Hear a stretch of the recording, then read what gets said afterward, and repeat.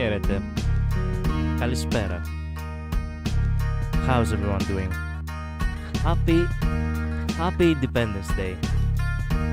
Actually, yeah. I didn't thought that I'm gonna make a stream like that, like this. But after a lot of thinking, I'm like, fuck it. I'm like, okay, you know what? Let's make a stream about it. Because I like variety in my streams, okay? And also like history. To be fair though, other than the Greek history, I do not know much about other people, or, other countries' history. Perhaps I need to get to it. But until then, let me focus on just doing things one by one. And by starting, that is, from my own history, from my own country's history. Do you like the new getup? Actually, I cannot believe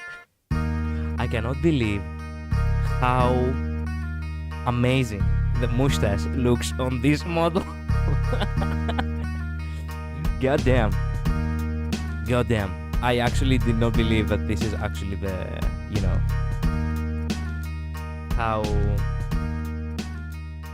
how well this is gonna look. I know this is one of the weird streams on many people who probably don't actually give much, don't really care much about history. But to me, I'm like, might as well. Might as well. Because I actually really want to, see what other people from other countries are actually saying about Greek Independence Day. Man, you should have seen once more how the parade was amazing. As usual, it's amazing. Every year it's really good. Every year. Actually, there is a lot of people I just see right now who are actually, celebrating. Of course, in Greece and in... this flag is fucking massive. How the hell did you create a flag like that? Jesus Christ. Okay, I have to show you this. I cannot. I just have to show you this. Look at that flag. Look how massive it is.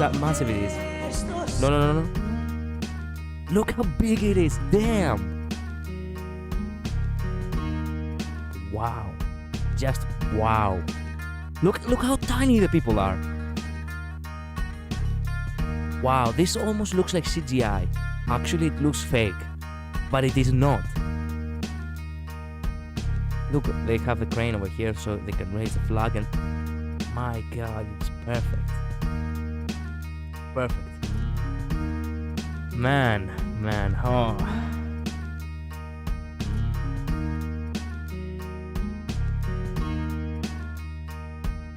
It's amazing. It's amazing. Do anyone else has said anything about the Greek Independence Day? From other countries, I mean. Let me check real quick. I have a... Look, I do not really have much planned on this stream. I just feel like just making a stream where I get to, react. Let's say, there is this video from this amazing channel that's actually, talking a lot about, history's battles and overall history. And let me be honest with you. They are actually really damn good. I actually really enjoy this channel called it's called Kings and Generals, and I have seen multiple videos of theirs, but I have not seen the one about the Greek Independence Day. There are also a lot of fun, amazing trivia about the events that took place, both sad and really funny. So I really wanted to make this stream in order to just,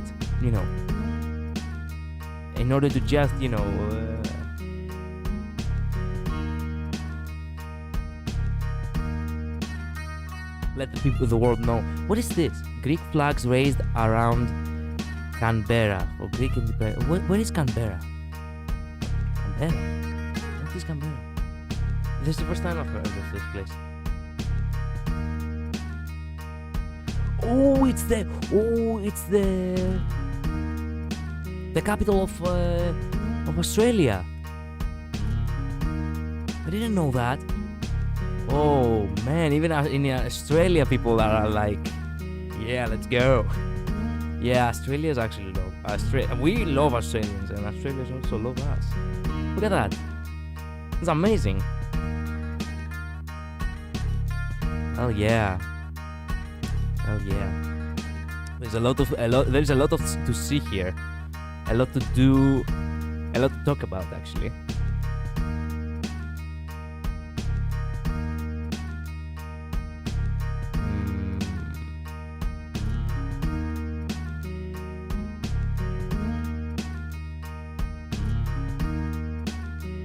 Does anything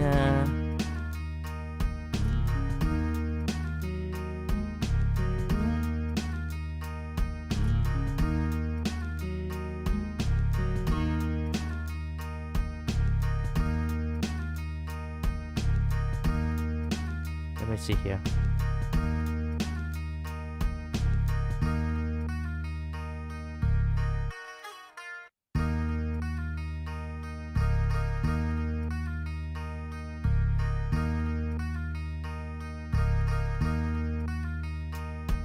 Let me see if there's if in the news they said anything. BBC News or perhaps some other news.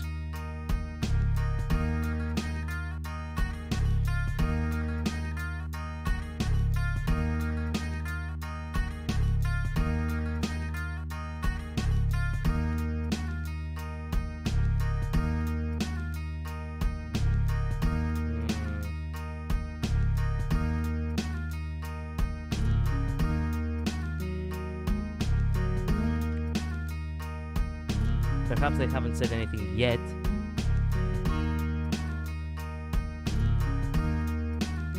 Oh, what is this? The day the world turned Greek. March 25th, 2021. Well, yes, because that was actually the bestest. It was 200 years after the revolution, so this was actually the greatest year 2 years ago.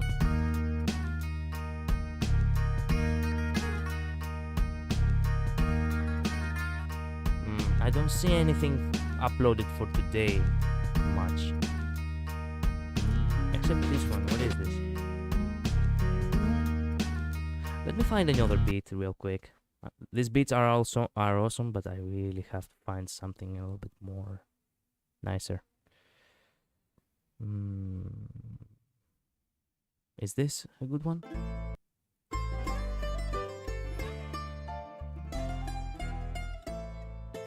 Yeah, let's skip this one.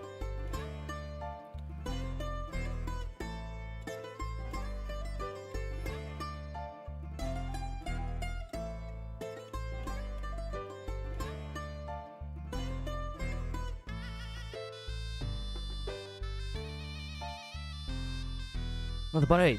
Let me show you. Let's see a little bit of the parade.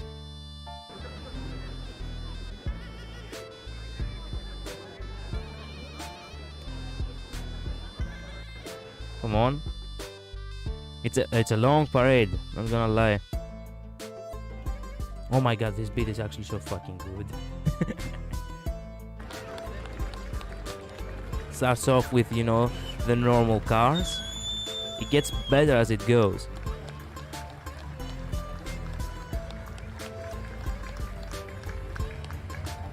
So, but I haven't been in the parade on myself, Wait a minute. Nice, badass. Oh, and the tanks. The tanks. Actually, I don't think this is well, technically, it's a type of tank with a machine gun.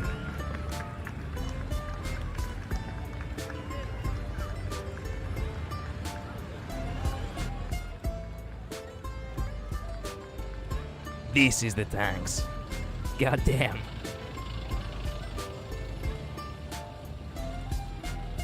Wow.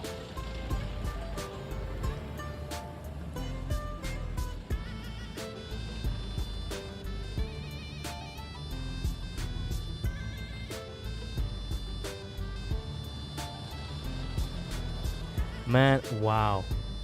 I haven't, as I said, I haven't been to the parade myself, but yesterday I was actually out with a friend. Uh, I was out with a friend, right? And here's the thing. We went in the center of Athens. I don't know why, but we felt like doing so. Now, to our surprise, we did not realize that the metro is actually, not going to be... It was going to close earlier yesterday due to the parade, right? And it closed at 9 p.m.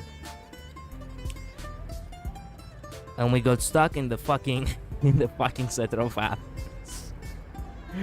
So we took the electric train, which was still active. We took it the closest we could to the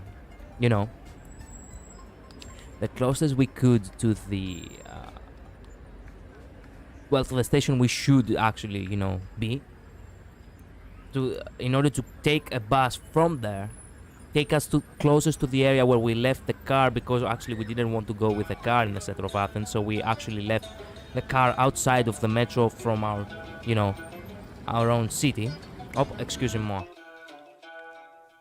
I forgot to put the... There we go. Let's go.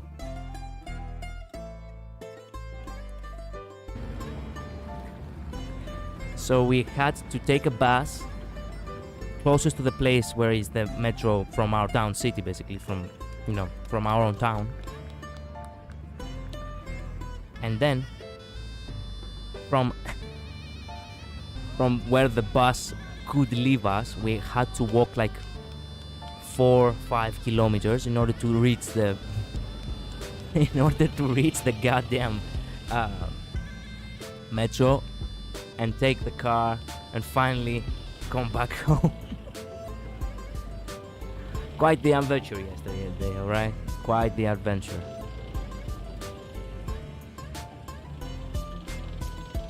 It is what it is. So, I have to say something. This is actually kinda interesting. I always wanted to talk about this.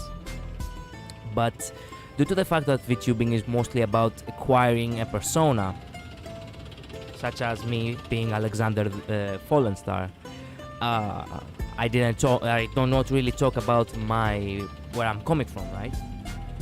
Although that I'm from Greece. But there is more to it than that, which I really want to talk about it today.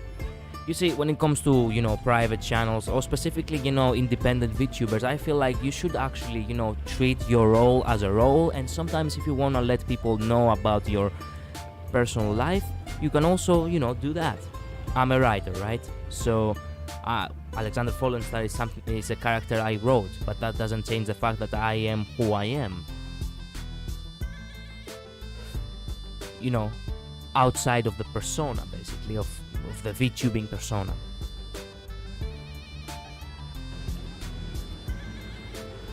This happened today, by the way. This was uploaded just like... Yes, this was 3 hours ago. And here's the thing. I am from a place in the Laconia region, where Sparta is located, at the southern part of, Peloponnesos, a place called Mani. Now, what is Mani? Well, there is actually a lot of areas around the place where you call Mani, but I am actually from where they most people consider authentic Mani, right? From Eastern Mani. In Eastern Mani, there isn't much. The soil is red. There's only cactuses and olive trees in that place. Is there... Stuck? Why is it stuck? Ah, there's more.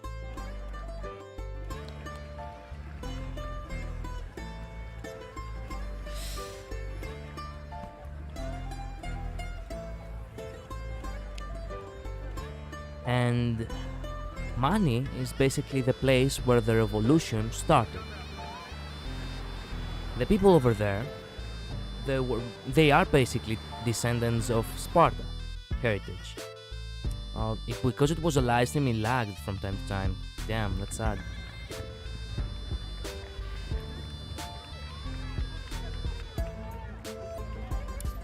And take the flag out of the the camera. Where were we? Yes, that's right. What the fuck is that? What is this? This looks like, oh my god, this looks like a Batmobile or something. I have never seen a tank like that before. Okay, where were we? Yes.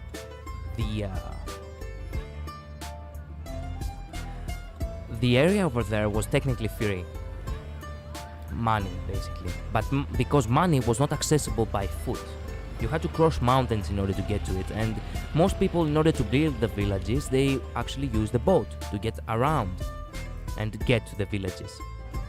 The towers over there were half built because Maniots actually had to survive in their own way.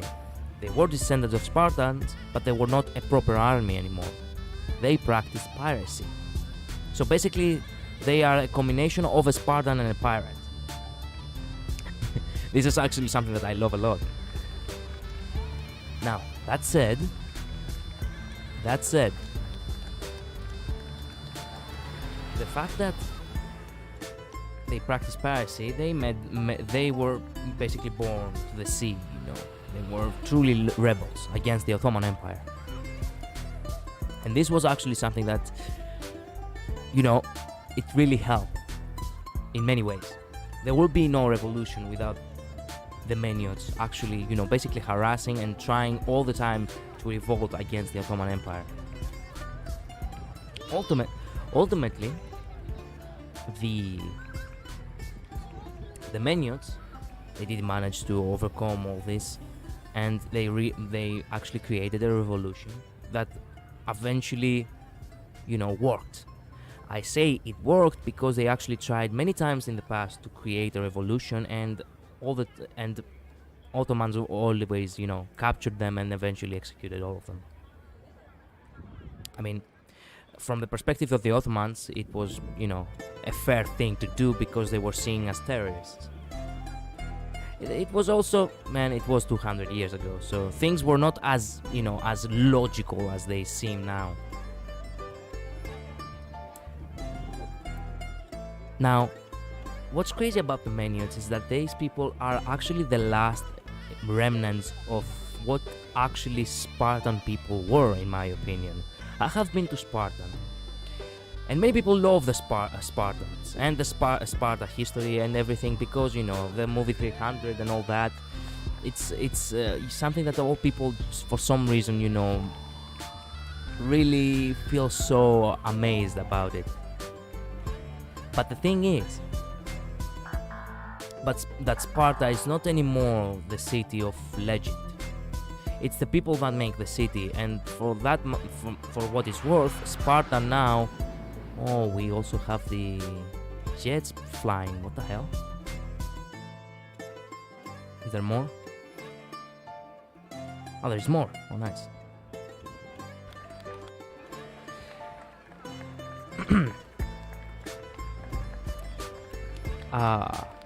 Where was I? Yes.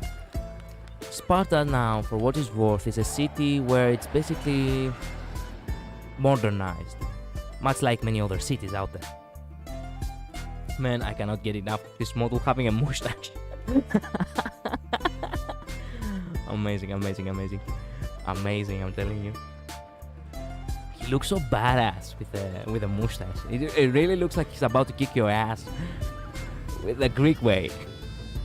Never thought that Alexander would actually look so Greek if he had a mustache. Wow. Anyway, where were we? Yes.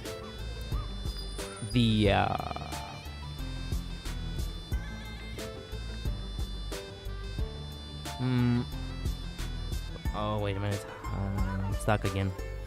Let me focus a little bit of my thought. Yes. Sparta is modernized, so it's not that much the city of people, of these bold people who actually are fearless and they do not take shit from anybody. Well, that's not the case with the Meniots. The Meniots are still the bold people that Laws do not apply for the Meniots. Everyone's shotgun is the law, basically. I'm gonna actually read the Wikipedia about what it says. Alright. Okay. It's this was the parade. Perhaps there was more to it than that, but let's just enjoy ourselves with this much. Is there more? Is there Greek vibes? Is this good? No, I don't want to hear about ads. I want to see more. I want to hear more.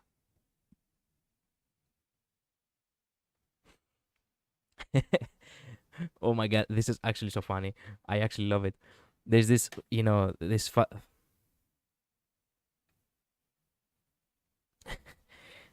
there's the flags of LGBT community, right? And it says, the rainbow. Someone is gay.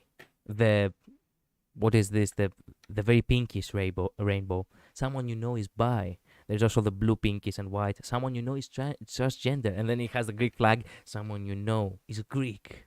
Maybe even someone you love. Think before you speak hate. Really good, really good.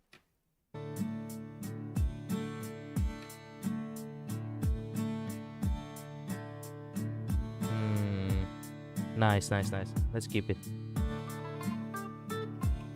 Now, I'm gonna go ahead before reacting to the Kings and Generals video, which is actually a big one. It's 1.5 hours long. I am gonna go ahead and read about what the Meniots were on the wiki. I love history, and history, it's important for us to know. I know that VTubing community is not much about history. Most of the time people are just like, most people are just like, they just want to have fun, right? But you can have fun in in an educating way too. It depends on how you see it most of the time.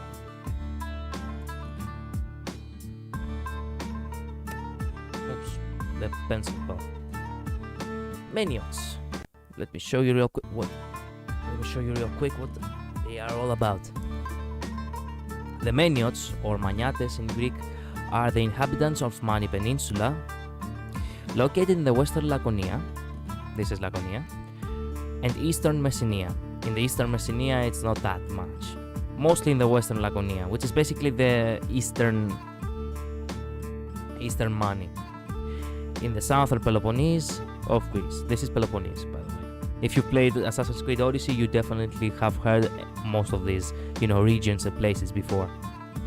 They were also formerly known as Menotes, and the peninsula as Maina.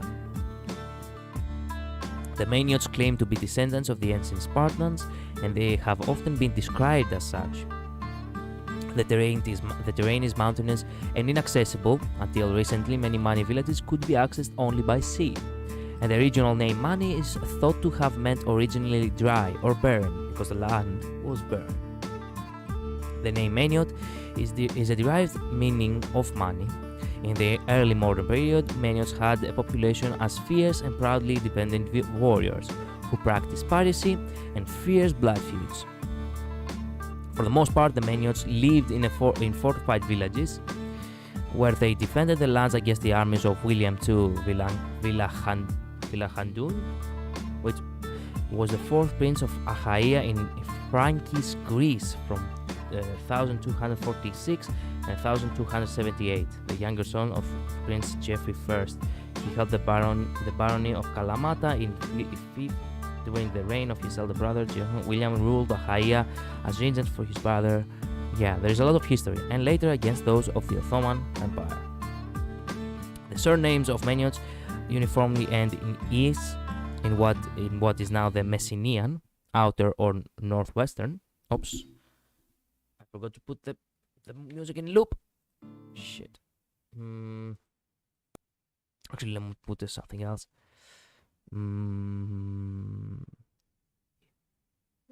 Is this good? Is this any good? No, this is actually an ad. How was I portrayed like this?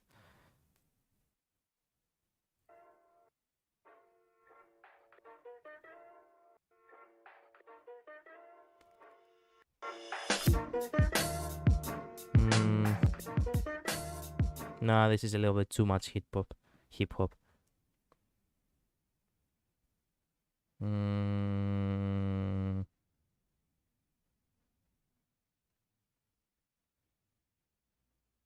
Is this any good?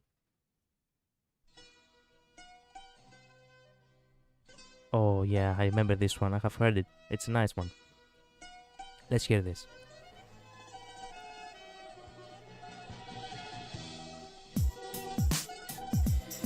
Yes, the outer south of the outer northwestern part of Mani, Akis or Akos, is what is now the Laconian, inner of southwestern eastern part of Mani, and the occasional Ogonas, ancient Mani.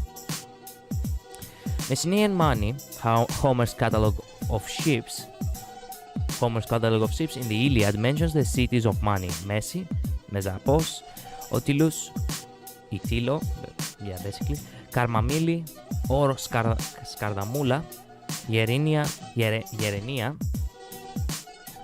Tefthroni, Kotronas, okay, and Las Pasavas.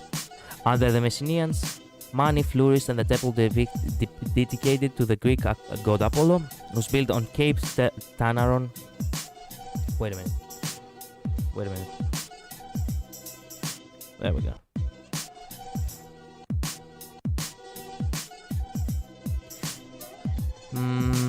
Cape Tanaron, the temple was as important that is rival Delphi, which was the temple dedicated to Poseidon. Eventually, the temple of Tanaron was dedicated to Poseidon and the temple of Delphi was dedicated to Apollo.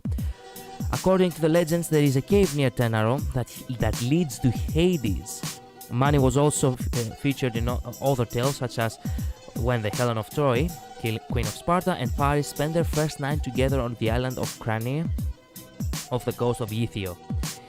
During the 12th century BC, the Dorians invaded Laconia. The Dorians, who are the Dorians? The Dorians were one of the four major ethnic groups into which the Hellenes of classic Greece divided themselves. They are almost always referred to as just the Dorians, and they are called in the earliest. Okay, I didn't know that. Oh, it's in BC. Okay, invaded Laconia. Yeah, the Dorians settled originally at Sparta, but they soon started to expand their territory, and around 800 BC, they had occupied Mani and the rest of Laconia. Mani was given to the social caste of Periohi.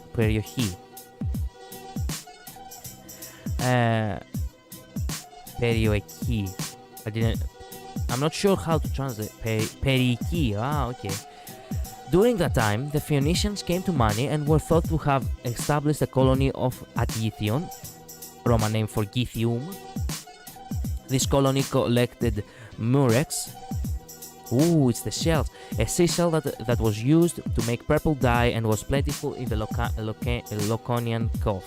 In case you do not know history, create purple dye was very difficult, unlike red dye, for example. That's why purple color clothing was actually the most expensive one, and that's why only the higher classes wore capes, for example, of purple color. Classical Mani. While the Spartans ruled Mani, Tenaron became an important gathering place for mercenaries. Githium became a major port under the Spartans, as it was only 27 kilometers or 17 miles away from Sparta.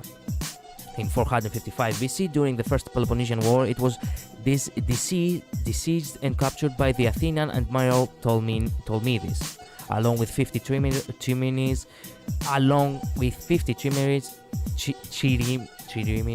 Excuse me. In English, it's difficult to pronounce Greek words, and 4,000 hoplites. The city and the dockyards were rebuilt, and by the late Peloponnesian War, Ythium was the main building base for the new Spartan fleet. The Spartan leadership of Peloponnese lasted until 371 BC, when the Thebans, under Epaminondas, defeated them at Lectura. The Thebans began a campaign against Laconia, captured Ythium after a 3-day siege. The Thebans only briefly managed to hold Ythium, which was captured by 100 elite warriors posing as athletes. Hellenistic money. During the Hellenistic period of Greece, money remained controlled by the Spartans. The Macedonians, under the command of Philip V of Macedon, tried to evade money and the rest of Laconia, 219 to 218 BC, when unsuccessfully besieged the cities of Ythium, Las, and Asini. When Nabis took over the Spartan throne in 207, he implemented some democratic reforms. One of these reforms entailed making Ythium into a major port of a naval arsenal in 195 BC. During the Roman-Spartan War, the Roman Republic and the Achaean League, with the assistance from a combined Pergamini and Dorian force, captured Ythium after a lengthy siege. The allies went on to besiege Sparta and tried to force Nabis to surrender. As part of the terms of the peace treaty, the coastal cities of Mani were forced to become autonomous. The city formed the Kinon of Free Laconians, with Ythium as capital under the Achaean League's protection. Nabis, not connected with losing his land in Mani, built a fleet and strengthened his army and advanced upon Ythium in 192 BC.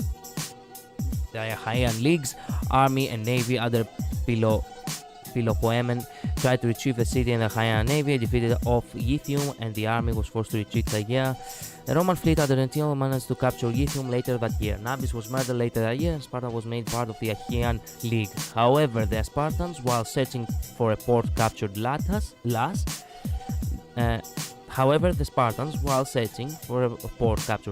The Achaeans responded by seizing Sparta and as unsuccessfully forcing their laws on it. Roman money. This is getting interesting now. The Maniots lived in peace. Until 146 BC, when the Achaean League rebelled against the Roman dominance, resulting in the Battle of Corinth. Damn. The conflict resulted in the destruction of Corinth by the forces of Lucius Mummius Achaicus, and the annexation of the Achaean League by the Roman Republic. Even though the Romans conquered the Peloponnese, the Kinon was allowed to retain its independence. The Maniots suffered from pirate raids by Cretans and Cilicians. Oh my god, Cilicians is wow, all the way to very far away, all the way to Anatolia, who plundered money and pillaged the temple of Poseidon. The Maniots were delivered from the pirates when Pompey the Great defeated them. Most probably in gratitude, the Maniots supplied Pompey with archers in his battles against Julius Caesar during the Caesar Civil War, and were defeated. During the civil war between Antony and Octavia, the Maniots and the rest of the Laconians supplied Augustus with troops of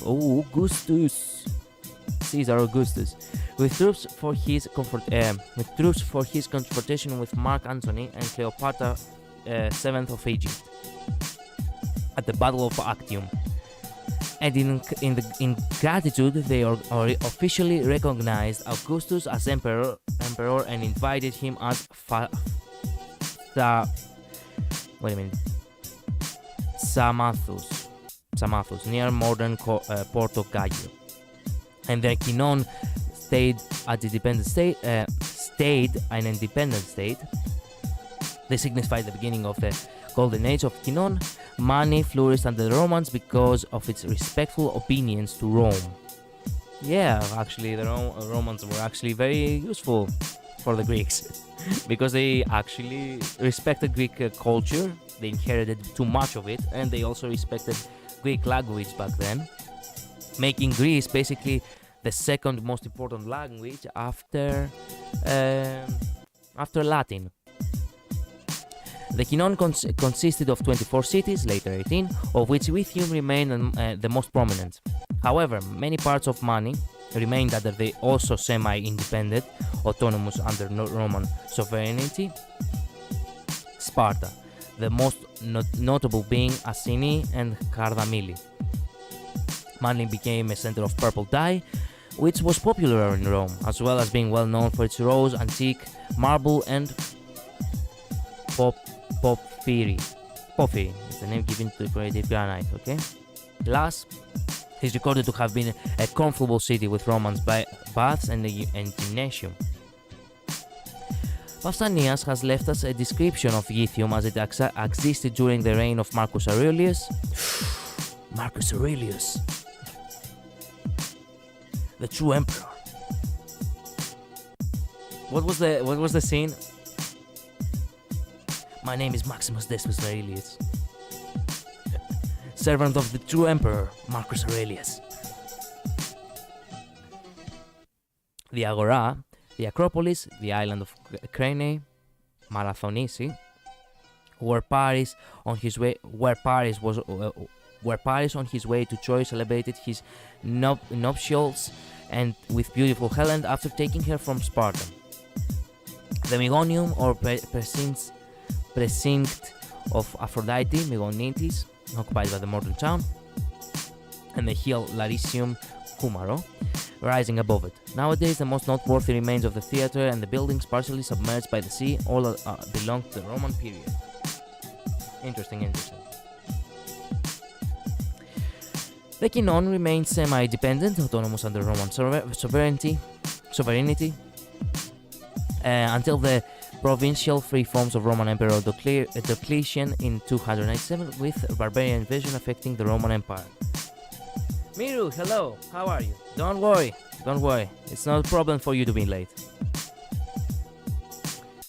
How are you, my friend? How's your day going?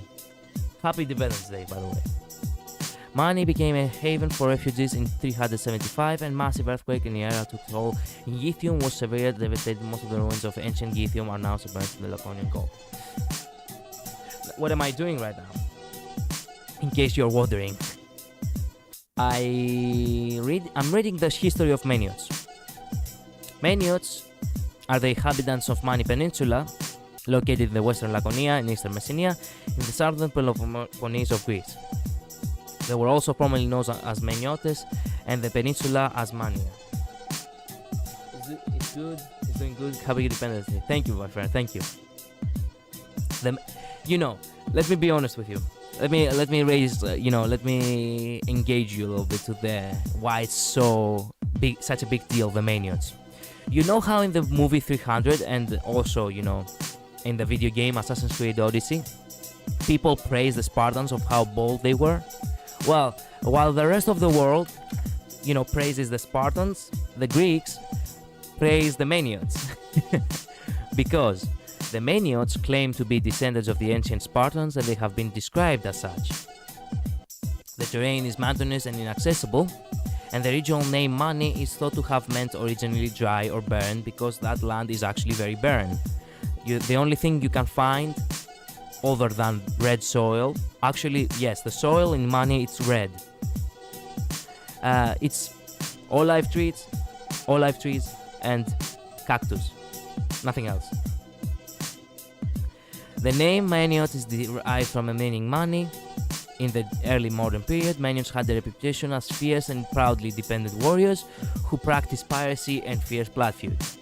For the most part, the Maniots lived in fortified villages, house towers, where they defended the land against armies of William II of Villehardouin, which was in the period of Frankish Greece, when France was ruling Greece, and later against those of the Ottoman Empire. Yes, red soil. Yes, it's almost like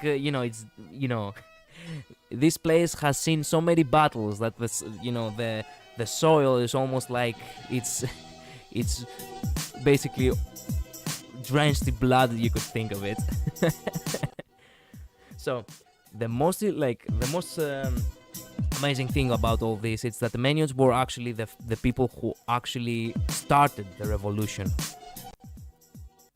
And with all of that, the biggest surprise is, look, I do not really like ruining immersion, but outside of my character, Alexander Pollenstar, which is basically, the modern devil, a modern devil living in a modern society, in reality, IRL, I am a Menion. from Eastern money. And that's why I'm taking this chance, since this is the first year of this channel being so active, to talk about that a little bit. Now, yeah, I know. It's from time to time, even I am grateful to think, to think that I am genuinely a descendant of Spartans and rebels who practice piracy. Basically, Meniot. Okay, the easiest way you can think of a Meniot is that a Meniot is basically a Spartan, combined with a pirate. You can think of it. Now, let me continue reading, because this is actually getting interesting now in the medieval money. On January 17th, 395, Theodosius I, who had managed to unite the Roman Empire under his control, died. His eldest son, Arcadius, succeeded him in the Eastern Roman Empire, which was basically the Byzantium, which was basically Greece yet again, while his younger son, Honorius, received the Western Roman Empire. The Roman Empire had divided for the first time, and money became part of the Eastern or Byzantine Empire. Between 395-397, Alaric I and his Visigoths, what are Visigoths? Were an Eagle Germanic people, plundered the Peloponnese and destroyed what was left of Ythium. Alaric captured the most famous cities, Corinth, Argos, and Sparta. He was at last defeated by Stilicho. Stilicho was a military commander in the Roman Empire who for a time became the most powerful man in the Western Roman Empire, and then crossed the Gulf of Corinth towards the north. In 468, we're talking about AC now. Gesseric who's Gesseric? Was a king of the Vandals and Alans. Of the Vandals, attempted to conquer Mani with the purpose of using it as a base to raid and then conquer Peloponnese. Gesseric tried to land his fleet at Kenipolis, near modern village of Kyparissos in Cape Tenaron. But as his army disembarked, the inhabitants of the town attacked the Vandals and made them retreat after heavy casualties. Got his ass kicked. Decades later, the famed Byzantine general Belisarius was a military commander. On the way to his victorious campaign against the Vandals, stopped the Kenipolis to get supplies, honor the Kenipolitans for their victory, and recruited some soldiers. According to Greenhalgh and Eliopoulos, the Osorian Avars were an alliance of several groups of Osirian nomads of various origins, along with the Slavs, attacked and occupied most of the western Peloponnese in 590. However, there is no archaeological evidence for a Slavic or Avar penetration of the Imperial Byzantine territory before the end of 6th century. Overall, traces of Slavic culture in Greece are very rare. During the Macedonian dynasty, there is a description in Mani and its inhabitants in Constantine VII's De Administrato Imperio. Be it known that the inhabitants of Castle Maina are not from the race of aforesaid Slavs, Melingi and Azeritei, dwelling in the actually even I haven't heard of these names before, dwelling in the Taigetus, but from the older Romaioi, who up to that present time are termed Hellenes by the local inhabitants on account of their being in olden times idolatries and worshippers of idols like ancient Greeks, and who are baptized and became Christians in the reign of glorious Basil. The base in which they live, The area inhabited by the Magnates was first called by the name Mena, and I was associated probably with the castle Tigani. Situated in the small peninsula of Tigani in Mezapos Bay, northwestern Mani Peninsula. The Meniots of the world at the time were called Hellenes. Okay. They were only Christianized. Okay, let's get to the good part. Where's the good part? Under the principle of Ahaya. These stories are actually, just, going back and forth of who actually ruled Mani. I think the Ottoman times is the most important part. It's from here on out where it gets good. After the Ottoman Empire under Sultan Mehmed II took Constantinople in May 1433, Mani remained under the control of the Despotea of Morea.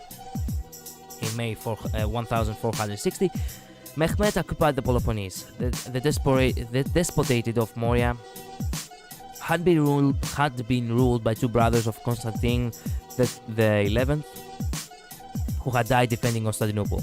However, neither Demetrius Palaiologos nor Thomas Palaiologos chose to follow his example and defend the Peloponnese. Cowards. Instead, Thomas fled to Italy, while Demetrius sought refuge with Mehmed. Elena Palaiologina, a daughter of Demetrius and his second wife Theodora Asanina, was given in marriage to Mehmed II. Really? Damn.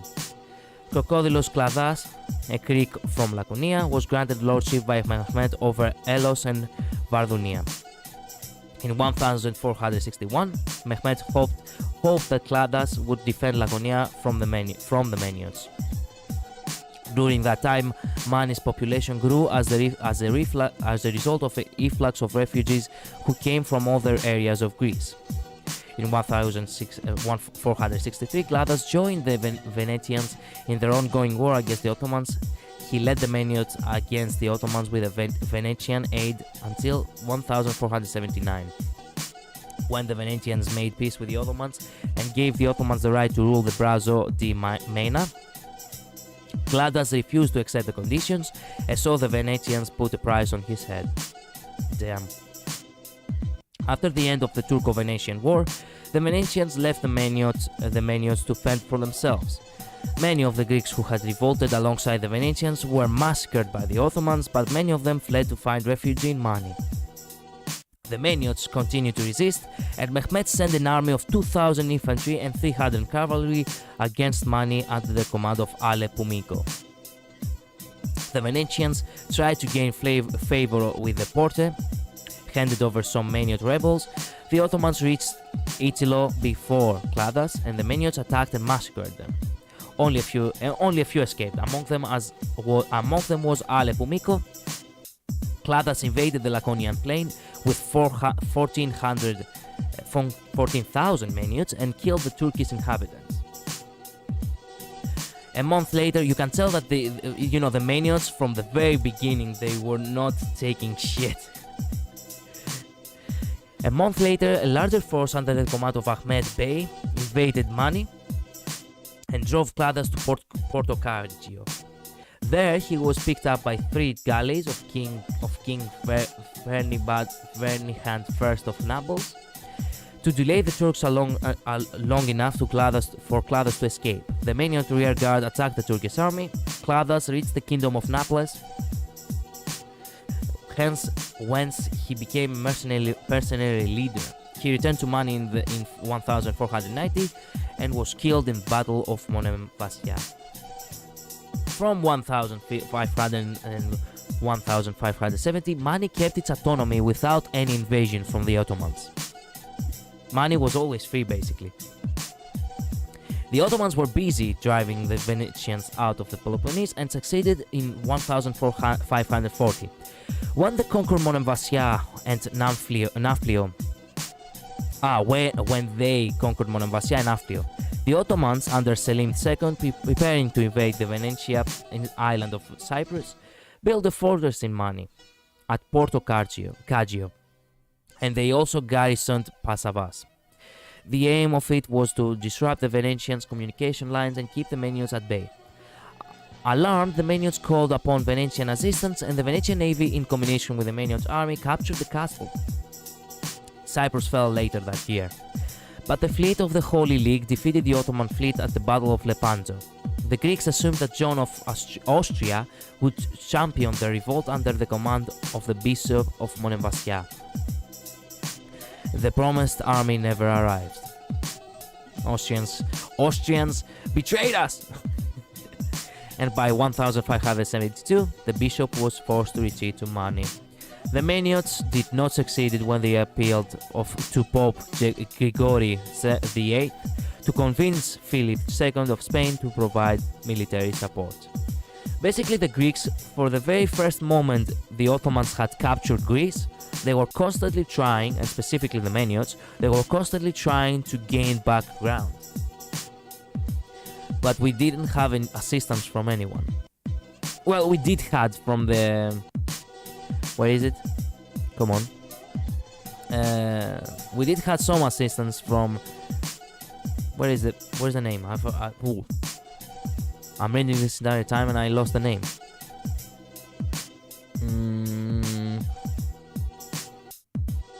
The Venetians. We did have some assistance from the Venetians. In 1603, the Manions approached Pope Clement VIII, who had recently taken up the cross. Clement died 2 years later, and the Manions began to seek a new champion, centering their attention to the King of Spain, Philip III. They urged him to land his army at Porto Cargio and promised him to join him with 15,000 armed men, as well as 800 other Peloponnesians.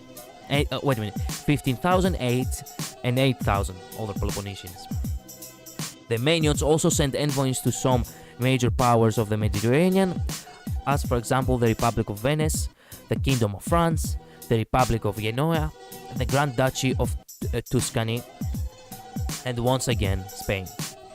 These states were interested and sent several expeditionary forces to Mani, but with the exception of the Spanish expedition that sacked Passavas, they all failed to achieve anything. Shit. The Manions found a champion in 1612, Charles Gonzaga, Duke of Mantua and Nevers.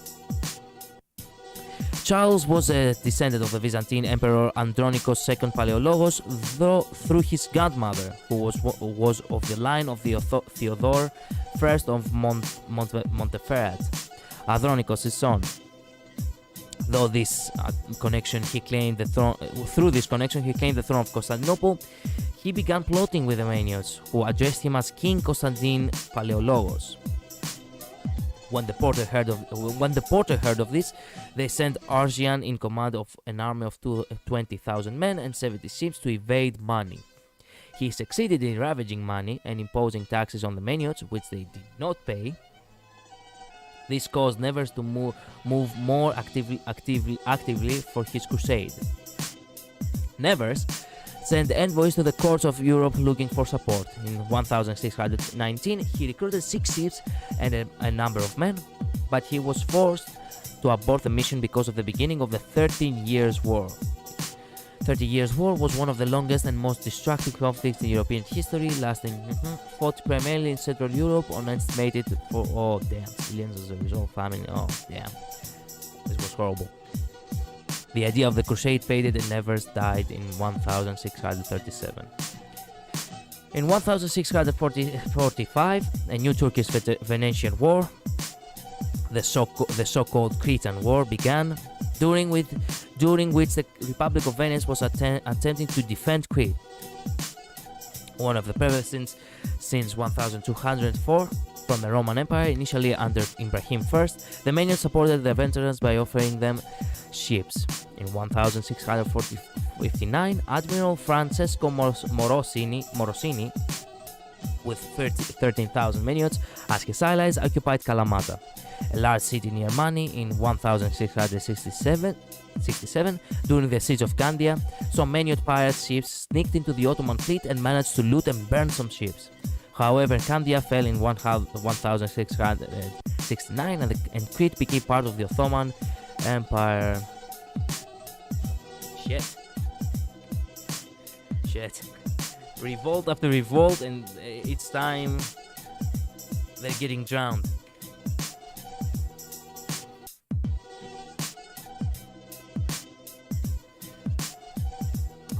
With Crete captured, the Ottomans turned their attention to money. The Grand Vizier, Karpul Fazil Ahmed Pasha, sent the pirate Hassan Baba to subdue Mani. Baba arrived in Mani, demanding the Maniot surrender hostages, but instead he was answered with bullets. During the night, 10 Maniots went and cut the hawsers of Hassan's ships. This caused some of Baba's ships to founder on some rocks. And the Maniots, taking advantage of the situation, attacked and killed the Turks and seized the ships. Baba managed to escape with only one ship. Man, that was actually... Damn, that was actually total humiliation from dear Baba over here. In the Pangio of Constantinople, there was a notorious 25-year-old Maniot pirate named Liberakis Verakaris. At the age of 15, he was in the Venetian galleys as a rower. After being released by the Venetians, he continued piracy and was captured by the Turks in 1667. The Grand Vizier decided to give him amnesty if he cooperated with the Turks and helped them conquer Mani. Yerakakis agreed, and in 1670 became the Bey of Mani. One of the Yerakis' first acts was to exile his clan's enemies, the Latriani family and the Stephanopoulos family, from Itilo. The Latriani fled in 1670 and settled in Livorno, Tuscany. The Stephanopoulos clan was forced to leave Itilo in 1676, and after having gained permission from the Republic of Genoa, went to Corsica. The Stephanopoulos family first lived in the town of Paomia before moving to Garcia, and this day consider themselves Greeks. Oh, wait a minute, what? The Stephanopoulos family first lived in the town of Paomia before moving to Kargis, and to this day consider themselves Greeks. Okay, interesting. Liberakis soon found... Man, Liberakis. It sounds like you took the word rebellion and you made it a Greek name. No, okay. Liberakis soon found... Or liberty. Also liberty. The word liberty, now it's a Greek name over here, Liberakis. Soon found out fell out of favor with the Turks since he joined his fellow Maniots in piracy and was captured in 1682. With Ottoman forces preoccupied with the Austrians, the Venetians under Morosini saw their opportunity to take over Turkish-held territories in the Peloponnese during the Mauryan War. The Turkish general in the Peloponnese, Ismail, discovered this plan and attacked Mani with 10,000 men. The Turks ravaged the plains, but during the night, the Maniots attacked and killed 1,800 Turks. The other Turks retreated to the castles of Galefa and Sarnatas, where they were besieged by the Maniots. After brief sieges, the Maniots managed to capture both Koroni and Kelefa. However, Ismail returned with 10,000 infantry and 2,500 artillery and started besieging the Maniots at Kelefa. The Turks nearly succeeded in breaching the walls before 4,400 Venetians under the command of Morosini arrived and forced the Turks to retreat to Castania with the Maniots in pursuit. Man, talk about mess. They don't teach you all of that at school, by the way. Neither here in Greece we don't know all that. The Venetians, with the assistance of the Greeks, there was a lot of shit going down during the medieval ages, by the way. The Venetians, with the assistance of the Greeks, conquered the rest of the Peloponnese and the besieged Athens. During the siege of Athens, the Ottomans used the Parthenon as an ammunition depot. Okay, this story right here. You are not gonna like this story. When I first heard this story, I didn't like it either. The Ottomans used the Parthenon as the ammunition depot. In case you do not know what Parthenon is basically the temple on top of Acropolis. You have heard of Acropolis before, right? Acropolis is the area. The big structure on top, the temple, it's the Parthenon. When artillery fire When artillery fire from the Venetians struck the depot, the resulting explosion damaged large portions of the Parthenon. That's how the Parthenon now is in ruins, as you see it in this day and age. Unfortunately. The morons actually thought that having having all the lead and all the, gunpowder on top of the fucking like inside the temple that is actually on top of a fucking mountain. They actually believe that it's actually smart to put all the gunpowder in there, where the entire city, the entire Athens can see this structure. The desperate Ottomans freed Limbarakis and gave him the title His Highness, the Ruler of Money. Limbarakis immediately launched several raids in the Venetian-held territories of the Peloponnese. However, when the Ottomans attempted to poison Limbarakis, he defected to the Venetian side. The Venetians made Limbarakis a Knight of Saint Mark and recognized him as a ruler of Rumeli. Limbarakis first attacked the city of Arta when the Ottomans destroyed his estates and Karpenisi. He captured and plundered the city before going back to Mani. The Artians sent a committee to Venice and reported everything to Doge.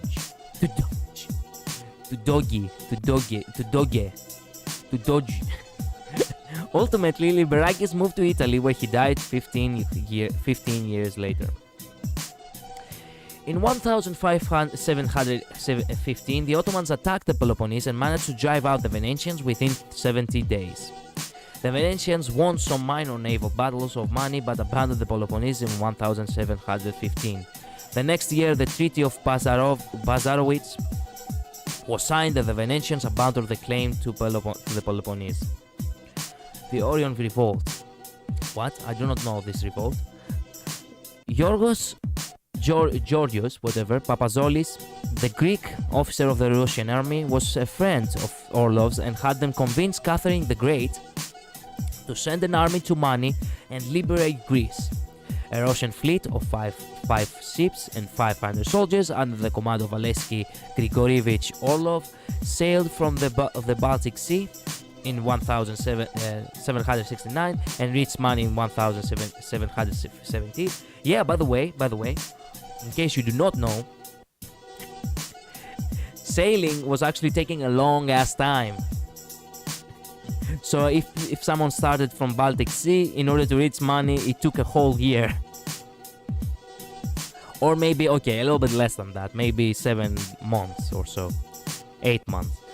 The fleet landed at Itilo, where it was met by the Manians. It was decided to divide the army into two groups, the Western Legion and the Eastern Legion. The Eastern Legion, under the command of Barkov, Grigorakis and Psaros, consisted of 500 Maniots and 6 Russians. The Western Legion, under the command of John Mavrov Michalis, nicknamed the Dog, Patriot Dolkorukov and Panayotis Koumouduros, consisted of 200 Maniots and 12 Russians. Meanwhile, the Russian fleet was besieging Koroni with assistance from the Western Legion. The siege proved to be difficult, and soon Orlov got into a dispute with John the Dog. Mavro Michalis stated to Orlov that if they wanted to start a real war, they had to occupy Koroni, and that if they did not, they should not excite the Greeks in vain. Orlov replied by calling the Maniots ragged and rude booty men.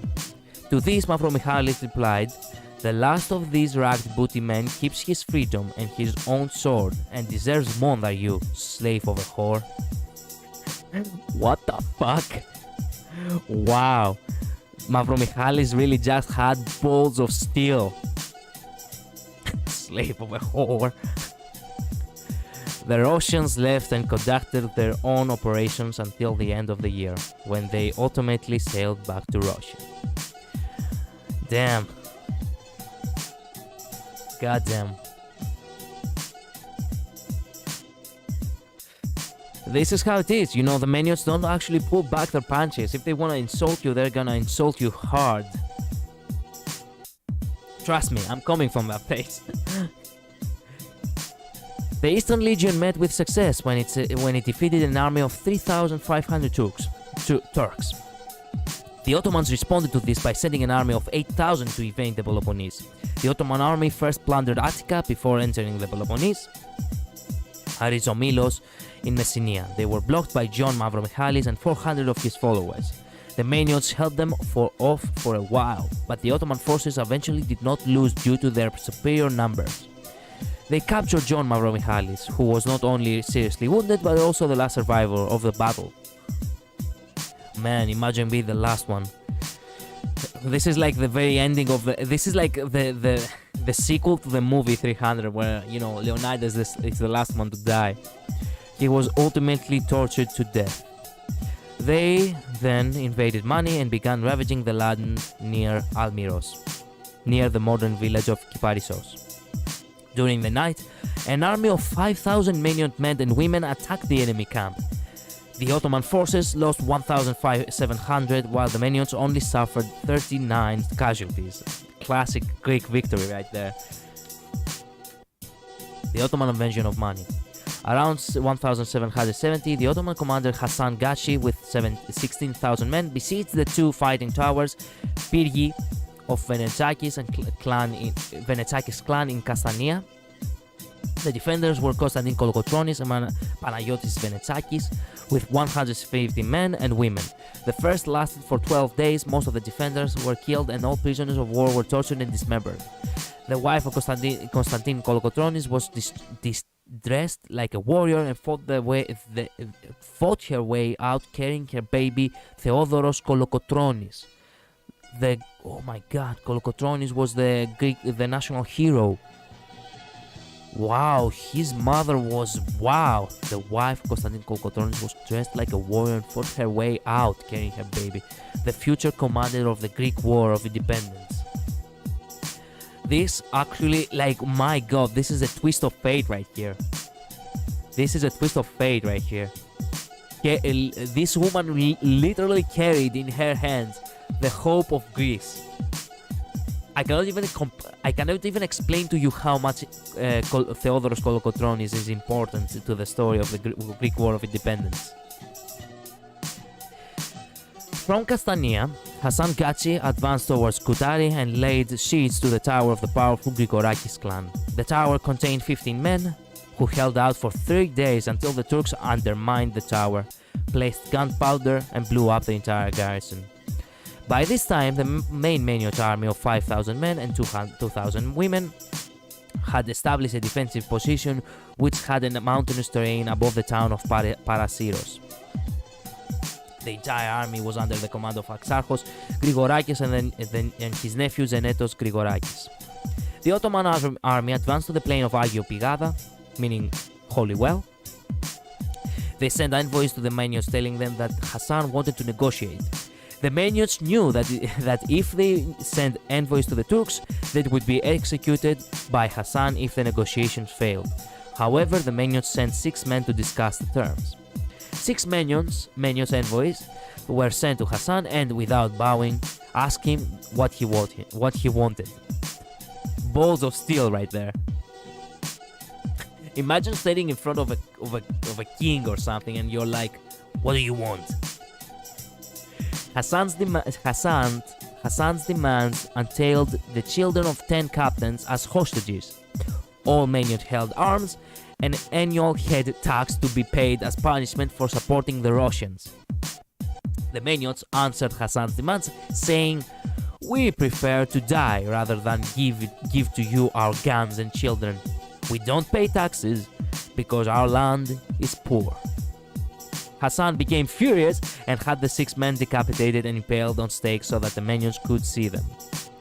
Yep. And then you're questioning why the Greeks and the Ottomans actually had such a horrible feud, huh? We've been at each other's throats for 1,000 years, literally. It doesn't have to be this way in our day and age, I have to mind you. But still, it's difficult to create good ties with a nation with nations that basically have hated on each other for 1,000 years. But then again, you have like France and Britain being the having 100-year war. So maybe there is a chance. As far as I know, the common people don't want war and conflict. That much is sure.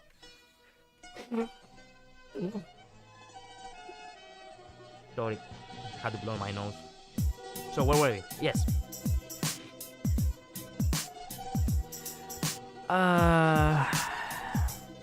After the envoys were killed, the remaining Maniots attacked the Ottomans. The fighting was fierce, and only 6,000 Turks managed to reach Mistras. No one knew exactly how many casualties the Maniots suffered, but the Turks definitely lost 10,000 men. Damn. In 1780, Hassan Gachi, the Bey of the Peloponnese, tried to weaken the Grigorakis family by arranging the assassination of Exarchos Grigorakis.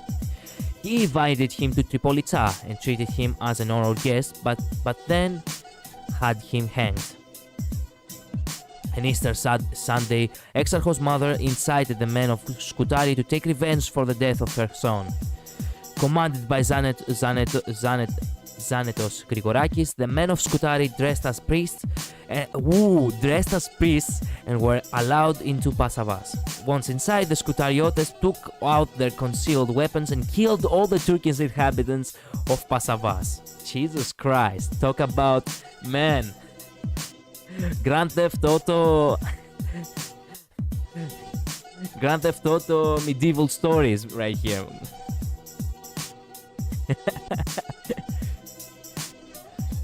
In 1782, the Ottomans lured Michalis Tsupakis, Bey of Mani, onto a ship and sent him to Lesbos, where he was executed for piracy. The porter tried to get Zanetos Grigorakis to replace him, but Zanetos refused until he was lured into a ship and forced to become Bey. Soon after the Orlov expedition, a number of Maniots entered Russian military service. Remnants of the two legions joined Russian sea forces as marines, participating in operations in the Aegean Sea and the Eastern Mediterranean. Two leaders of these volunteers, Stefanos Mavromichalis and Dimitrios Grigorakis, were scions of the main Maniot clans, each rising to the rank of major. During Zanetos' rule, Mani became base of many klebs and other Greek bandits. Wait a minute, klebs were highwaymen turned self-appointed armatoli, anti-Ottoman insurgents, and warlike mountain folk who lived in the countryside where Greece was a part of the Ottoman Empire. And other Greek bandits. Among them was the famous Greek pirate and officer of the Russian army, Labros Katsonis. He helped the Russians with their wars against the Ottomans, Andreas Ardrouchos, father of Odysseus, and Zacharias Barbichiotis. On January 9th, 1792, Catherine II of Russia had represented Alexander Bezborondo signed the Treaty of Jassy with Grand Vizier Kokaz Yusuf Pasha of the Ottoman Empire. The treaty ended the Russo-Turkish War, recognized Russia's 1783's annexation of the Crimean Khanate, and transferred Yedisha. Goddamn, so many different words. Damn. And transfer Yedishan to Russia, making the what the fuck is this word? Diester, the Russo-Turkish frontier in Europe, while leaving the Asiatic frontier Kuban River unchained. Lavros Kantsonis said, Catherine made her treaty, but Katsonis didn't make his treaty with the enemy. Katsonis, together with Adrouchos and Barbichiotis, built a gun battery at Porto Calcio and gathered a small army and a navy of 11 ships and attacked Ottoman ships in the area. However, not being able to maintain his ships, he started attacking ships from other countries. Later that year, he sank 2 French ships, which was the beginning of the end of for Katsonis. An Ottoman fleet of 30 ships and a French destroyer attacked Kachonis at Porto Caggio. Kachonis' men fled to land. Kachonis himself escaped to Odessa on one of the ships. Androuchos with 500 men tried to cross the Peloponnese and enter Rumelia. Barbichiotis, in a rearguard action, managed to help fight his way through the Peloponnese and into Rumelia. In 1798, Napoleon Bonaparte, at the time a general serving in the French Revolutionary Wars under the orders of French Directory, sent 2 members of the Stephanopoulos family to Mani in order to convince the Maeniots to attack the Ottomans from the Peloponnese while he attacked from Egypt. Zacharias Barbichiotis and Zanetos Grigorakis accepted the offer, and Napoleon sent them weapons. When the Turks discovered this, they had Zanetos replaced as Bey with Panayotis Koumoundouros.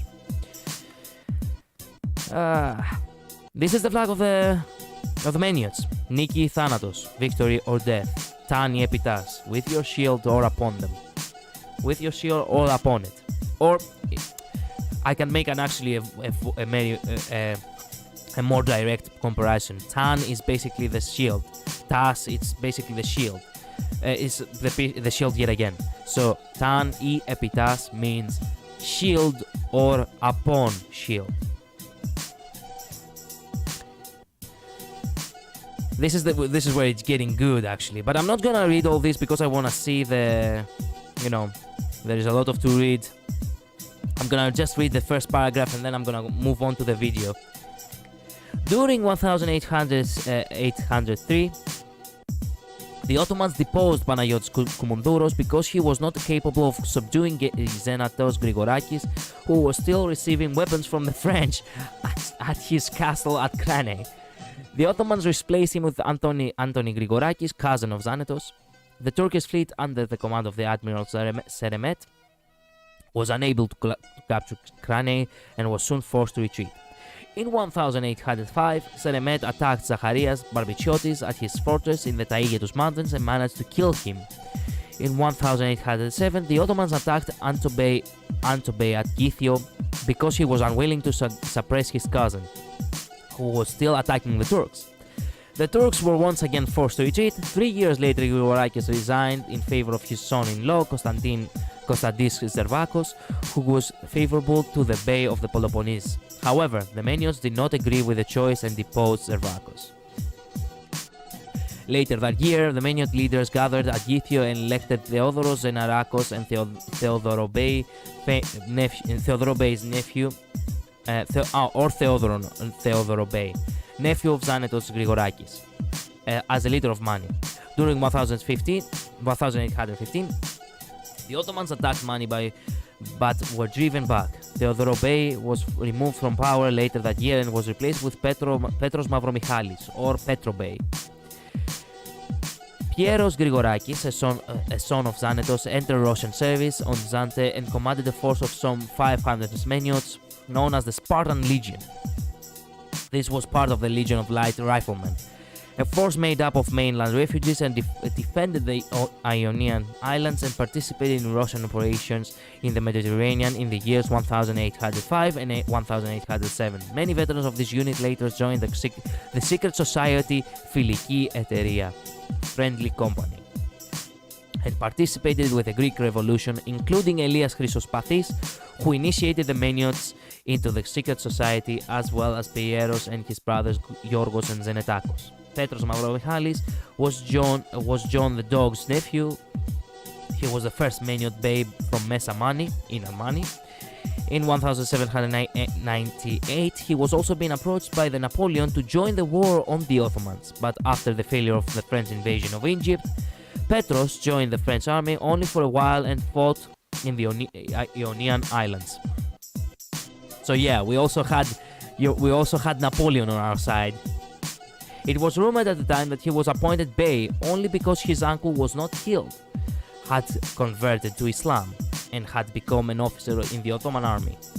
In 1819, he joined the Filiki Eteria, which in 1821 he was prepared for a fall. I have to go now. Wait a minute, excuse me. I cannot read on the other monitor, sorry. I have to go now, mate. I had fun learning with you today. Night. thank you so much for being here. Sorry if I bored you a little bit, because today was supposed to be a stream about history.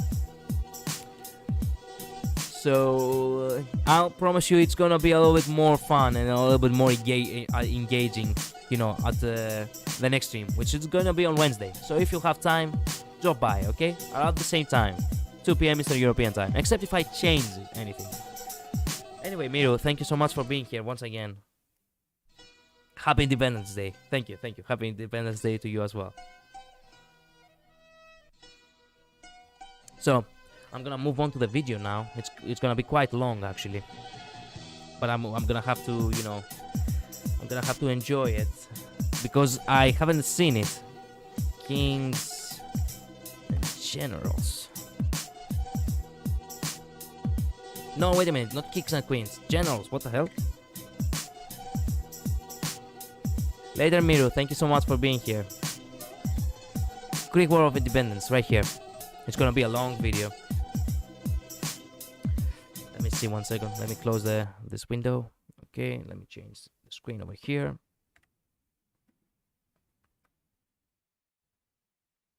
Let's say there's gonna be one fun one. Hey, I do not want to see ads again. God damn it. How many times are you gonna make me watch ads? Bye, have a nice day. Hey, you too. Have a good night. I appreciate you being here. Thank you very much. Okay, let's see now. There's gonna be a good one. There's gonna be a good one, people. Does it have subtitles? Good subtitles like English. Yeah, that's right. Excellent. In Western historiography, the Greek peoples are the proverbial titans of antiquity. Despite this, the modern Greek... I need to put a little bit more music on. Not music, I mean more sound. I think we're good. Nation was no, this is way too loud. Shit. Born in the relative... Yes. Nice. Okay, let's try this one. Let's go again. Right here. Let's do this.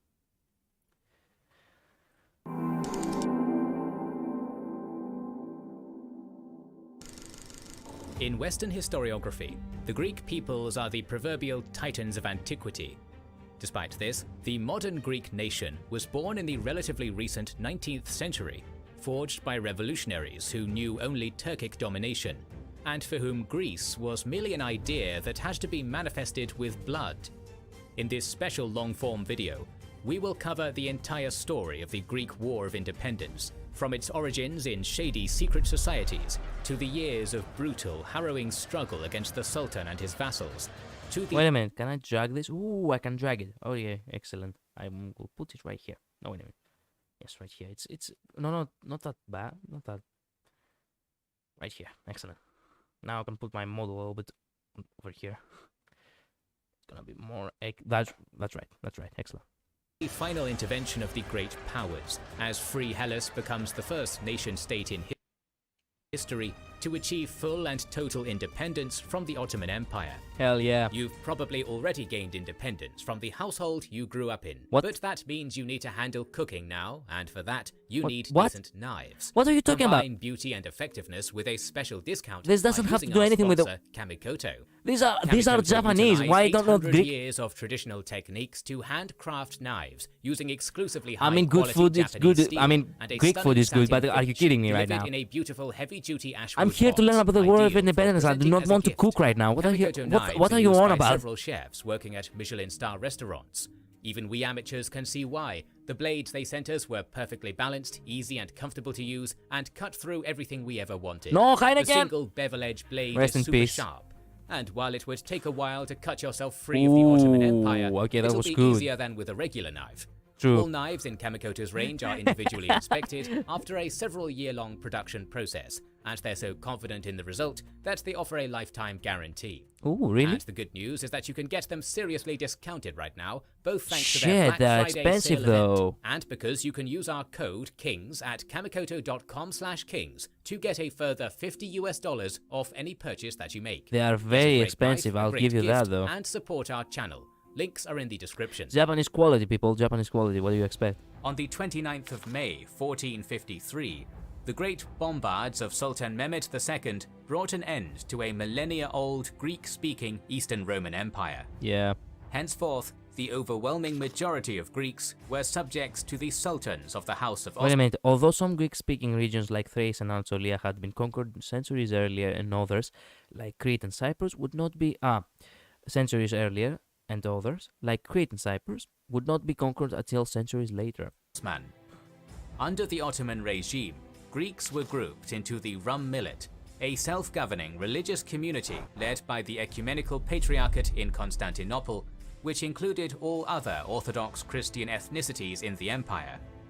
Despite this, Greek speakers maintained a distinct ethnic identity from their co-religionists, calling themselves Romii, Romans.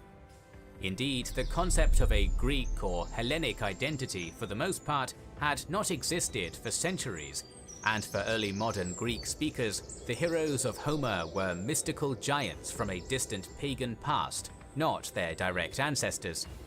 For over a millennia, the Greek language had been firmly associated with Byzantine Christianity, so even under the Ottoman Empire, Greeks continued to be identified as Romans. Yeah. Life true. for Christians under the Ottoman Empire was complex. On one hand, they were legally an inferior class to Muslims, often subject to arbitrary prohibitions, such as on bearing arms and riding mounts, while their word counted for less than a Muslim's in most courts of law. Additionally, they were beholden to the infamous de Schirmer system, in which Christian boys were forcibly taken from their homes. Yeah, that was actually the worst.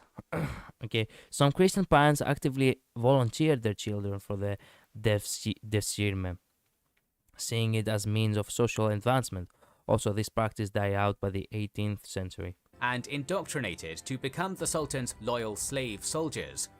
On the other hand, Ottoman Christians had relative religious freedom, while the ecumenical patriarchs of Constantinople became highly influential under Ottoman purview.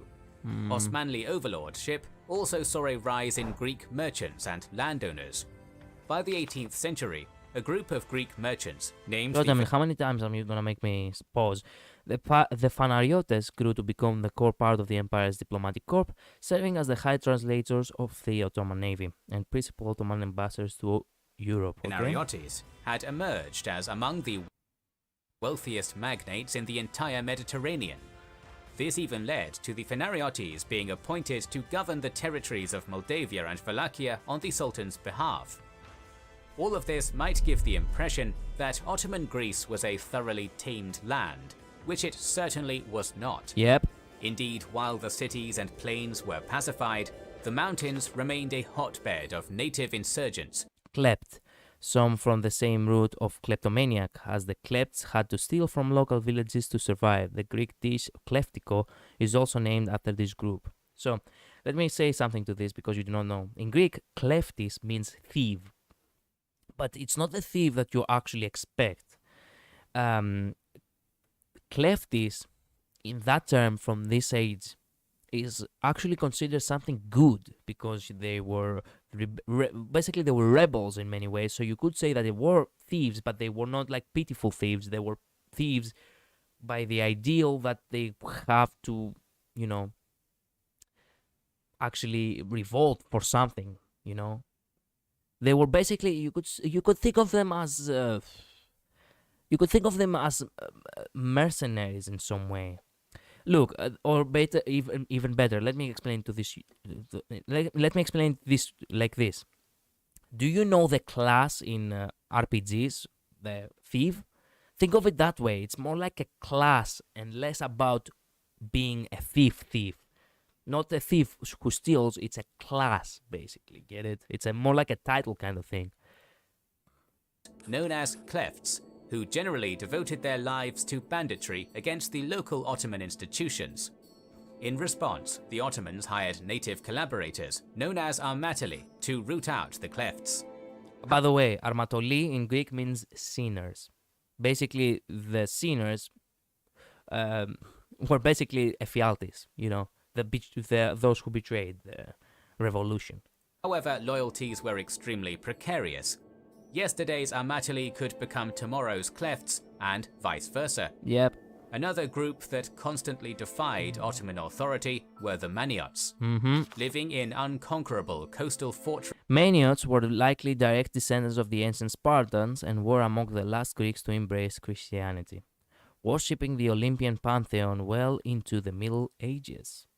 Villages of the titular Mani Peninsula, the Maniots habitually preyed on Ottoman ships, that is, when their many clans weren't engaged in mafia-like blood feuds against one another. Yep. Overall, the Klefts, Armatoli, and Maniots were little more. Klefts, Armatoli, and Maniots alike all robbed everyone indiscriminately, regardless of religion or alliance. Well, yes, but not as far as I know, specifically for the Klefts, from my sources, from school sources specifically, the Klefts did not actually steal from townfolk. They wouldn't steal from the poor much because they knew they didn't have much to, steal, basically. So, or they're gonna steal from another clan, or they're gonna steal from the Ottoman Empire specifically. More than local banditos. However, their existence proved that Ottoman Greece always had people perpetually ready to resist the Ottoman yoke. Yep. But this would only snowball into open rebellion when the time was right. From the 18th century onwards, the Ottoman Empire was increasingly geopolitically contained by the growing global influence of European colonial empires. The most dangerous of these European powers was Imperial. Man, I cannot believe that there was a time and age where Austria was so fucking big. Damn, Austria has some history. I really need to learn more about Russia. Russia. No, Russia, I really need to learn more about Austria. Actually, I do need to learn more about Russia too. But specifically Austria, because I'm like, okay, wait a minute. These people, they don't have much land anymore as they used to. Look, all countries which at some point had so much land and suddenly they do not, trust me, they have a really good story to tell. 1768, Catherine the Great declared one of Russia's many wars on the Turks. Wait a minute, during the 1768 Russo-Turkish War, the Russians incited Greek populations in the Peloponnese to rebel. This rebellion, known as the 1770 Orlov Revolt, was crushed by the Ottomans, but is considered a key precursor to the Greek War of Independence. Turks and emerged victorious, securing favorable terms in the 1774 Treaty of Küçük-Kaynarca, which included a provision that recognized the Russian Tsars as the symbolic protectors of all Orthodox Christians in Ottoman lands. Hell yeah. This led to increased Russian influence over Ottoman Greeks. True. Russian influence on Ottoman Christians also led to the successful Serbian revolt in 1804, which upgraded Serbia to an internally autonomous state only nominally under Ottoman control. Indeed, at the Congress of Vienna in 1815, as the great powers of Europe met to decide the fate of their continent after Napoleon's defeat, a young Russian ambassador in the service of Tsar Alexander I proved to be one of the single most influential men in carving out the New World Order. Really? His name was Ioannis Kapodistrias, Oh, hell an yeah. ethnic Greek. And while not immediately relevant to our story right now, he will become exceedingly important later, so remember his name. By the way, yeah, do remember his name because not only he was very important, but also he is a very tragic hero. Alright? So, do keep in mind this name, people, because this man right there could have been, he could have very well be truly one of the greatest, negotiators, you could also say, and rulers in some way in history. Meanwhile, the Imperial Russian port town of Odessa was home to one of the few thriving Greek communities outside the Ottoman Empire. Hell yeah. It was there, in 1814, that the Filiki Eterea was formed. The Eterea was a secret society that sought to cultivate a new... By the way, in case you do not know, Filiki actually does come from the word, in the Greek word, philos, which means friend. Also, for example, there are a lot of, how would you call it, psychological kind of words in English with philia, if you ever heard, right? And eteria in Greek means also, it means company, but at the same time it also means yeah, a company of people, or a company like a company, a business company. Patriotic ethnogenesis for the modern Greek people by promoting Hellenism, reviving their long dormant ties to the ancient Spartans and Athenians, Hell yeah. while doing away with the Roman label, which had long become associated with Ottoman servitude.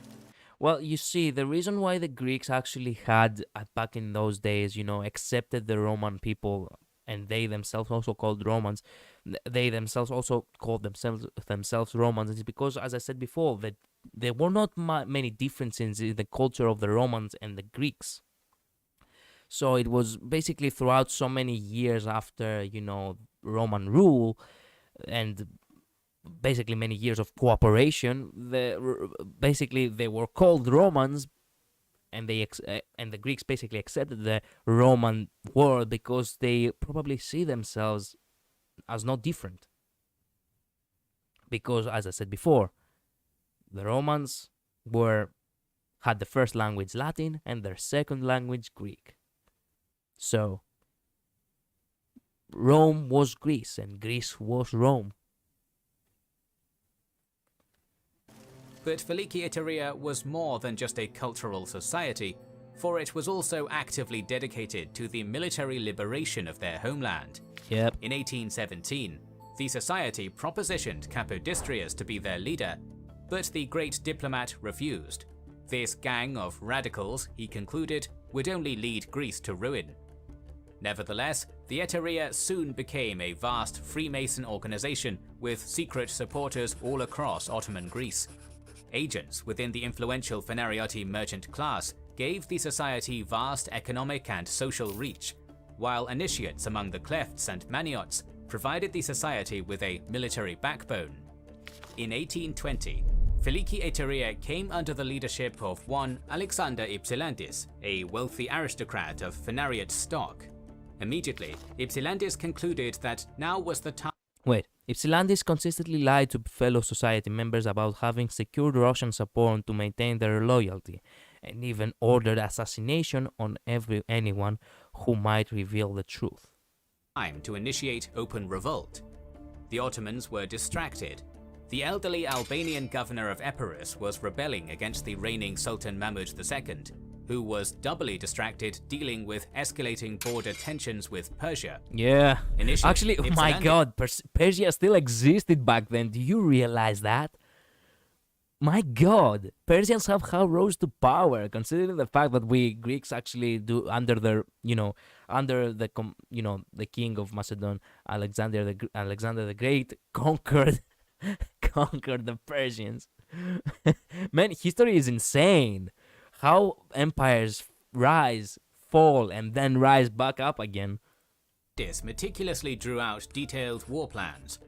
Ypsilantis' plans included such provisions as inciting the Serbs to revolt, kidnapping, assassinating the Ottoman Sultan in Constantinople, and burning down the Ottoman navy anchored in the Golden Horn. Which were to be carefully orchestrated in the spring of 1821.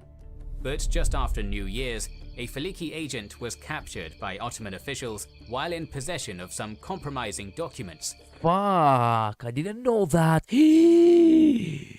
They actually captured someone with compromising documents right before they... Oh, that was bad. Now I'm actually on the tip of my toes. What the hell? Meanwhile, the Phanariot Prince of Wallachia, Michael Zoutsos, had been hedging his bets. While officially a member of the Iteria, he had also secretly sent correspondence to the Sultan informing him of the society's plans. What? Secrecy was out the window. The revolution had to begin now. Ironically, Shit. the first... Our secrecy really got compromised. Ironically, in the twin principalities, Greeks were more oppressor than liberator. What? In the twin principalities, Greeks were more oppressor than liberator, as the local Romanians utterly despised the despotic Greek Phanariot princes the Ottomans had imposed on them. Oh shit. Well, back then things were difficult. Indeed. Major campaign of the Greek War of Independence began in Romania, for Greek Phanariot ties ran deep there. On February 22, 1821, Ypsilantis crossed the Pruth River into Ottoman Wallachia at the head of a platoon of Greek volunteers he dubbed the Sacred Band, an allusion to the Theban hoplites of antiquity. However, the Wallachian campaign was mired with problems from the start. Ypsilantis continuously motivated his supporters by Despite being nominal protectors of the Ottoman Christians, Russia had no interest in shaking up the balance of power in Europe by supporting a Greek revolution. Even Ioannis Kapodistrias aggressively condemned Ypsilantis for trying to drag the Tsar into his conflict. promising Russian aid, which was never coming. Man, even Ypsilantis is considered actually a hero in Greek history, and it is true in many ways, because everybody was... Well, it says it right here, they didn't want to shake up the balance of power, but that's the thing, Greece would have never been free if the balance of power was not disturbed. So Ypsilantis was very necessary, even though he sounds very arrogant. He had to make the people revolt if Greece was to be free. In the meantime, Kapodistrias didn't believe in the beginning. That's the thing though, Kapodistrias did not believe in the beginning. Then he had a change of heart, you could say. Was perpetually short on funds to pay his troops, and had a deeply dysfunctional relationship with the local Romanians. Yep. Ultimately, Ypsilantis and his Sacred Band would be Ypsilantis fled to Austria, where he would be imprisoned by Habsburg authorities, who, guided by the Chancellor Clemens von Metternich, saw all revolutionaries as a threat to the monarchical status quo of Europe. Yep, thank you, Austria. crushed by an Ottoman cavalry force at the Battle of Dragasheni on June 19, 1821. Bullshit. The Greek Revolution had seemingly stumbled out of the gate, but while the northern expedition had failed, rebellious tensions in Greece proper had boiled over. Hell yeah. Back on March 25th, at the monastery of Achia Lavra, Henedios, Archbishop of Patras, raised the Christian banner of revolt. Because of this event, March 25th serves as the official date of Greece's National Independence Day. Hell yeah. It reads it right here. The North failed, but the South did not. Declaring a national uprising, the battle for Greece had begun. Let's do this. In 1821, the Greeks had no regular army. Most revolutionaries had almost no combat experience, as under Ottoman rule, Christians had been largely forbidden to bear arms. Those who were battle-hardened, namely the Maniots, Klefts, and Amatolis, were mostly accustomed to irregular warfare. Moreover, the rebels had little internal cohesion, with different cells of The Revolutionary Army was not just made up of Greeks. Arvaniti, Albanians, Vlachs, and other ethnicities also fought within its ranks. Well, true, because we were all technically under, the rule of the Ottomans, so what do you expect? And basically, they were all different clans, no matter how you see it. Give me 1 second to blow my nose again, god damn it.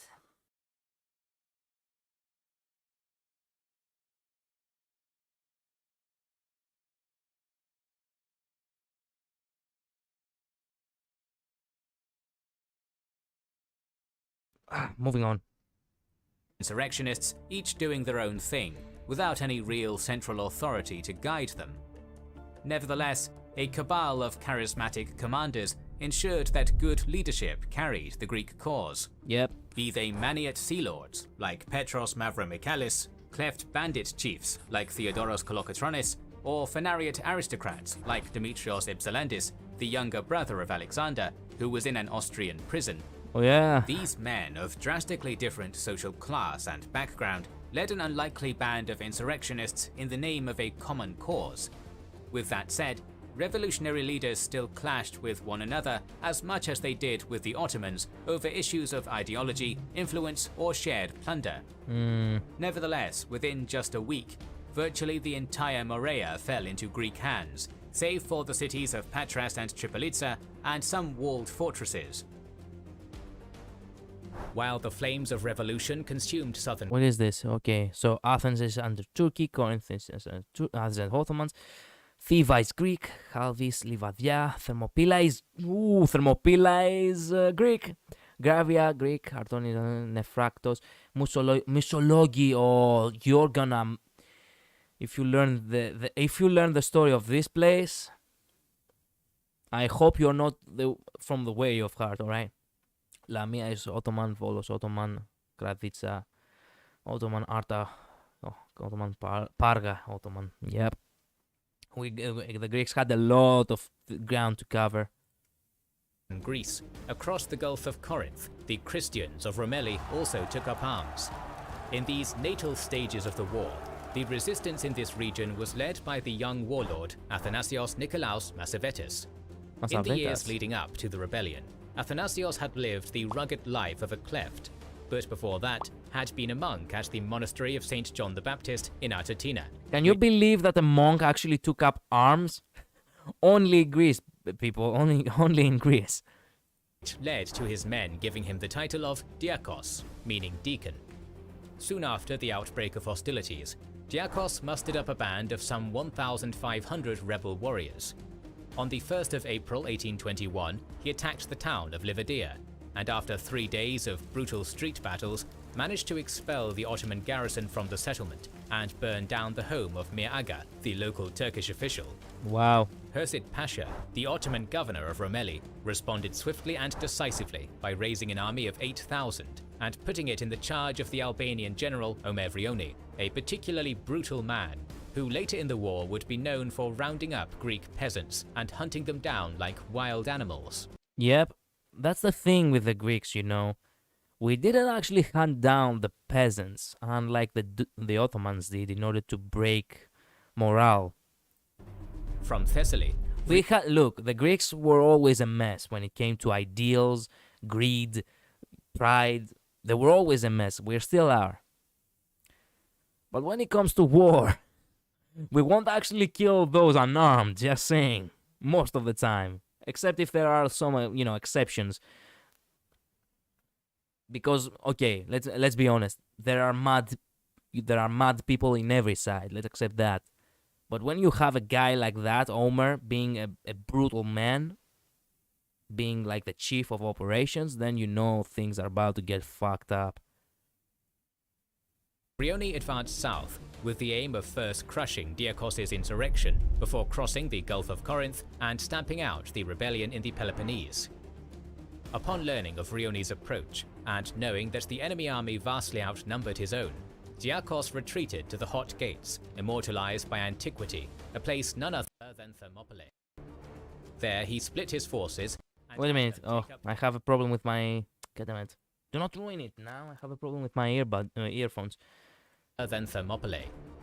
There he split his forces and had them take up defensive positions in the surrounding area, charging one of his deputies, Dimitrios Panochias, to hold the heights of Halkamata, and another, Ioannis Diovoniotis, to guard the ridge crossing over the steep valley of Gorgopotamos. Oh, hell yeah. Meanwhile, Diakos himself would make their stand at the Alamana Bridge. After setting up a forward camp near the outskirts of Lamia, Vrioni split his force into 3, and on the excellent thing right now. Instead of hunting them head on, they actually reinforce themselves defensively, and they split the group in order to manage to have a chance somehow. The 22nd of April fell upon each of the Romeliots' entrenchments. Diovoniotis' force broke upon the initial salvo of gunfire, routing quickly. At Halkamata, Panochias held out for longer, but he was wounded in battle, causing his men to lose heart and also flee. Well, at the very least, they didn't got, crushed by both sides. With these 2 positions secured, Vrioni amassed his army back into one body and descended upon Diakos' position at Alamana. Knowing he was about to be hopelessly overrun, Diakos chose not to flee, but to make a final stand. As expected, his forces were overwhelmed and he was captured. Shit. Diakos was taken before Vrioni, who, impressed by the Greek renegade's fighting spirit, offered to make him an officer in the Ottoman army if he converted to Islam. Fuck that. Diakos immediately refused, declaring, "I was born a Greek, I shall die a Greek." Wait a minute, I want to read this in Greek. It says Vrioni, who, impressed by the Greek renegade's fighting spirit, offered to make him an officer in the Ottoman army if he converted to Islam. Diakos immediately refused, declaring, "I was born a Greek." Εγώ Γρέκος γεννήθηκα, Γρέκος θα πεθάνω. Wow. I was born in Greek, I shall die Greek. Grekos, it's basically Greek. Actually, we do not call ourselves Greeks. I have said this before, right? Yeah. We do not actually call ourselves Greeks. We are actually Hellenes. Greeks are basically the people. Let me explain this to you. Greeks are the people who lived in Sicily. These are the Greki. All right? Not every Greek, you would say, is a Spartan, right? So how can every Greek be Greek? We are all in total Hellenes. But in this over here, he says that he is a Grekos. So I guess we use that from time to time. I'm not sure, though. I shall die a Greek. Thus, Athanasios Nikolaos Massavetis was subject to the gruesome execution of impalement. Yeah. Although the deacon's contribution to the Greek Revolution was short-lived, his heroic stand, in Thermopylae of all places no less, turned him into a martyr and hardened the Hellenic resolve to continue the fight. This is how it goes, you do not just execute a man in Thermopylae. It's almost like you're asking for, for the gods to make him a hero or some shit. With Diakos' rebel cell now crushed, Vrioni continued southward towards the Peloponnese. However, while marching down a road heading through the village of Gravia, they encountered a roadblock, a small band of Greeks, led by a revolutionary captain named Odysseus Androutsos. Despite only commanding 120 men and facing an approaching force of nearly 8,000, the ardent Captain Odysseus, named for the Ithacan king of old, decided to fight. Ooh. To that end, he and his warriors barricaded themselves in an old roadside tavern, in which they fortified themselves and prepared to make their stand. Upon his approach, Vrioni stationed his men in the hills surrounding the building. From there, he sent in a Sufi dervish to negotiate with Androutsos, who was immediately shot dead at the door. Fuck! Well, it is what it is. The message was clear: no quarter was to be given or expected, and thus the Battle of Gravia Inn began. No, wait a minute, I do not give a shit about all that. Nobody got time for this. I have time to learn about the revolution, not to learn how you want to sell some kind of, toothpaste or some shit to me. Thank you very much. The contest began when a platoon of Albanian soldiers stormed the building. In this fierce charge, they managed to break inside, but were immediately eviscerated by a salvo of Greek bullets.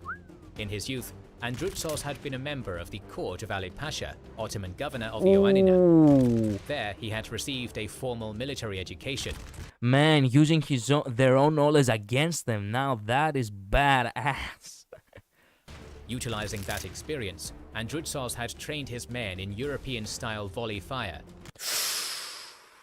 We fought them the same way the British and the British and the French fought. Wherein two columns of riflemen would alternate between firing and reloading, allowing them to maintain a near constant barrage of gunfire on their foes. This strategy proved extremely effective, and as Vrioni continued assault after assault on the inn, he found his Albanian irregulars time and again repulsed by the constant sting of bullets shot from behind windows and doorways by the well-fortified Hellenes reloading, allowing them to maintain a near constant barrage of gunfire on their foes. What do you mean?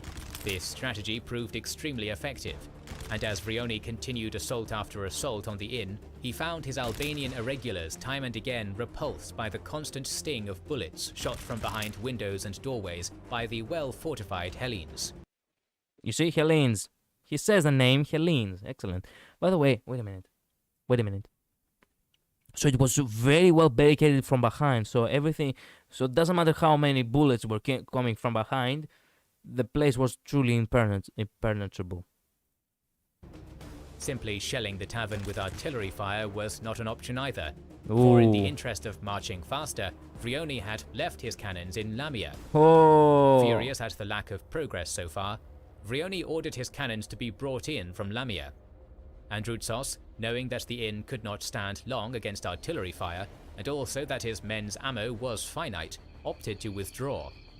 Under the cover of night, while the majority of the Ottoman army was asleep, he and his men slipped out of the inn and disappeared into the hills, where they would become nigh impossible to find. In one Wow. Imagine if all these events were in a video game, some shit. That sounds amazing. Imagine yourself really being barricaded in an inn, having to survive, and then, stealth mission. Do not get caught in the night operation. One day of fighting, 300 of Vrioni's soldiers lay dead and another 600 wounded. Meanwhile, among the Greeks who had held out at Gravia Inn, only 6 had perished. Wow. After the humiliation he suffered at the hands of a far smaller force, Vrioni's confidence was shattered, and he decided to abandon his southwards march and retreat to the island of Evia to resupply and reinforce his army. While the general consensus is that the Battle of Gravia Inn was a military stalemate, since both sides were compelled to retreat, it is still considered a vital tactical victory for the Greek cause, for by preventing Omer Vrioni's forces from entering the Peloponnese, the Hellenes in the south were afforded precious time to consolidate their gains in the region. Wait, here, thank you very much. Do not put it in the middle again. In early May of 1821, Theodoros Kolokotronis was appointed as Archistrategos, commander-in-chief of the Greek rebel forces in the Peloponnese. The best hero. The former bandit lord was among the few Greeks with actual experience serving in a formal military, having served as a foreign auxiliary in both the Russian Navy and British Army during his youth. That's why he was one of the best, and that's why he is truly one of the, if not the biggest hero of the Greek Revolution. Setting his sights on the still Ottoman-held city of Tripolitsa, Kolokotronis positioned himself to lay siege to the city by establishing troops in the nearby villages of Levidi, Piana, Krysavitsi, Vevena, and Veltetsi, effectively creating a semicircular perimeter along Tripolitsa's western approach. Damn, that means that they are surrounded. Look at that. They're surrounded. Where are they supposed to go? There, Kolokotronis set about establishing order and proper coordination among the rebels.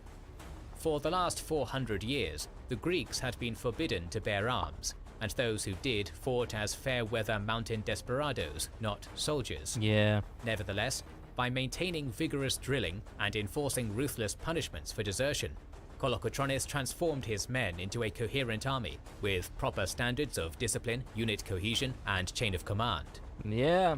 During this early stage of the rebellion, the Greeks in the Morea had yet to encounter a significant counter-offensive from an Ottoman force of any significant size, but this was about to change. In mid-May, Kaya Mustafa Bey, the Ottoman lieutenant governor of the Morea, arrived in Tripolitsa with a force of some 1,200 elite cavalry, which was soon supplemented by some 4,000 Albanian infantry. Believing that a swift and decisive Ottoman victory would nip this upstart peasant revolt in the bud, Mustafa Bey immediately departed Tripolitsa with his troops, descending upon the closest of the rebel-controlled villages, Veltetsi. Defended by a garrison of around 2,300 revolutionaries, Veltetsi had been transformed into a fortress.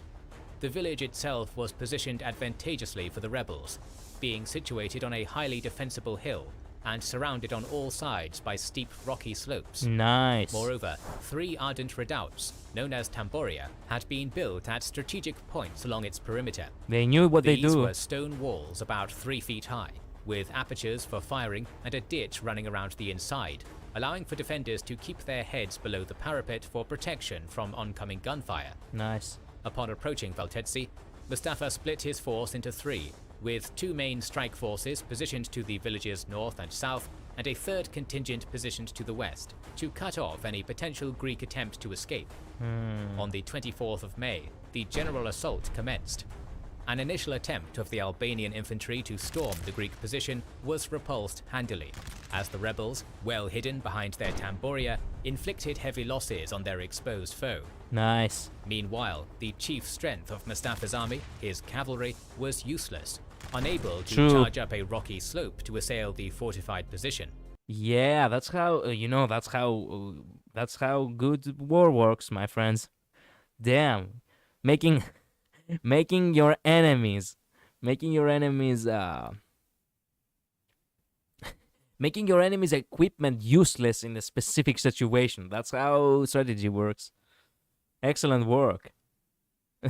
The cavalry truly is useless. What the fuck are you gonna do with a horse in a slope like that? You're gonna get shot at easily. You're gonna be a bigger target, and the slope is gonna make you way slower with a horse. Moreover, the Ottoman artillery corps, which some sources claimed manned an anemic showing of only 2 cannons, were not skilled enough to flush the Greeks from their stony shells. Yep. Despite the futility of Mustafa's struggle, he continued to order assault after assault, Wow. but time and again his soldiers were repulsed, pinned down by Greek gunfire, and unable to get far enough up the hill to take the rebel positions by storm. Yeah. That guy, you can tell that he got frustrated. Having been in nearby Krysavitsi when the contest began, Theodoros Kolokotronis soon arrived with a band of 700 men and began harassing the besieging army's flanks in a series of lightning raids from the nearby hills. Recognizing his position was now wholly untenable, Kaya Mustafa began preparing for a retreat to Tripolitsa. However, what began as an orderly withdrawal soon turned into a panicked rout when the Greeks poured forth from their defensive positions and began openly harassing their demoralized foes. When the dust cleared, anywhere between 400 to 600 Ottoman soldiers lay dead, while only 150 Greek lives were lost. Damn. The Battle of Valtetsi was a crucial watershed moment in the Hellenic struggle for independence. Had the Greeks lost at Valtetsi, the revolution may well have been snuffed out in its crib. But largely due to Theodoros Kolokotronis' military reforms, the Greeks had shown they were a proper army, capable of standing up to the Ottoman military war machine, rather than a hoi polloi of peasants who could be easily cowed and dispersed. Yeah, that's why Theodoros Kolokotronis was such a hero. In 1821, the Ottoman state was ill-prepared to deal with the Greek revolt. For one thing, the imperial army was in the midst of an identity crisis.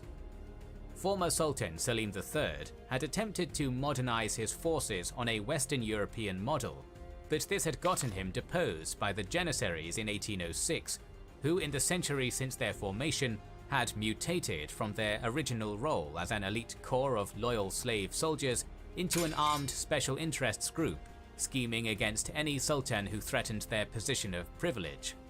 In addition to this, the empire had become increasingly decentralized.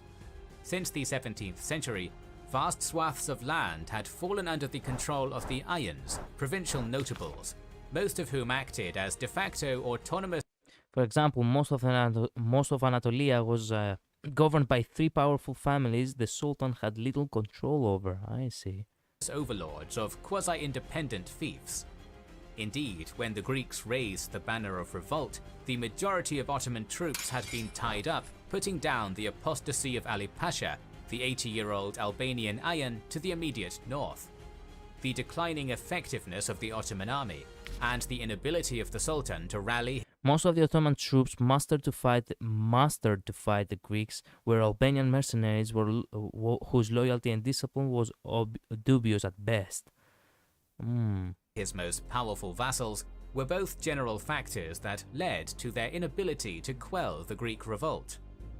While most of the Peloponnese and central Greece was secured, a caste of hardy islanders fought a fierce naval war upon the shimmering seas of the Aegean.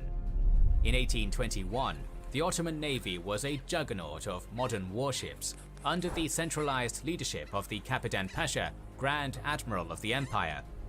In contrast, the Greeks had only an improvised fleet of lightly armed merchant ships. Nevertheless, they knew the capricious currents of the Aegean better than anyone, so home field advantage was on their side. At the onset of the war, the Greek revolutionary Greek islanders were not unanimous in revolt. Many local notables wanted to keep the privileges that secured under the Roman rule, but were forced into rebellion under pressure from the Filiki Eteria, or the local peasantry. Fleet was outfitted principally by merchant shipowners from the islands of Hydra, Spetses and Sara. Despite lacking in heavy weaponry or centralized leadership, the makeshift Greek flotilla was able to find quick success against the Ottomans. More often than not, the gulf in firepower was overcome through the use of fire ships. Yeah. On the 27th of May, the Sarriot corsair Dimitrios Papanikolis incinerated Papanikolis was a hardened sailor who had spent time fighting alongside the North African pirates of the barbaric host. an Ottoman two-decker frigate off the coast of Eresos, the first of many infernos that would define the Revolutionary War at sea.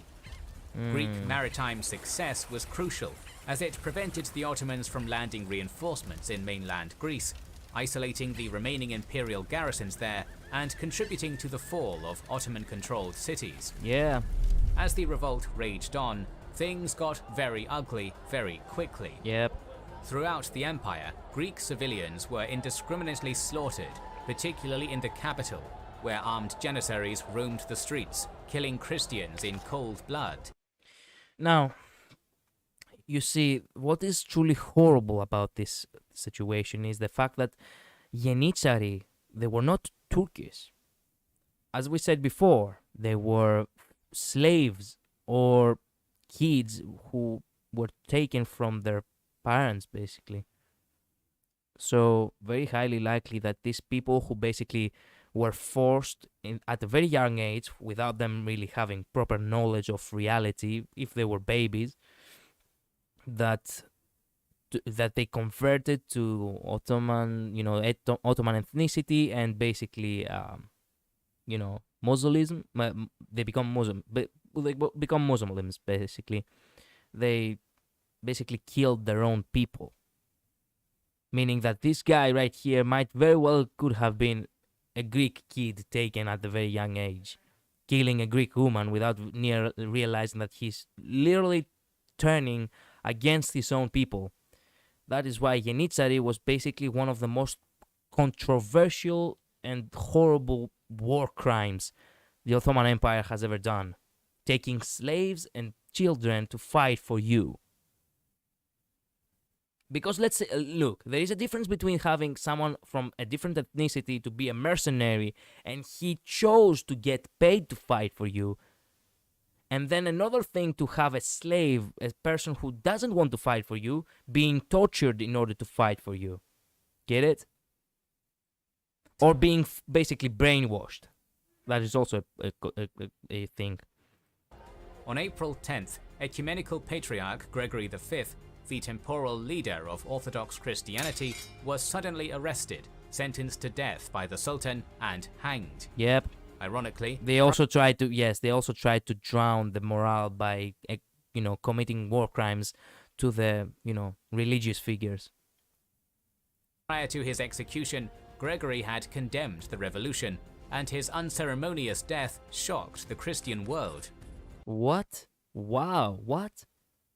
So basically he said fuck the war and then died. So he was no hero to no one. The Muslims hated him because he was Christian. The Greeks hated him because he didn't want the free Greece. Of Orthodox Christianity was suddenly arrested, sentenced to death by the Sultan, and hanged. Ironically, prior to his execution, Gregory had condemned the revolution, and his unceremonious death shocked the Christian world. Damn. In Russia, Capodistria This guy, let's do this. wrote passionate letters condemning the Sultan. But despite this, no aid. Guided by Metternich's doctrine, the great powers of Europe empathically Guided by Metternich's doctrine, the great powers of Europe the great powers of Europe empathically distanced themselves from anything resembling anti-monarchist rebellions. So Europe technically was against us back then. They really wanted a monarchy, and they knew that the Greeks didn't have a king of their own. They were afraid that this rebellion will throw off the balance of the fact that we would probably not have monarchy, and that's why they did that afterwards. Yeah, it is what it is. Even though we are free, it was presentable liberty in the end. Well, you will understand more as the story goes, I suppose. From Russia, all the West came. Meanwhile, revolutionary Wait. hands Russia Say that again. Say that again. Ecumenical Patriarch After that Gregory guy. V, the temporal leader of Orthodox Christianity, was suddenly arrested, sentenced to death by the Sultan, and hanged. Yeah. Ironically, prior to his execution, Gregory had condemned the revolution, and his unceremonious death shocked the Christian world. In Russia, Capodistrias wrote passionate letters condemning the Sultan, but despite this, no aid from Russia or the West came. Meanwhile, revolutionary hands were hardly clean either, and Greek rebels committed numerous exterminations against Muslim civilians. Well, there was a lot of hate. On September 23rd, the city of Tripolitsa fell to the forces of Kolokotronis, and 8,000 Muslim and Jewish. Meanwhile, at sea, Greek revolutionaries were targeting unarmed Muslim pilgrims en route to Mecca and killing them in cold blood. Well, you see, when things get wild on the one side, the other side feels like they are technically have the right to do also as well. To be fair, though, it depends. I haven't heard of many records of atrocities from the Greek side, which is natural because what you expect. You won't have a country condemn its own heroes, but well, let's assume that these records are correct. Again, there was a lot of hatred. Civilians within its walls were butchered. Both Greek and Ottoman forces would continue to perpetrate mass slaughters as the war went on. Yep. In the first year of the rebellion, there was little to no central authority governing the Greeks, as different regions operated under their own independent military leaders and regional governing councils. However, as the permanence of independence set in, it became necessary to establish the proper pillars of government that would define the new Greek nation. In December of 1821, revolutionary leaders of every region of Greece, be they landowners, merchants, intellectuals, warlords, or archpriests, gathered at the town of Piada. The architect of this grand conclave was one Alexandros Mavrokordatos, a young intellectual of aristocratic Phanariot stock.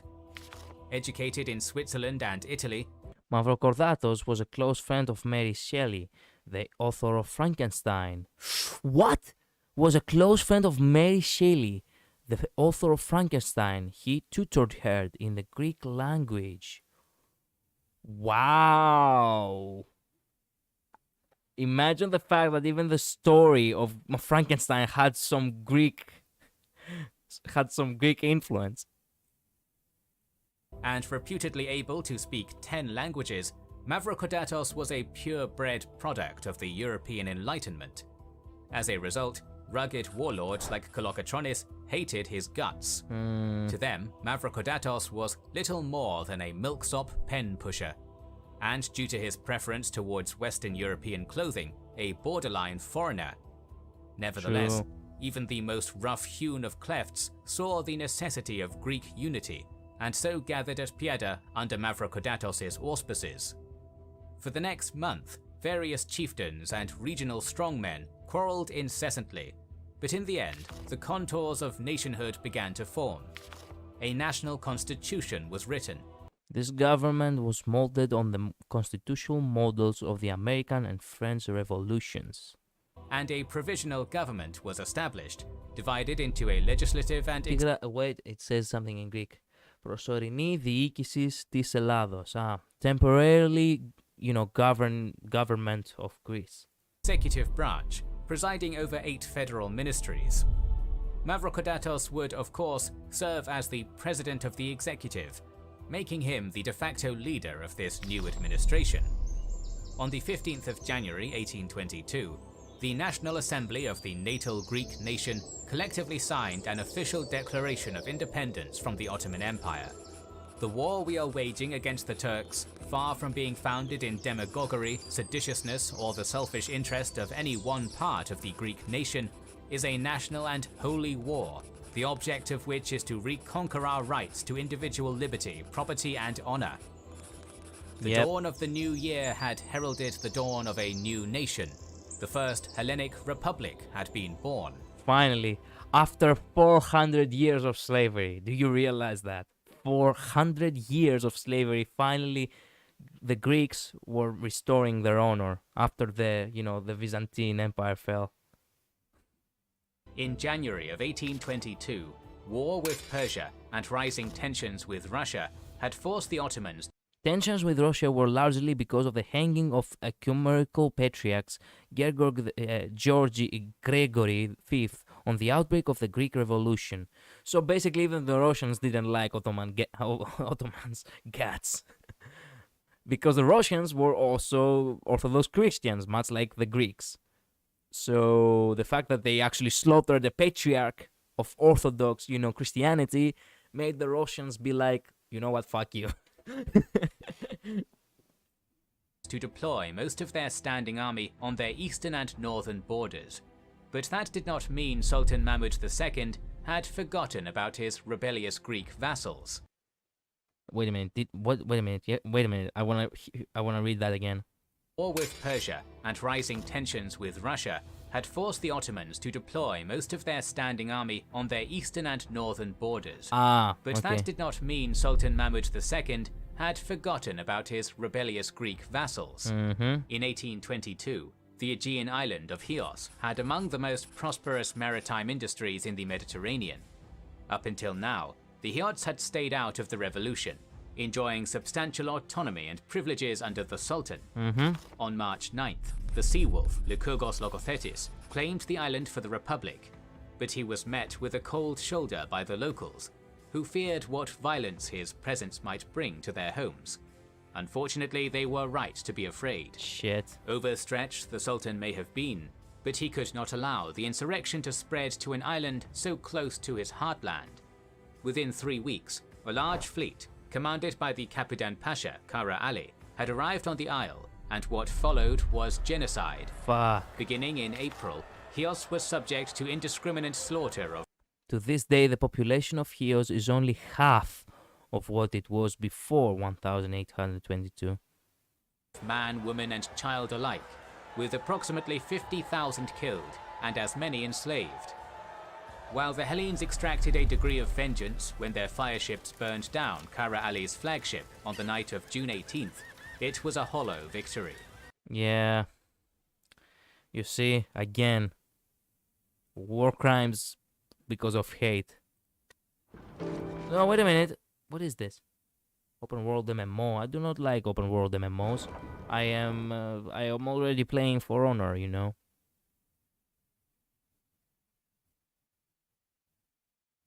But actually, wait a minute. Is this the Black Desert MMO? Because I have seen it before, and I have been intrigued by it. No. I have to keep watching because this stream will take like 5 hours if I keep, getting distracted.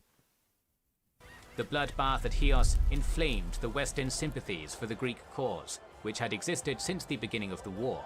Yeah, they finally decided. So basically what happened in Chios was such an atrocity that even the West was like, okay, what the fuck?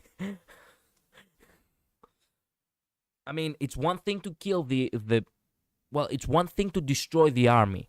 It's one thing to torture the generals and the warlords.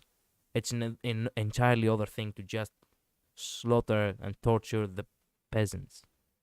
I mean, you do not kill the people. You're not... Committing genocide is probably one of the greatest war crimes. The word genocide is a Greek word. In Greek, genesis, you probably heard it. It's a word for birth. Genocide comes from the Greek word, comes from the word generation, basically. Generation, So genocide means that you are basically killing an entire generation. Imagine yourself... imagine it like this.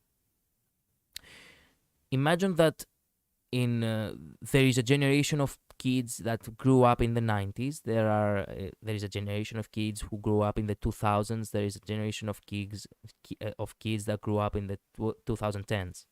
But because someone committed genocide, suddenly the kids that, for example, were born in the 2000s are not anymore. So now the only generations that remain are in the 90s and in the 2010s. Imagine like that. Imagine how horrible it is to say that there is nobody of your generation anymore. Yeah, deep shit. What can you tell? Much like today, people in 19th century Europe and America were taught about the cultural debt that Western civilization owed to Greece, and were naturally sympathetic to the modern Greek cause. Hell yeah! Hell yeah!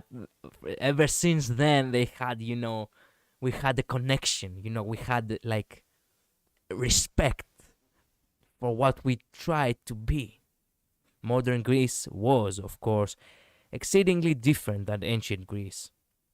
In both language and culture, something the more romantically inclined Western Greekaboos weren't expecting. Well, it's natural that, the Greeks changed over the years. I mean, since ancient Greeks and the Hellenic, the Hellenistic era, it had been 2,000 years. What do you expect? Since the beginning of the war. But I want to hear this line again. Much like today, people in 19th century Europe and America were taught about the cultural debt that Western civilization owed to Greece, and were naturally sympathetic to the modern Greek cause. Western governments, however, were not so on board with Greek independence, still reeling from the French Revolution and its Napoleonic fallout. Yeah, they were actually kind of afraid of what Napoleon did. Napoleon actually, in many ways, Napoleon could have helped us, because we read all that shit, on Wikipedia. But he failed. Fuck me.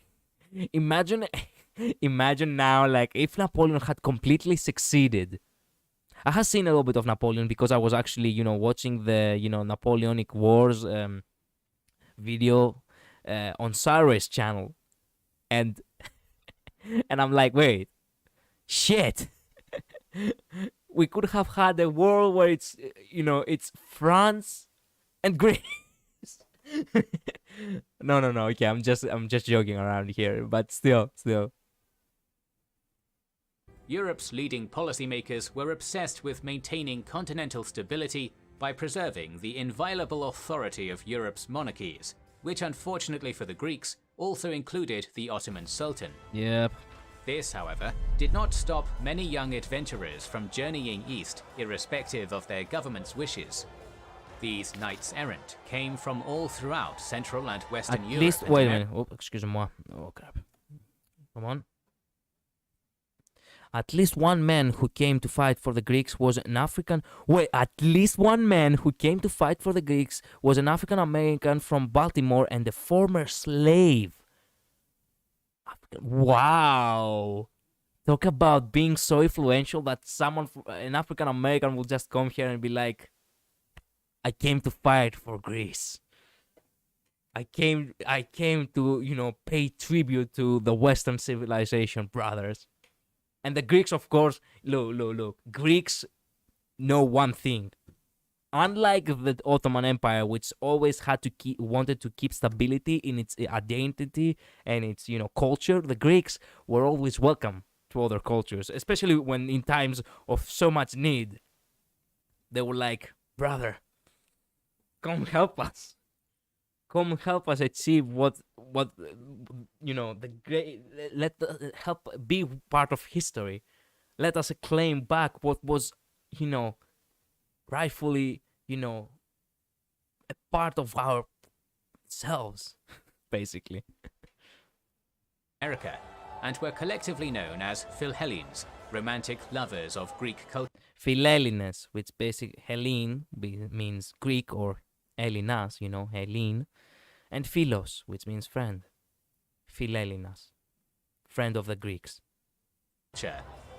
Of all the Philhellenes, by far the most famous was Lord Gordon Byron, an English aristocrat and poet who abandoned his luxurious life to fight directly alongside the Greeks. By the way, I think I saw a monument of him in the center of Athens. What was like 5 days ago? I thought I read about, a couple of Philhellenes, and I'm like, wait a minute, who is that baron? While donating a considerable amount of his vast family fortune to fund the Hellenic cause. You may think that this guy actually wasted his family's fortune, but that's a lie. He helped the people, and the people will never forget him for that. Baron's additional exploits included falling madly in love with a teenage Greek boy who was only using Byron for his money. What? And adopting a 9-year-old Turkish girl to save her from slaughter by rebel hands. That guy was unique. He was a pacifist in the most passive-aggressive way. Following the massacre at Chios, the provisional president, Alexandros Mavrokordatos, went on the offensive, taking personal command of an expeditionary force of 700 men and heading northwards to seize the city of Arta and through it the entire region of Epirus. This force was accompanied in consort by a small battalion of Philhellenes led by the Swabian veteran Karl von Normann Ehrenfels. Nice. During their northwards advance, Mavrokordatos' armies made a stop in Missolonghi to secure provisions for the journey ahead. There, tensions within the Philhellene battalion, which was made up of ethnicities from across all over Europe, began to bubble as a German shot a Frenchman dead in a duel. Fuck! Come on! Germans and Frenchmen were always like at each other's throats way before World War II. Fuck this shit. You came to fight each other for your ethnicity ideals or whatever the shit in an entirely different country? Are you that fucking stupid? Nevertheless, Mavrokordatos' advance continued unimpeded towards Arta, where his foe was waiting for him.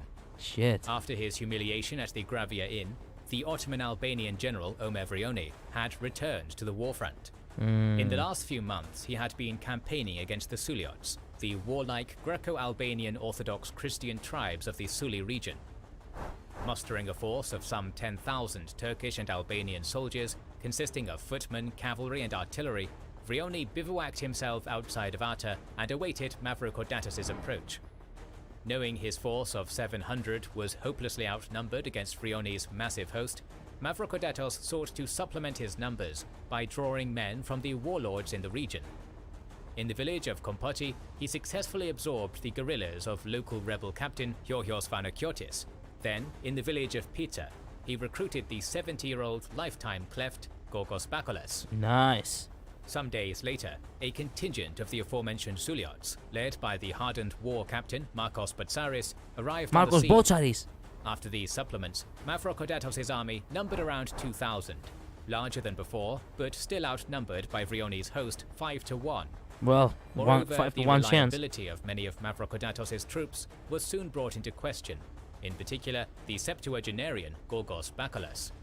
The elderly Bakolas Wait a minute, what was questioned? Moreover, the reliability of many of Mavrokordatos' troops was soon brought into question. Oh, crap. Troops was soon brought into question, in particular the septuagenarian Gorgos Bakolas. The elderly Bakolas had spent many years working with the Ottoman regime as an armotelis before the revolution.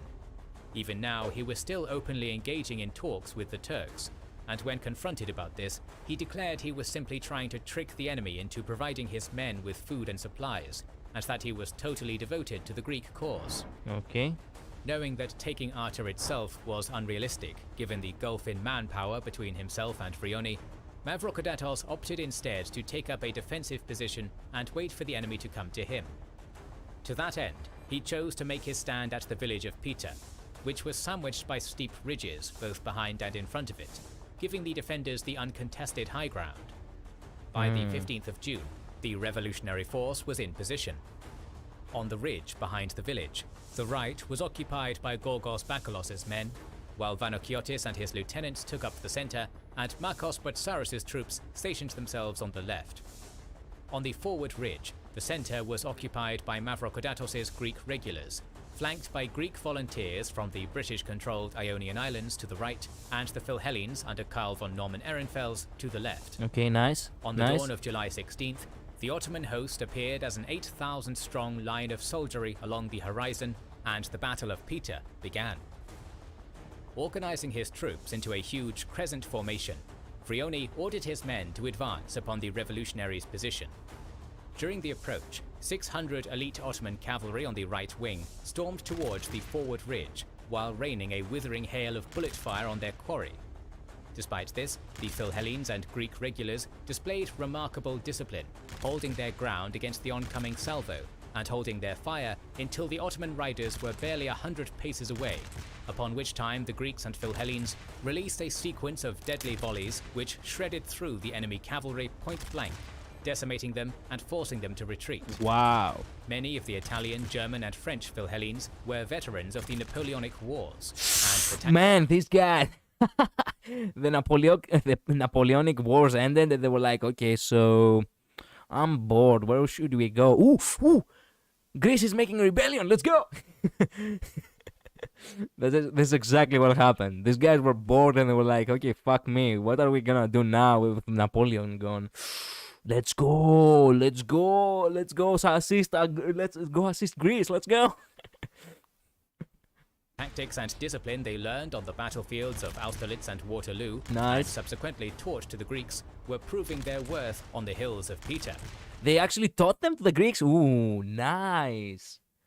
We basically have Napoleon's spirit around us. He also helped in many ways, without even realizing. While the defenders on the forward ridge were using Western European methods to repulse their foe, the warlords on the back ridge employed traditional Greek tactics to do the same. Within the next 2 hours, an assault led by the left wing of the Ottoman crescent was handily repulsed by the Greek and Suliot irregulars on the back ridge, who had entrenched themselves in earthen tamboria, the same type of fortification which had won the day at Valtetsi. Nice. Simultaneously, the Philhellene vanguard continued to repulse the Ottoman right's attempts to storm their position. All was going well for the Greeks, but then the scales began to tip. Shit. After yet another failed attempt to storm the back ridge, a small group of Ottoman Albanian foot soldiers did not retreat, but instead took cover in a hilly bluff overlooking Bolokas' position. Crap. Noticing that Bolokas had left a portion of his section of the ridge unguarded, Crap. the Albanians scaled the hill, fiercely carving a foothold upon it. Their positions compromised, Bolokas' forces began to withdraw, and before long, a flood of Ottoman soldiers followed the initial Albanian vanguard, rolling up the entire rear ridge from the north, soon overrunning Vanakiotis' and Potsaris' positions, forcing them to flee the field.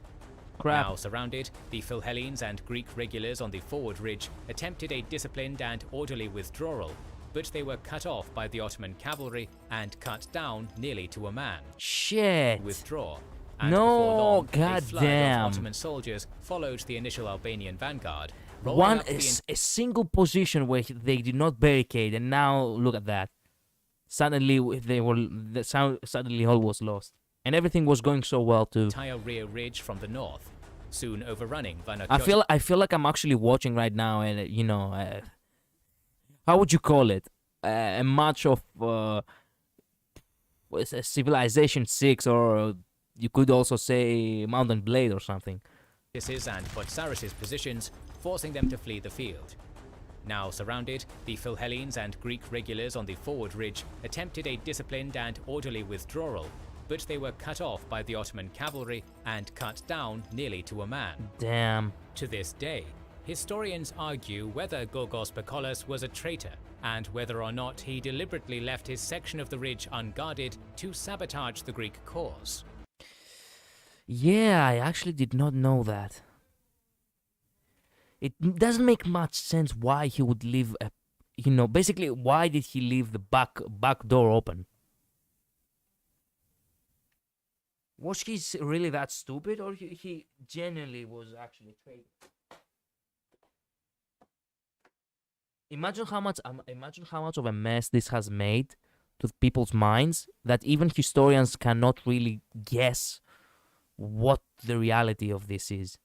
of that whole shit was. Everything was going well until this guy was literally like put in the right position to be. Like, if he was here in the middle, he wouldn't do anything. Why? Because the other forces would have barricaded the sides, basically. But he, for some reason, did not. Shit. Whatever the case, the result was the same. The Battle of Pita was a decisive defeat for the revolution, a blow to the reputation of the provisional president Mavrocordatos, and a significant roadblock to the natal Hellenic nation's ambitions to liberate the northern plains of Greece. Crap. Expansion into Epirus was a failure, but in other theatres, the Greeks experienced more success. Athens had been under siege since the beginning of the war, but in June of 1822, finally, the Ottoman garrison holding out in the Acropolis surrendered. Finally. The city was a far cry from the glory days of Pericles, having become something of a squalid backwater in modern times, but its symbolic significance to the Hellenic nation. Although the Hellenic government allowed the Muslim residents of Athens to remain there in peace, they were still subject to widespread mob lynchings by Christians, many of whom were survivors of Chios massacre.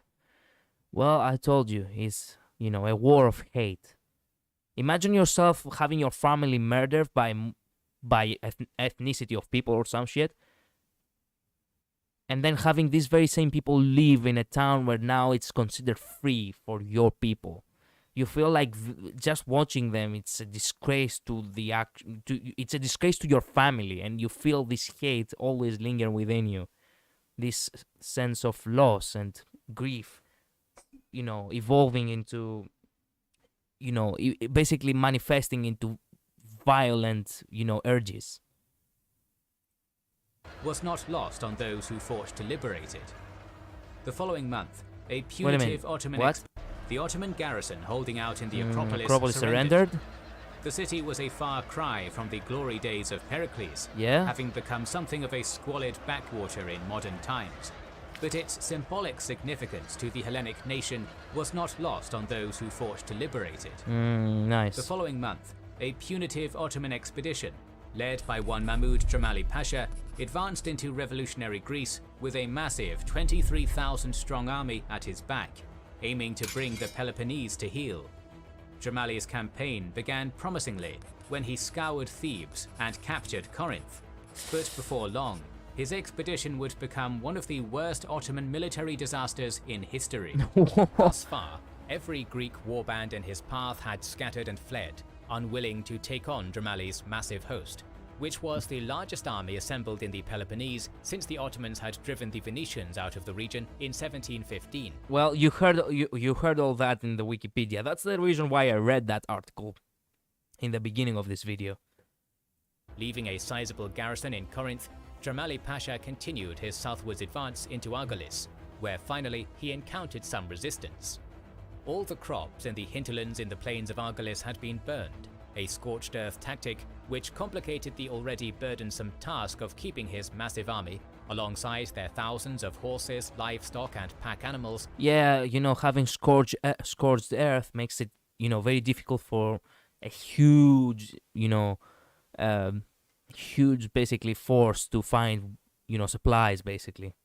And that is cruel, but that's necessary. Fed and watered.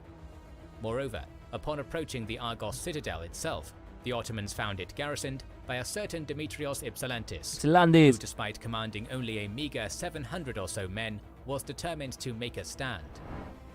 Ypsilantis knew he could not hold Argos citadel indefinitely, as he lacked the manpower, and the fortress had no water supply.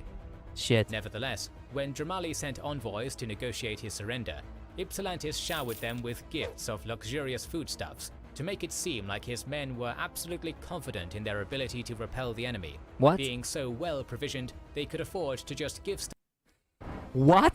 Ypsilantis Let me read that again. What? Argos citadel indefinitely, as he lacked the manpower, and the fortress had no water supply. Okay. Nevertheless, when Jamali sent envoys to negotiate his surrender, Ypsilantis showered them with gifts of luxurious foodstuffs, to make it seem like his men were absolutely confident in their ability to repel the enemy. being so well provisioned they could afford to just give stuff away to their foes.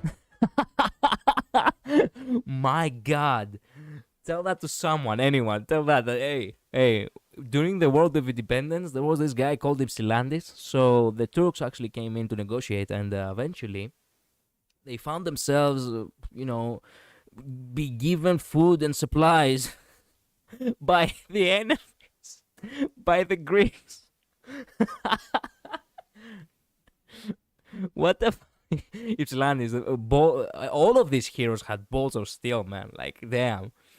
Hey, the Greeks, by the way, the Ottomans trying to, conquer a city, the Greeks. Hey, you look like you're struggling over there. Would you like some of my supplies? Of course, this was just a ruse, and after holding out against Jamali's shelling for 12 days, Ypsilantis was forced to withdraw. 12 days, nice. On the 3rd of August, he deployed a small contingent of his men to sally out of the citadel and harass Jamali's war camp, while the rest of his men used this distraction to evacuate and retreat to the hills. Nice. By playing for time, Ypsilantis had done his part, and with that, he passed the baton to Theodoros Kolokotronis, who would ultimately oversee the utter destruction of Jamali's army. And that's why Theodoros Kolokotronis is truly one of the greatest heroes in the Greek War of Independence. While Ypsilantis' defenders were keeping the invaders at bay in Argos, Kolokotronis had been busy. Jamali's massive army may have thrown most of the Peloponnese into a panic, but when Kolokotronis, a fearless war hero, announced he had been put in charge of defeating it, it stiffened the Greeks' resolve considerably. Yeah.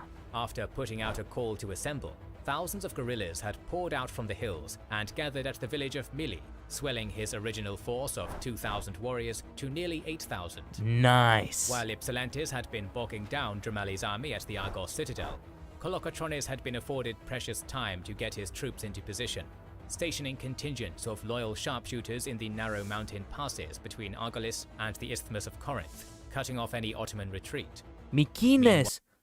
The Mycenae, the city, Mykines, it's Mycenaean, basically. Nice. Not Messenia, Mycenaean. It's a little difficult to understand, but yeah, whatever.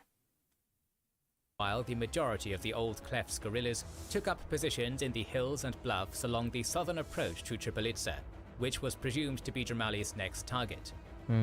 From Argos citadel, the Ottoman hosts did indeed begin marching southwards to Tripolitsa, but already their problems were mounting. At this point, the invaders had already eaten all their cattle, and the Greeks' scorched earth policy meant living off the land was not an option. Yep. Morale in the army plummeted, and Turkish officers began quarreling with one another over increasingly dwindling supplies. Yep. Moreover, the plains south of Argolis citadel were dense with vineyards, ditches, and intersecting watercourses, which proved to be extremely unfavorable terrain for a large and cumbersome army. Inversely, such conditions were ideal for the Greek guerrilla fighters, whose snipers began taking a heavy toll on Jamali's floundering force, picking off Ottoman foraging parties as they attempted, in vain, to find food and water for themselves and their pack animals. Eventually, Jamali concluded that any further southwards advance was futile, so he ordered a withdrawal. In early August, the Ottoman expedition began its march northwards, towards the mountains which separated the plains of Argolis from the Isthmus of Corinth. However, in his haste to carve southwards, Jamali had, through an incredible lack of foresight, left these mountain passes unguarded, and due to this, Kolokotronis had since moved his troops into position, cutting off Jamali's only viable path of retreat into friendly territory. He did not realize that actually, conquering an area also means that you have to secure it. Oops. There were three main passages through the mountains. The first was a deep ravine, known as the Dervenakia, where Kolokotronis stationed himself with 1,000 men. The other two consisted of two routes which bypassed the village of Achios and the village of Achianori, which were guarded respectively by Kolokotronis' cousin, Nikitaras, and a certain Demetrios Ypsilantis, both of whom commanded 3,000 men between them. On the 5th of August, Jamali began his breakout by sending his Albanian infantry ahead. These auxiliaries travelled fast and light, which allowed them to cut over the mountains themselves, bypassing Kolokotronis' bottlenecks. As such, they arrived in Corinth safely, suffering virtually no losses. Unfortunately for Dromali, the rest of his army consisted of cavalry, or was otherwise burdened with camels and baggage wagons, which had no choice but to travel through the exposed mountain passes. Yep. On August 6th, the Pasha sent about half of his remaining force, consisting predominantly of his light cavalry, to sweep through the Devanakya Pass. As they advanced upon Kolokotronis's position, Nikitaris moved to intercept, pouring boulders and felling trees into the ravine to halt the horsemen's advance. Then, when the cavalry came within sight, the Greek mountaineers released a withering hail of fire from their elevated positions, which shredded through horse and rider alike, then charged down the hillsides, engaging their shocked enemy in a brutal melee. Many of the Ottoman cavalry abandoned their mounts and attempted to flee up the ravine, but they were all picked off by Greek snipers in concealed positions. Nice. For this brutal and total victory, Nikitaris was later given the macabre epithet of Turkophagos, the Turk eater. Nice. Turco, well, Turk, obviously. Phagos, it's the person who eats. It's phagias, you could say. It's ancient Greek. 2 days later, Dromali himself, accompanied by what remained of his army, advanced up the eastern path through the Aniori. Here they ran into the forces of Ypsilantis, who was no doubt eager to exact a measure of revenge for Argos' citadel. Ooh. Meanwhile, the whirlwind Nikitaros force-marched his men back across the mountain to join Ypsilantis in the fray. A deadly salvo of gunfire rained down upon Dromali's column from concealed positions amidst elevated cliffs, sowing chaos and terror among the Ottomans, before the Greeks once more charged down from the hills, shredding their foes in a one-sided hand-to-hand affair. Hell. During this struggle, the rebels came within mere inches of Dromali himself, who had to discard his own sword and turban to escape with his life. Barely managed. Hey, I don't care about the winter. Just let me see my revolution, goddammit. Revolution is all I care about. Nothing else matters. Indeed, the Pasha, alongside a handful of his men, managed to break through the Greek trap and make it to Corinth. But man, that guy ran with his tail, between his legs. Damn. Honestly. Like, think about it. That was like humiliation, actually. Like humiliation to what the Ottoman Empire was supposed to represent. Like this superpower, this force that cannot be reckoned with. Basically, to be fair, Ottoman Empire was actually an incredible empire. But somehow, some way, they always managed to great empires always suffer some kind of humiliation, and this one was specifically, the Ottoman Empire's horrible humiliation in recent history. This was basically what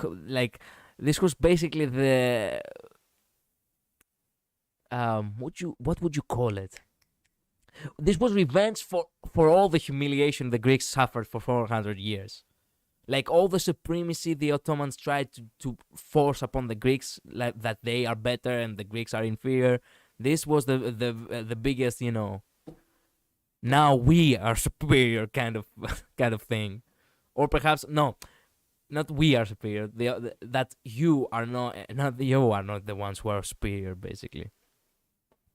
Like the scene where Leonidas actually throws his spear at Xerxes, and Xerxes bleeds, meaning that he's not God because he bleeds, kind of thing, But it came at the cost of over 3/4 of his own army. Damn. Of the 23,000 men originally under Mahmud Jamali Pasha's command, only 6,000 survived this doomed expedition. Barely.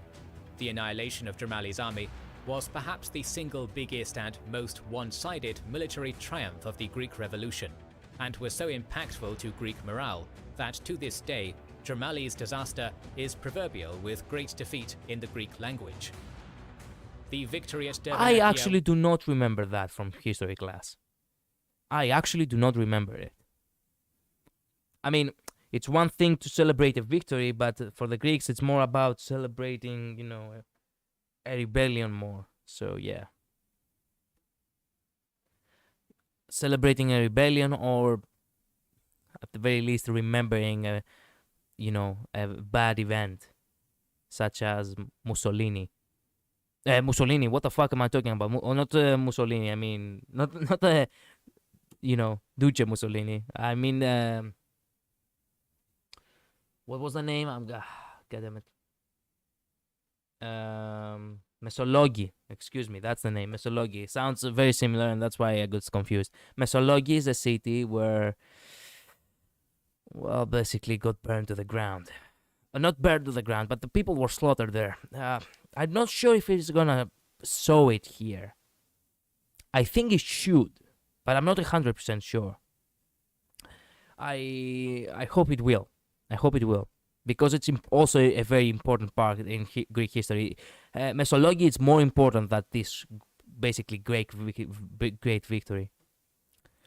Was a triumph for the Hellenic cause, but it cast a long shadow as thinly veiled rivalries began to boil to the surface. After his defeat at the Battle of Peta, President Mavrocordatos had lost prestige, while in contrast, Kolokotronis' star was ever rising after his annihilation of Dramali's army. This exacerbated a long-growing rivalry between the central government, led by Mavrocordatos, and the military leaders, led by Kolokotronis, which stemmed from the central government's attempts to rein in warlords, who had been operating functionally independently without any governmental oversight since the beginning of the revolution. Yeah, that's how the Manians were. By the end of 1822, these tensions were threatening to come to a head. Mavrocordatos' one-year term as provisional president of the Hellenic Republic was about to expire, and the National Assembly was overdue to meet, not just to elect a more permanent president, but also to fill a sweeping array of legislative and executive governmental positions. On April 10, 1823, both factions convened at the town of Astros for the voting. Surprisingly, it went fairly smoothly. Nice. While Mavrocordatos was not re-elected, he was appointed as head of the legislative body. The Maniot Sea Lord, Petros Mavromichalis, was elected president in his stead. Nice. And in a deliberate effort to rein in Kolokotronis and his war captains, the old Cleft was offered the position of vice president of the National Assembly. Kolokotronis initially refused to take the position and basically had to be threatened to do so. Well, yeah. You do really need a person of influence among the ranks, so he was threatened to do so because of because of the problem that people will not actually care much if the big star is not in the in the scene. Which after some cajoling, he accepted. This was fortunate, for in the summer of 1823, the Greeks were reminded of their common enemy as Mustafa Pasha, the Ottoman governor of Shkoda, advanced across the Pindos Mountains. Mustafa's advance was met by the Soliots, Orthodox Oh, fuck me. Okay, I think this is the part where I was talking about before. Oh, wait a minute. Excuse me. There we go. Albanians from Epirus. Their leader, Markos Botsaris, martyred himself at the Battle of Karpenisi, while his Epirot army, a tenth of the Ottomans in number, killed thousands of the invaders. Nevertheless, the Pasha's advance continued, joining forces with the infamous Omoveroni and laying siege to the Greek stronghold of Missolonghi. This is the city I was talking about. This is gonna be dirty. This is gonna be horrible. This is gonna be tragic. Prepare yourselves. One of the saddest things in the Greek Revolution, actually. However, this encirclement would be broken when the Soliots, who had since joined the city's defense, managed to plunder the Ottoman food supply, forcing them to retreat. The day belonged to the Greeks, but the triumph at Missolonghi was a victory that would bear bitter fruit, for as Ottoman incursions into the Peloponnese had stopped for the time being, the Hellenes no longer had a common enemy to unite them. Yep. Theodoros Kolokotronis had initially joined the Senate of the Hellenic Republic as vice president in order to help the central government control the independent warlords of the Peloponnese. But soon, the old ex-bandit began to chafe in his new role, mainly because he was losing the veneration of his men, who had now begun to see him less as a great warrior and more as just another politician, like that four-eyed, westernized, panty-waist Mavrocordatos. In October 1823, Kolokotronis resigned from the executive, officially severing his pretense of cooperation with the central government. Then, when the state finance minister, an open supporter of Kolokotronis, was dismissed from his position for imposing an unconstitutional government monopoly on salt, the Greek body politic finally broke. In retaliation for his firing, Kolokotronis' son, Panos, Okay, all this happened while the Ottomans were actively laying siege to Missolonghi. This is how stupid we Greeks are when you know, profit gets in the way. raided the Senate in Argos while it was in session, forcing them to disperse with threats of beatings. In retaliation for this, Mavrocordatos, still the rudder behind the ship of state, oversaw the dismissal of President Mavromichalis, who was Kolokotronis' last major supporter in the central government. Yep. Thus, while Mavrocordatos appointed a new puppet, Horchios Kondoriatis, to be his president, Kolokotronis and Mavromichalis, the foremost military titans of the Greek Revolution, started a rogue government in Tripolis. Amusingly, one way in which the two rival governments undermined each other was in their competing attempts to win the affections of the region's biggest sugar daddy, Lord. Wait a minute, what? Can you rephrase that? Government in Tripolis. Amusingly, one way in which the two rival governments undermined each other was in their competing attempts to win the affections of the region's biggest sugar daddy, Lord Byron. As Mavromichalis, Mavrocordatos and Kolokotronis each had letters written to the British aristocrat pleading for his money while persuading him not to donate to their political rivals. Oh, fuck me. Oh, this is humility. Oh my god. Well, fair. It was their choice to ask for money. Shame. I mean, if you're fighting a war, you need funds, just saying, but they all wrote at him and they were like, hey, give me money, but don't give to the others money, okay? Okay, thank you, man, thank you. I love British, by the way. Byron became utterly exasperated with the disunity of the Greek cause. Yeah. This aggressive courtship would end when, some months after he personally joined the defense of Missolonghi against the forces of Mustafa Pasha, the eccentric British tycoon passed away after a long bout of violent fever. Oh my god. Bad. No wonder Long Byron has been. You know, this guy actually gave himself to the Greek cause. And not to mention, he had, towards the end of all things, towards the end of his life, actually, he had also to put up with the shit disputes the Greeks always bring up. It is what it is. Perhaps the best thing Byron could have done for the Greek cause was die, for it gave the young Hellenic nation a foreign martyr, and helped turn the needle of diplomacy among the great powers of Europe further towards supporting the Hellenic cause. Wow. Well, yeah, actually, I do not like it when I do not like to think about it this way, but even someone becoming a martyr, someone becoming a sacrifice, really can move the world. It's not nice when people die. It's never nice.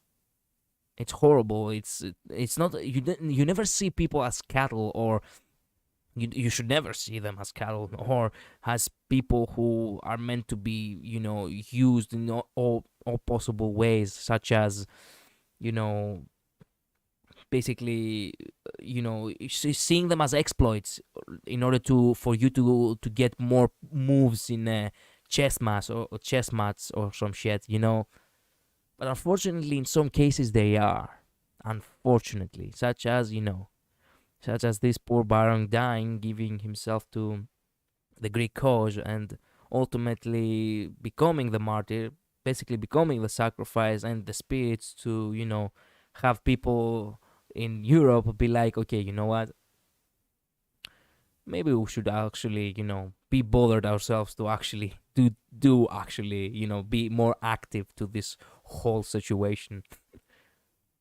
Nevertheless, at the time of his death, the Hellenes were still a small, poor, and bitterly divided people. Yep. Indeed, the quasi-Cold War between Kolokotronis and Mavrocordatos' factions would soon turn hot. Initially, the central government was able to mostly bloodlessly siege the cities of Argos, Corinth, and Tripolis. Then in June 1824, Panos Kolokotronis surrendered Naplion to the Kondoriotis regime. This effectively ended the First Civil War. Most of Kolokotronis' support came from the warlords in the Moria, while the central government support came from the magnates in central mainland Greece and the Aegean Islands.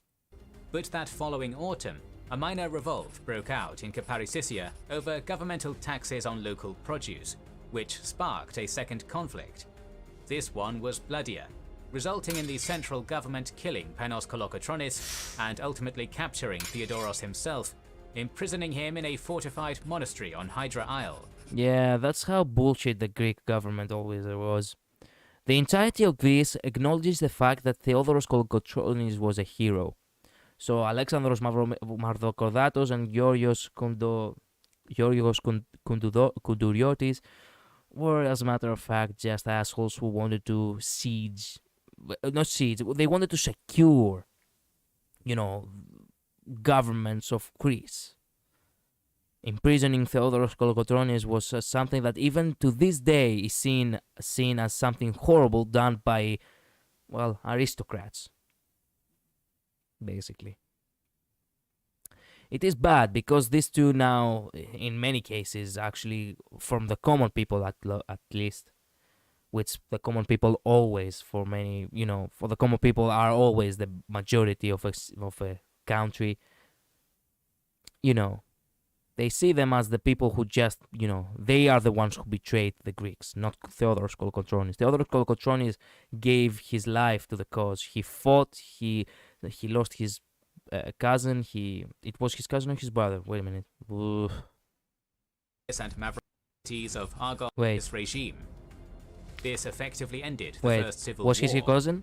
But that following autumn, a minor revolt broke out in Capparissia over governmental taxes on local produce, which sparked a second conflict.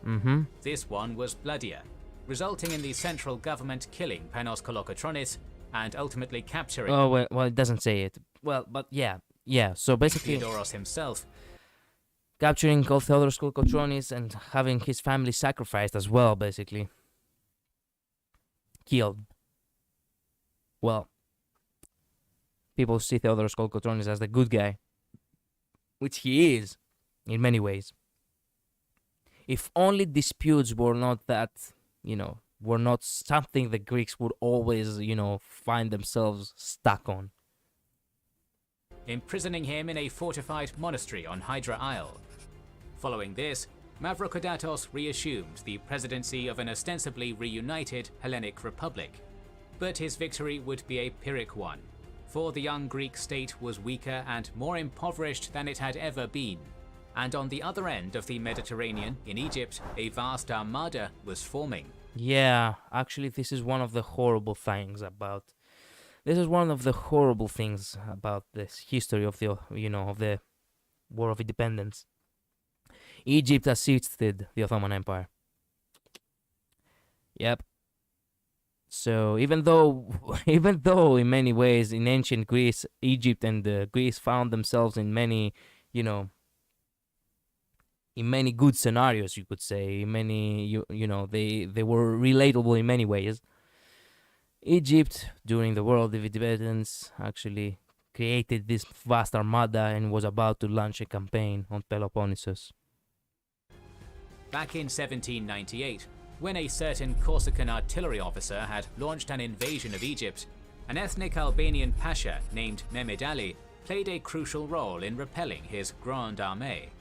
In subsequent years, Mehmed Ali would navigate treacherous political waters to become the governor of the Ottoman province he had helped liberate. Like so many other provincial notables across the empire, the Albanian lord would take advantage of the declining power of the Sultanate to establish a quasi-independent fief in his new realm, and by virtue of sitting on the richest breadbasket in the Mediterranean, quickly became perhaps the most powerful ruler in the Near East, an Ottoman vassal in name alone. Meanwhile, in Istanbul, Sultan Mahmud II was growing increasingly infuriated at his Greek quagmire, and he needed help. It may have pricked his pride to plead a vassal for aid in putting down what was essentially a small peasant rebellion in his poorest province, but at this rate he had no choice. However, Mehmed Ali's aid wouldn't come free. So it was that the renegade Pasha was promised that whatever land he helped subdue would be added to his already massive autonomous realm, and with that, Egypt entered the fray. Yep. Mehmed Ali first intervened in the Greek insurrection in 1822, when the Sultan promised him Crete in return for crushing the rebels on that island. Although the Cretans put up a fierce resistance, they were ultimately smothered by the end of 1823, and Crete was restored to nominal Ottoman control as part of the Albanian Pasha's de facto Egyptian empire. Yep. Buoyed by the first major success against the Greeks since the rebellion's onset, the Sultan leaned on Mehmed Ali further, promising him control over the Peloponnese in exchange for the total annihilation of that nucleus of rebel activity. On July 19, 1824, 450 warships and transport vessels ferrying 14,000 European-trained infantrymen and cavalry, perhaps the first truly modern army to be raised in Ottoman lands. Mehmed Ali's fully modernized European-style army was masterminded by his key military advisor and French Napoleonic veteran named Joseph Althigmi Seve. Seve later converted to Islam and became known as the Soliman Pasha al-Faransawi. Set sail from Alexandria. At its head was Ibrahim Pasha, the eldest son of Mehmed Ali, an experienced warrior, battle-hardened from putting down rebellions in Arabia. Ibrahim navigated his armada into the Aegean, leaving a wake of Hellene blood behind him.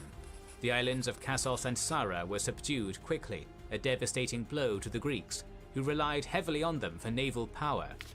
Nevertheless, the Hellenic Republic. Granted, the Greek fleet from Hydra and Spetses did manage to temporarily halt the Egyptian fleet in a naval battle of the Bodrum Peninsula in September 1824. Which was at the time still mired in the Kolokotronis Mavrocordatos civil war, did nothing to stop Ibrahim's advance. On February 11, 1825, the Egyptians finally made landfall in the Morea. Seeing Ibrahim as no different than the likes of Dramali or Mustafa Pasha, both of whom they'd handily repulsed, the Greeks arrogantly disregarded the threat. Really? A fatal mistake, for Ibrahim possessed a ruthless logistical and tactical genius, the likes of which the rebel nation had never seen. Within a Man, this whole thing sounds like an anime. I'm not even fucking joking. Every time you see like Greece rebelling, even in ancient Greece or Byzantine Greece or in the most recent years, in the War of Independence, Greece, it's always like an anime. Like, fuck me. Like, we took this one guy down. We took this other guy down. Now this third guy, third season, a new villain has arrived. Wow. I actually would love to see what a single episode of an anime based upon the Greek War of Independence would be like. Few weeks, Ibrahim had conquered the old Phoenician fortress of Methoni, while the Hellenic Republic, still busy finishing up its second civil war, did little to resist. Shit. The Egyptians then advanced on to take the twin fortresses of Old and New Navarino. Having finally subdued Kolokotronis by this point, the Hellenic government finally put up serious resistance, but their 7,500-strong army was crushed outside the village of Kramidia on April 19th. The fortresses of Navarino. George Jarvis, an American Philhellene, was among Navarino's defenders. When the fortress fell, he rejected an offer by Ibrahim Pasha to serve under him. Wow. Nice. Man, talk about the Philhellenes did more for Greece than the Greeks. What the fuck is all this? Fell a month later, forcing the Greeks to come to the bitter realization that the Egyptian foes they had underestimated were in fact far tougher and more professional than. Yep. Suddenly, middle of the third season. No, the Egyptians are actually fucking tough. We haven't faced these guys in thousands years. We haven't faced these guys in, 2,000 years or some shit. Previously, the Greeks were at what is this? Wait a minute. Previously, the Greeks were unintimidated by the Egyptian soldiers, most of whom were short, skinny, and blind in one eye due to prevalence of parasitic worms that attacked the eye in the Nile. And the mostly Albanian mercenaries they had been fighting previously. After his initial success, Ibrahim pushed deeper into the Peloponnese at a blitzkrieging rate.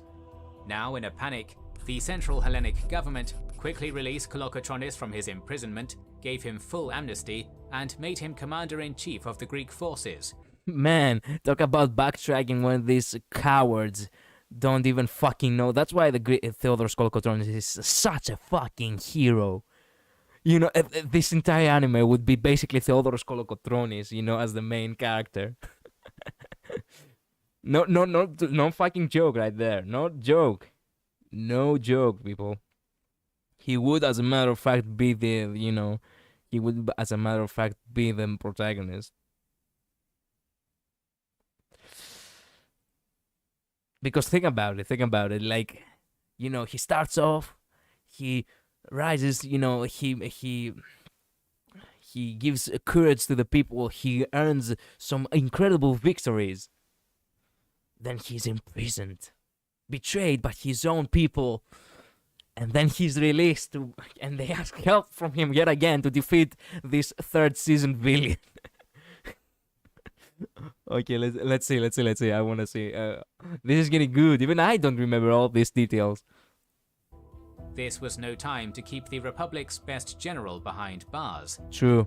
Now reconciled with his former political enemies, Kolokotronis managed to slow down Ibrahim's advance through guerrilla tactics, and even deter him from advancing on the provincial capital of Nafplion. Nice. However, the Egyptian advance could not be stopped entirely, and by the end of 1825, most of Peloponnesos's major towns were back in Ottoman hands. Fuck. Meanwhile, at sea, the formerly deadly Greek navy was becoming less effective as Ottoman and Egyptian methods adapted to their fireship techniques. Yep. By now, only a few strongholds remained in Hellenic hands, one of which would be the stage of the most iconic battle of the entire war. Twice had the town of Missolonghi. This is where it's gonna get horrible.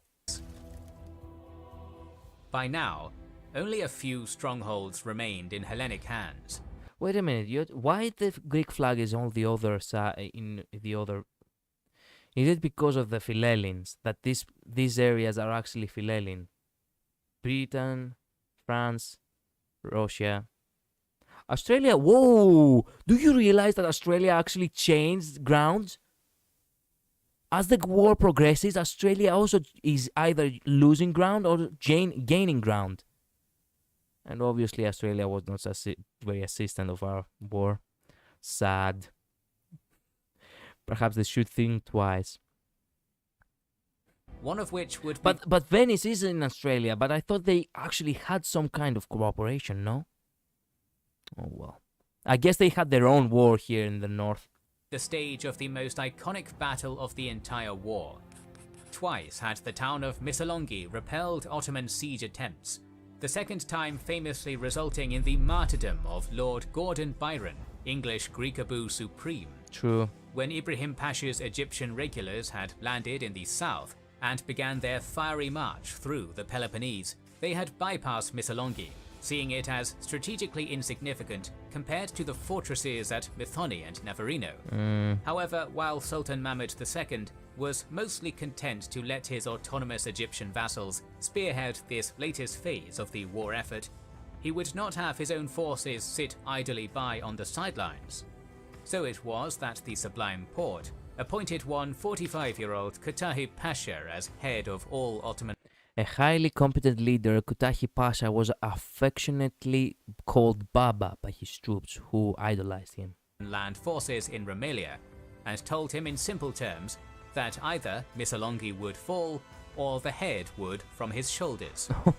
Thus, while Ibrahim Pasha was conquering his way through Morea, Kütahya Pasha assembled an army in Jania and crossed the Pindos Mountains in spring of 1825, arriving before the walls of Missolonghi by April. The town was defended by a garrison of some 3,000 men. It was under the loose overall command of the Swiat captain Notis Botzaris, and composed mostly of Greek and Swiat Albanian warriors, alongside a small contingent of Italian and German Philhellenes. In comparison, Kutahi Pasha had some 20,000 men at his disposal.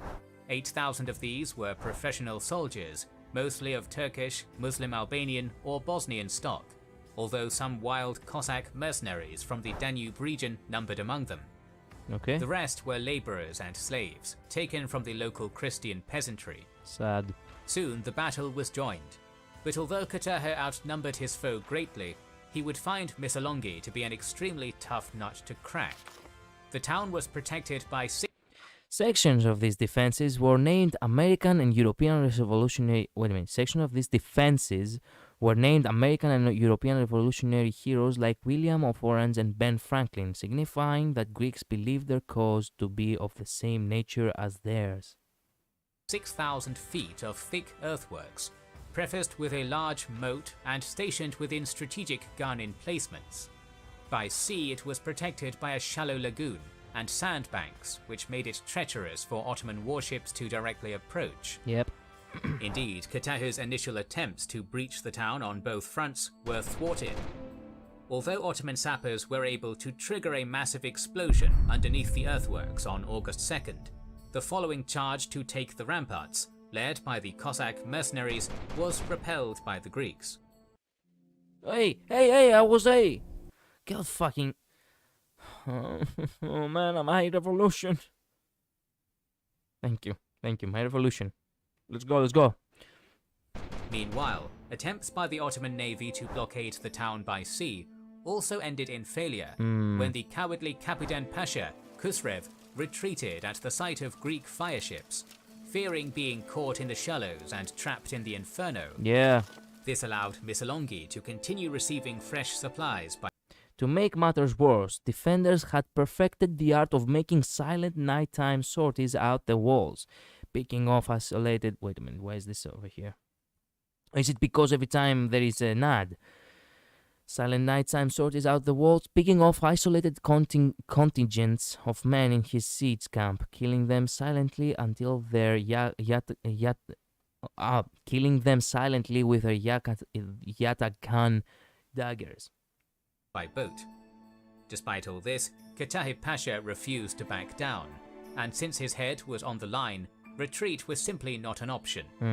However, help was needed, and so Kutaha opened communication with the other invader in the Peloponnese, who thus far had enjoyed...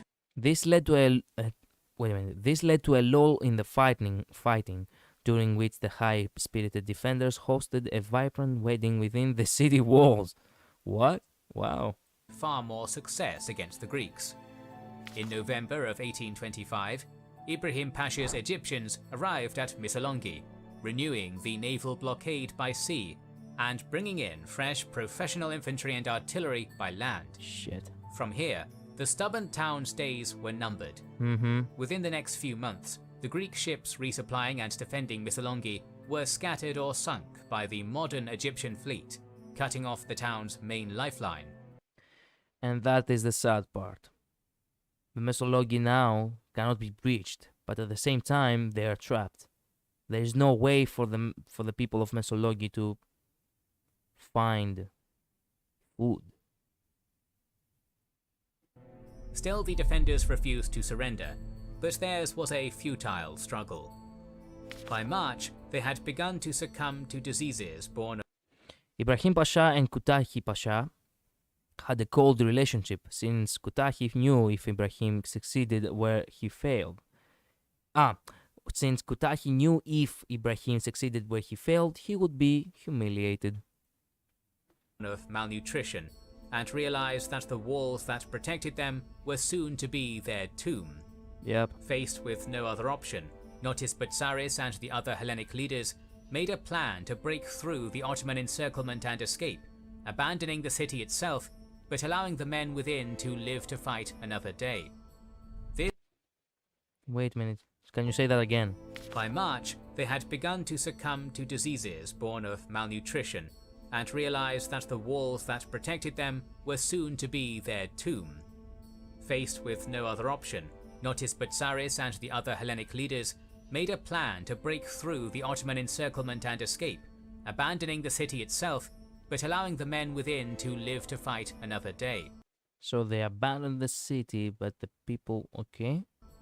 This would amount to a dramatic but ultimately disastrous final charge. On the 10th of April, the defenders burst forth from the town and began carving their way through the Egyptian Ottoman lines, but they were ultimately overrun. There The were Greeks too and many. Sriots were slaughtered, and the invaders poured into the town, massacring its civilian male population and enslaving the women. Yeah. For the Hellenic Republic, it was the single greatest military disaster of the war. Misologi was truly a great disaster.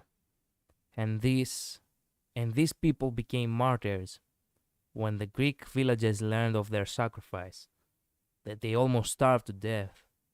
Some notes. I remember that from history class. Actually, some sources say that these people got so hungry that they started eating the dogs and the cats of the city. It was truly very sad. There is a song about the city, and there is also a lot of poems about it too. The rest of the Greeks knew that this sacrifice should not go into vain. And the Greeks, once again they were fired up with rage and the need to exact revenge on their enemies. After Missolonghi, the Hellenes were hanging on by a thread, but they were hanging on, for a handful of fortresses were still in revolutionary hands, like the provisional capital of Nafplion and the Acropolis at Athens. Hell yeah. But the pressure was still on. 3 months after Missolonghi's fall, Kutahu Pasha's army arrived at Athens and dug in for a siege. Ibrahim and his Egyptian land forces, meanwhile, roamed the Morea with impunity, burning villages and carrying off grain and livestock. However, the Egyptians had sustained heavy The Egyptians were also becoming increasingly tired, stricken by disease and weary of being so far from home.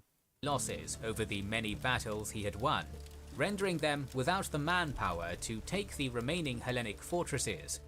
Consequently, the old bandit Kolokotronis continued to be a thorn in Ibrahim's side. Indeed, beyond the plains and in the hills, Many Greek villages had surrendered to Ibrahim and the Ottomans to save themselves, forcing Kolokotronis to force their cooperation through fire and sword. Well, yeah, Theodorus Kolokotronis actually had balls of steel, because there are a lot of cowards out there, and a lot of traitors too. They say they want to fight for a cause, but the very moment something gets difficult, they run. Well, or they just, turn to the enemy side, basically. So that's why Kolokotronis was like, I'm gonna fuck you up if you actually... I'm gonna shove my sword between your intestines if you actually go AWOL. rebel activity was still strong, and Ibrahim's Arab corps ventured into them at the peril of being picked off by snipers. This inability to take mountainous territory was put on full display in June of 1826, when Ibrahim made the ill-fated decision to lead his armies into the Mani Peninsula. This is the best moment in the recent history of Mani, the place where I'm from. I have seen also the statue, the statue of the woman with the scythe. I will not elaborate more on that. Let the guy speak. Even before the revolution, Mani had never really been under Ottoman occupation, and when Ibrahim sent an envoy who offered the Maniots death or surrender, the Neo-Spartans sent him back with a reply which would have made their ancestor king Leonidas proud. From the few Greeks of Mani and the rest of the Greeks who lived there to Ibrahim Pasha, we received your letter in which you try to frighten us, saying that if we don't surrender, you'll kill the Maniots and plunder Mani. That's why we are waiting for you and your army. We, the inhabitants of Mani, sign and wait for you. Sure enough, This is the place where I'm coming from. I cannot even express to you the I cannot even express to you the honor and the courage I feel. We have heard what you say, and we decided that we won't take any more bullshit from you. Now, kind regards, and I will gladly wait you. I'll be gladly waiting for you in my tea party. That's why the Menions, unlike the Greek quote "freedom or death," they have the quote "victory or death," because the Menions were never enslaved; they were always free. The Egyptians found bitter weeds in Mani. The fortified mountain towns defied him, and at the citadel of Vergas, his 7,000-strong army was repulsed by 2,000 Maniot warriors and 500 assorted refugees from the rest of the Morea. Hell yeah. More humiliating on his part was the attempt to pincer Vergas by the Bay of Diros, which had no warrior garrison. This is the statue I saw. There, his soldiers were repulsed by a surprisingly fierce countercharge led by local elders and women, the latter of whom became honorifically known as the Amazons of Diros. That is the statue. It's the woman with the scythe running towards the Egyptian invaders that they were dubbed Amazons of Diros. They thought they could actually, siege these areas without any problem, because they knew there was no army there. And then the peasantry are the ones who took up to arms, and these people got so intimidated by this shit, they started running. Thwarted once, Ibrahim launched a second invasion in August, but again he was pushed back, this time at the town of Polyaravos, where the Maniots killed 400 Egyptians, losing only 9 men in the process. Yeah. The continued struggle of Kolokotronis and the resistance of the Maniots were ultimately small victories compared to the loss of Missolonghi and most of the Peloponnese. But they did a huge change now, didn't they? That's why the Manions are considered the modern Spartans. The Neo-Spartans. The entire world praises the Spartans, but the entirety of Greece praises the Maniots. Hell yeah, hell yeah. I wish one day I'll get to re-watch this, documentary, and then I'm gonna have, way more people react to the fact that, yeah, hey, I'm a Maniot. And then I wanna see what they have to say about all that. Like dear Miru, who was actually, kind enough to actually show that, yeah, it is technically very interesting for someone to be from a place where they have such incredible history.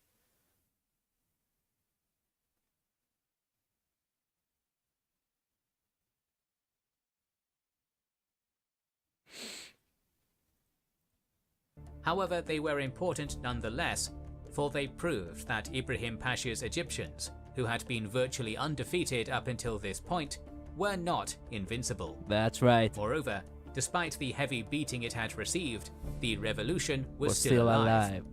Oh yeah. Although public opinion in Western Europe had always been sympathetic to the Greek cause, the actual governments of those countries were extremely reluctant to get involved, seeing the Hellenic rebels as a threat to the political security of the continent.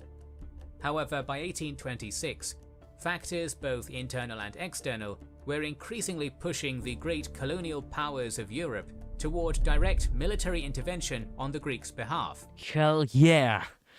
Yes. Why Austria is still outside, goddammit. Oh well. By that point, public outcry against the slaughter of the Christians of Greece by Islamic soldiers was becoming too hard to ignore. Well, yeah, because they really didn't pull punches. Direct military because they really wanted to erase, Christianity from Greece entirely. They knew as long as the Greeks have faith, there will be a revolution, and they tried to drown that. But trying to commit genocide, it's something that every normal kingdom from every corner of the earth knows, that such atrocity, it's not to just be ignored. And that's why everyone was like, hell yeah, Greek Revolution, let's go. Intervention on the Greeks' behalf. By that point, public outcry against the slaughter of the Christians of Greece by Islamic soldiers was becoming too hard to ignore. This sentiment had snowballed after Western Philhellenes, like Lord Byron, began martyring themselves fighting for the Greek cause, and continued to do so after Missolonghi, as an unprecedented outpouring of sympathy from the romantic, educated masses of Enlightenment Europe grew into a force which governments could not ignore. Nice. Throughout the West, lobbyist societies began popping up to support the Greek cause, such as the Société Philanthropique en Faveur des Grecs in France, which was patronized by the powerful Duke of Orleans. Nice. Concurrently, painters, composers, and playwrights utilized A play titled The Siege of Missolonghi, or Massacre of the Greeks, played in the London Royal Amphitheatre in September of 1826, while in Paris, the Italian maestro Giovanni Gioacchino Rossini staged operas featuring stories of daring historic Greek battles against the Ottoman Empire. Hell yeah. their voices to engender sympathy for the Greek cause. All over Europe, Philhellenism became a In Austria too. Fuck yes. Finally, now the entirety of Europe was on Greece's side. Let's do this. cultural phenomenon which unified diverse swaths of European society, a factor which eventually helped push their governments to action. As Britain and France inched ever closer to sending armies into Greece, individual Briton adventurers continued to go off to fight of their own accord, but no longer were these Philhellenes young students or romantic lordlings, but high-ranking decorated war heroes. Nice. Indeed, after Ibrahim's devastating military invasion, Greek leadership was in disarray, and as such, the struggling republic consented to allow members of the British military aristocracy to lead the Hellenic army and navy. Finally. They finally decided to help. Back in 1825, Wait a minute. The London Greek Committee had sent the notorious poor Hellenic Republic a monetary loan in 1824. But, seeing it spent on wasteful and corrupt purposes, decided instead to send the Greeks military leaders and equipment. It decided instead to send the Greeks military leaders and equipment rather than money. Well, wise choice. the London Greek Committee, the foremost Philhellene lobbyists in England, secured the private services of one Lord Thomas Cochrane. It's kind of weird how the Britons actually became such Philhellenes, only to be reminded that actually a couple of years ago, before, like approximately 20 years before the revolution, one baron actually came and took the marbles of Parthenon. Or perhaps that was the reason. He took the marbles of Parthenon, and when people actually saw the marbles, it's almost like it was radiating signals to them for love for Hellenic culture or something. Long-time viewers of our channel will be intimately familiar with Lord Cochrane and his antics, a Scottish madman who was perhaps the single deadliest sea captain of the 19th century, having made mincemeat of France's warships during the Napoleonic Wars, Wow. only to run afoul of the British government and then go into exile in South America, where he played a critical role in helping Chile, Peru. Cochrane was also a patron of naval innovation and wanted to bring brand new steam-powered warships to fight in Greece, although this plan never really materialized. Man, steam-powered warships in Greece back in those days, we would have annihilated the Ottomans. Peru and Brazil win their respective independence wars. As Cochrane was sent to lead the Greeks by sea, so too was his counterpart, Richard Church, appointed to lead them by land. Church was an Irishman with roots in the Greek community. Nice. During the Napoleonic Wars, he had led an auxiliary regiment of the British Army, composed of ethnic Greek light infantry, to take the French-occupied Ionian Islands. The Ionian Islands were one of the few Greek territories not subject to centuries of Ottoman rule. It was the birthplace of many prominent Greek thinkers and leaders like Ioannis Kapodistrias. Serving in Church's Greek regiment during this time was a younger Theodoros Kolokotronis. Indeed, the old warlord had great respect for his former British commander. Nice. And when Church arrived to command the Greek army, Kolokotronis is said to have remarked, "At long last, our father is come." The two Britons immediately had a unifying impact on the Greek war effort. Let's do this. Like, you son of a bitch. Exactly like that. The scene After from Ibrahim's campaign that. of destruction, the Hellenic government had fallen back into their old rivalries. Mavrocordatos, the old ship of state, had gone into retirement after the fall of Missolonghi. Wisely. And in his absence, the National Assembly he built, then fought a civil war to unify, had split again into two rival factions of bickering politicians and warlords, based in Aegina and Castri, respectively. Shit. When Church and Cochrane landed on Greek soil in March of 1827, they both refused to accept office until the squabbling factions settled their differences, which they eventually did. Smart. With the Greeks now about as unified as they were capable of being, the two Britons took their respective positions as Admiral and Commander-in-Chief of the Hellenic Republic and went on the offensive. Their first mission was to relieve the Acropolis at Athens, which for nearly a year had been under siege by Katahu Pasha's forces. This, however, would not go as planned. Ironically, while Cochrane and Church were capable of unifying the Greek factions, they could not stand one another and were constantly butting heads. Their utter inability to coordinate or cooperate led to Katahu leading a successful sortie against Cochrane's advance force, which killed over 1,500 Greek soldiers. Seeing their relief army annihilated, the small garrison holding out in the Acropolis surrendered, and Athens fell back into Ottoman hands. It was yet another heavy setback for the Greek cause. Cochrane would later lead a fireship attack on Ibrahim's home port of Alexandria, which was ultimately unsuccessful. But this was still not the end, for on the great stage on which the Concert of Europe performed, the gears of geopolitics had begun to turn. Where Britain's best military minds had failed the Greeks, their politicians would succeed. As much as the eventual intervention of the great powers in the Greek War of Independence was influenced by public sympathy, the core deciding factor was born of realpolitik. By the 1820s, there was a Russian-sized elephant in the room. True. The Tsar's influence in Ottoman affairs had been increasing since the 1770s, and as Western Europe watched Istanbul's territory gradually shrink at St. Petersburg's expense, an Eastern question arose. What would happen to the balance of power in Europe if the Ottoman Empire collapsed and Russia doubled its territory as a result? Wait a minute. In the room. How big did it got? The core deciding factor was Europe watched Istanbul's territory gradually shrink at St. Petersburg's expense. An Eastern question arose.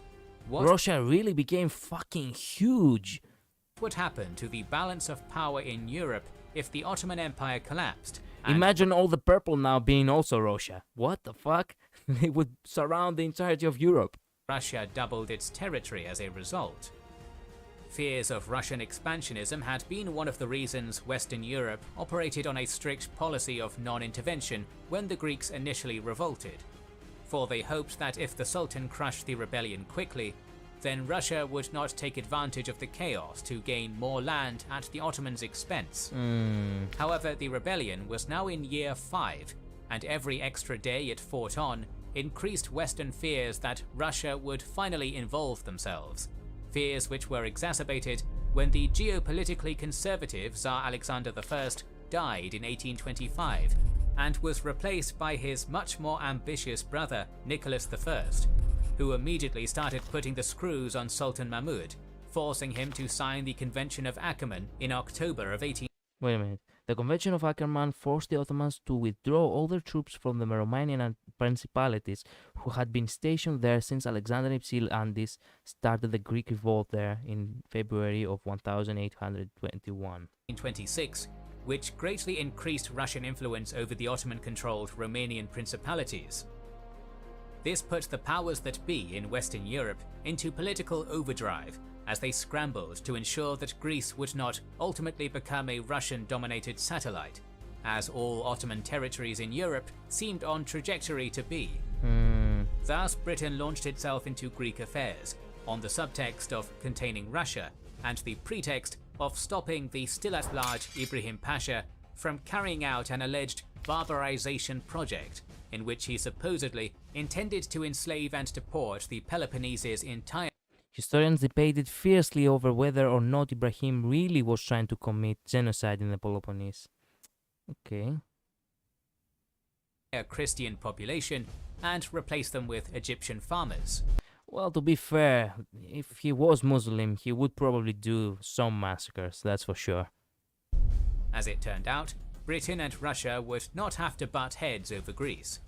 Largely due to the efforts of Foreign Secretary George Canning, the two superpowers came to an agreement in which, for the sake of global stability, they would jointly mediate the ongoing conflict between the Hellenes and the Sultan.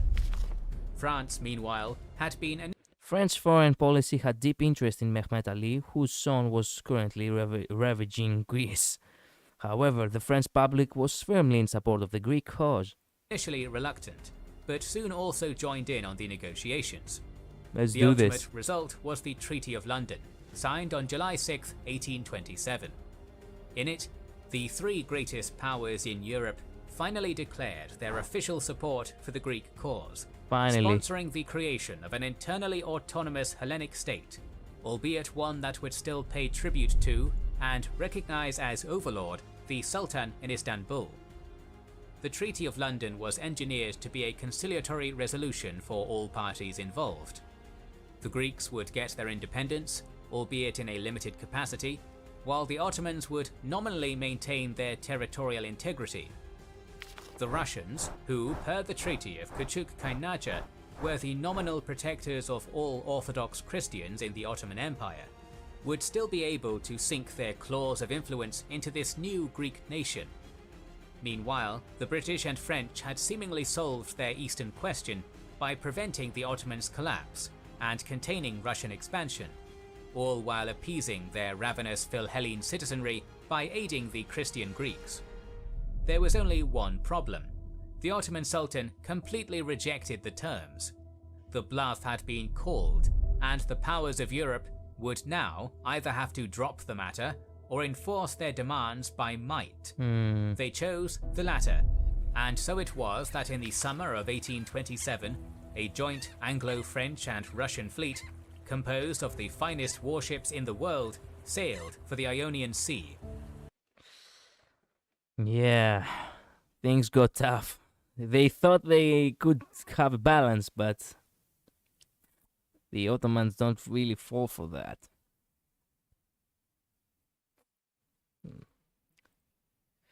It is what it is.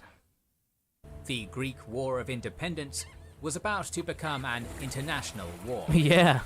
Για να υπάρχουν Έλληνες σε 100 χρόνια. Oh, shut the fuck up. To be fair, this is like World War. Look, the way I see it, there was a lot of like. It's not World War if not the entire world was, part of it, but a European war. Now, the first part of that war was Napoleon Wars. The War of Independence was about to become truly a European war. European war. Damn. Here. Thank you. In the summer of 1827, Britain, France, and Russia had signed a joint agreement to establish Greece as an autonomous nation under the loose suzerainty of the. Wait, we're in the right. Independence was about to become an international war. Okay. In the summer of 1827, Britain, France, and Russia had signed a joint agreement to establish Greece as an autonomous nation under the loose suzerainty of the Ottoman Sultan. However, defiant in the face of outside nations interfering in internal civil unrest within his empire, Sultan Mahmud II unilaterally rejected this and geared up to confront the great powers. On the 7th of September 1827, the combined fleets of the Sublime Porte and Ibrahim's modern Egyptian armada anchored in the Bay of Navarino in anticipation of the arrival of their new foes. Sure enough, less than a week later, a British fleet, under one Admiral Edward Codrington, anchored a ways outside the harbour, with a French flotilla commanded by Count de Rigny joining it shortly after, and the English Codrington was initially deeply suspicious of the French de Rigny. For the French Navy, bad long, bad deep ties with Mehmet Ali's Egypt. There were even 10 French advisors currently aboard Ibrahim's fleet. Whoa. The Russian ships under the Dutch Admiral Lodewijk van Heyden en route. On the 25th of September, the Admirals Codrington and de Rigny parleyed with Ibrahim Pasha on the beach north of Pylos. The two sides were at an impasse. Ibrahim was under orders from the Sultan to attack the Hellenic naval stronghold of Hydra Island, while the Allied admirals were under orders to prevent any further ravaging of Greek lands. Codrington warned Ibrahim that if the Turco-Egyptian ships sailed for Hydra, the Allies would have to sink them all. Ooh. Ibrahim weighed his options. He was deeply outgunned, as the Europeans had 10 ships of the line, the dreadnoughts of the era, while the Turco-Egyptian fleet only had 3. Thus the Egyptian Pasha played for time, agreeing for now to keep his fleets in Navarino harbour while he awaited new orders from the port. Satisfied, the British and French admirals sailed away to reprovision, leaving only 2 ships at Navarino Bay to report on Ibrahim's actions. This uneasy ceasefire lasted about as long as one would imagine. Wow. The Greeks, for their part, were still fighting on. Okay. In the last days of September, Hellenic forces launched a campaign on Patras, and under the leadership of Richard Church, who was kind of doing a redemption arc thing after the debacle at Athens, destroyed a flotilla of 7 Ottoman ships in the Gulf of Corinth. Now, okay, this entire thing now, it feels like without Kolokotronis on the fray, this whole thing feels like a spin-off to the anime series. Now, this guy Church is the main character of this spin-off, and his first season, he actually humiliated himself with the fall of Athens, but now he has a redemption arc. This enraged Ibrahim, who wondered why the Europeans imposed an armistice on him, but allowed his enemies to continue waging war. It is what it is. So he weighed anchor and attempted to sail to reinforce the Ottoman garrison in Patras, but Codrington caught wind of this, and the British ships arrived in time to fire warning shots at them, forcing the Turco-Egyptian fleet back into Navarino Bay. At sea, Ibrahim was hemmed in. However, on land, the Allies had no forces, and the Egyptians still had a mostly unopposed 20,000-strong army. So, leaving his ships, Ibrahim resumed command of his ground forces and began ravaging the Peloponnese once more, albeit dogged by Kolokotronis and his guerrilla fighters. Now we return season 4. Kolokotronis is still in the fray, and he's gonna kick Ibrahim's ass. What is this? This action with which you would terrify us. This is his words. This action with which you would terrify us, threatening to cut down and burn up our fruit-bearing trees, is not warfare. The senseless trees cannot oppose themselves to anyone. But we will not submit. Not if you cut down every branch. Theodoros Kolokotronis. By now, Hayden's Russian fleet had joined the British and French squadrons, and it had become clear to all the Allied admirals that either Ibrahim nor the rulers in Alexandria and Istanbul who enabled him would never relent in their desire to grind the Greek rebellion to dust. Would never enable him to ever relent to this. Oh, so basically they said, fuck this. As the senior admiral of the combined Allied forces, Codrington realized that there was only one recourse left to him. On October 20th, 1827, the combined might of the British, French and Russian navies sailed into Navarino Bay with their gun ports raised, and the battle was joined. Okay. In the end, it was a completely one-sided affair.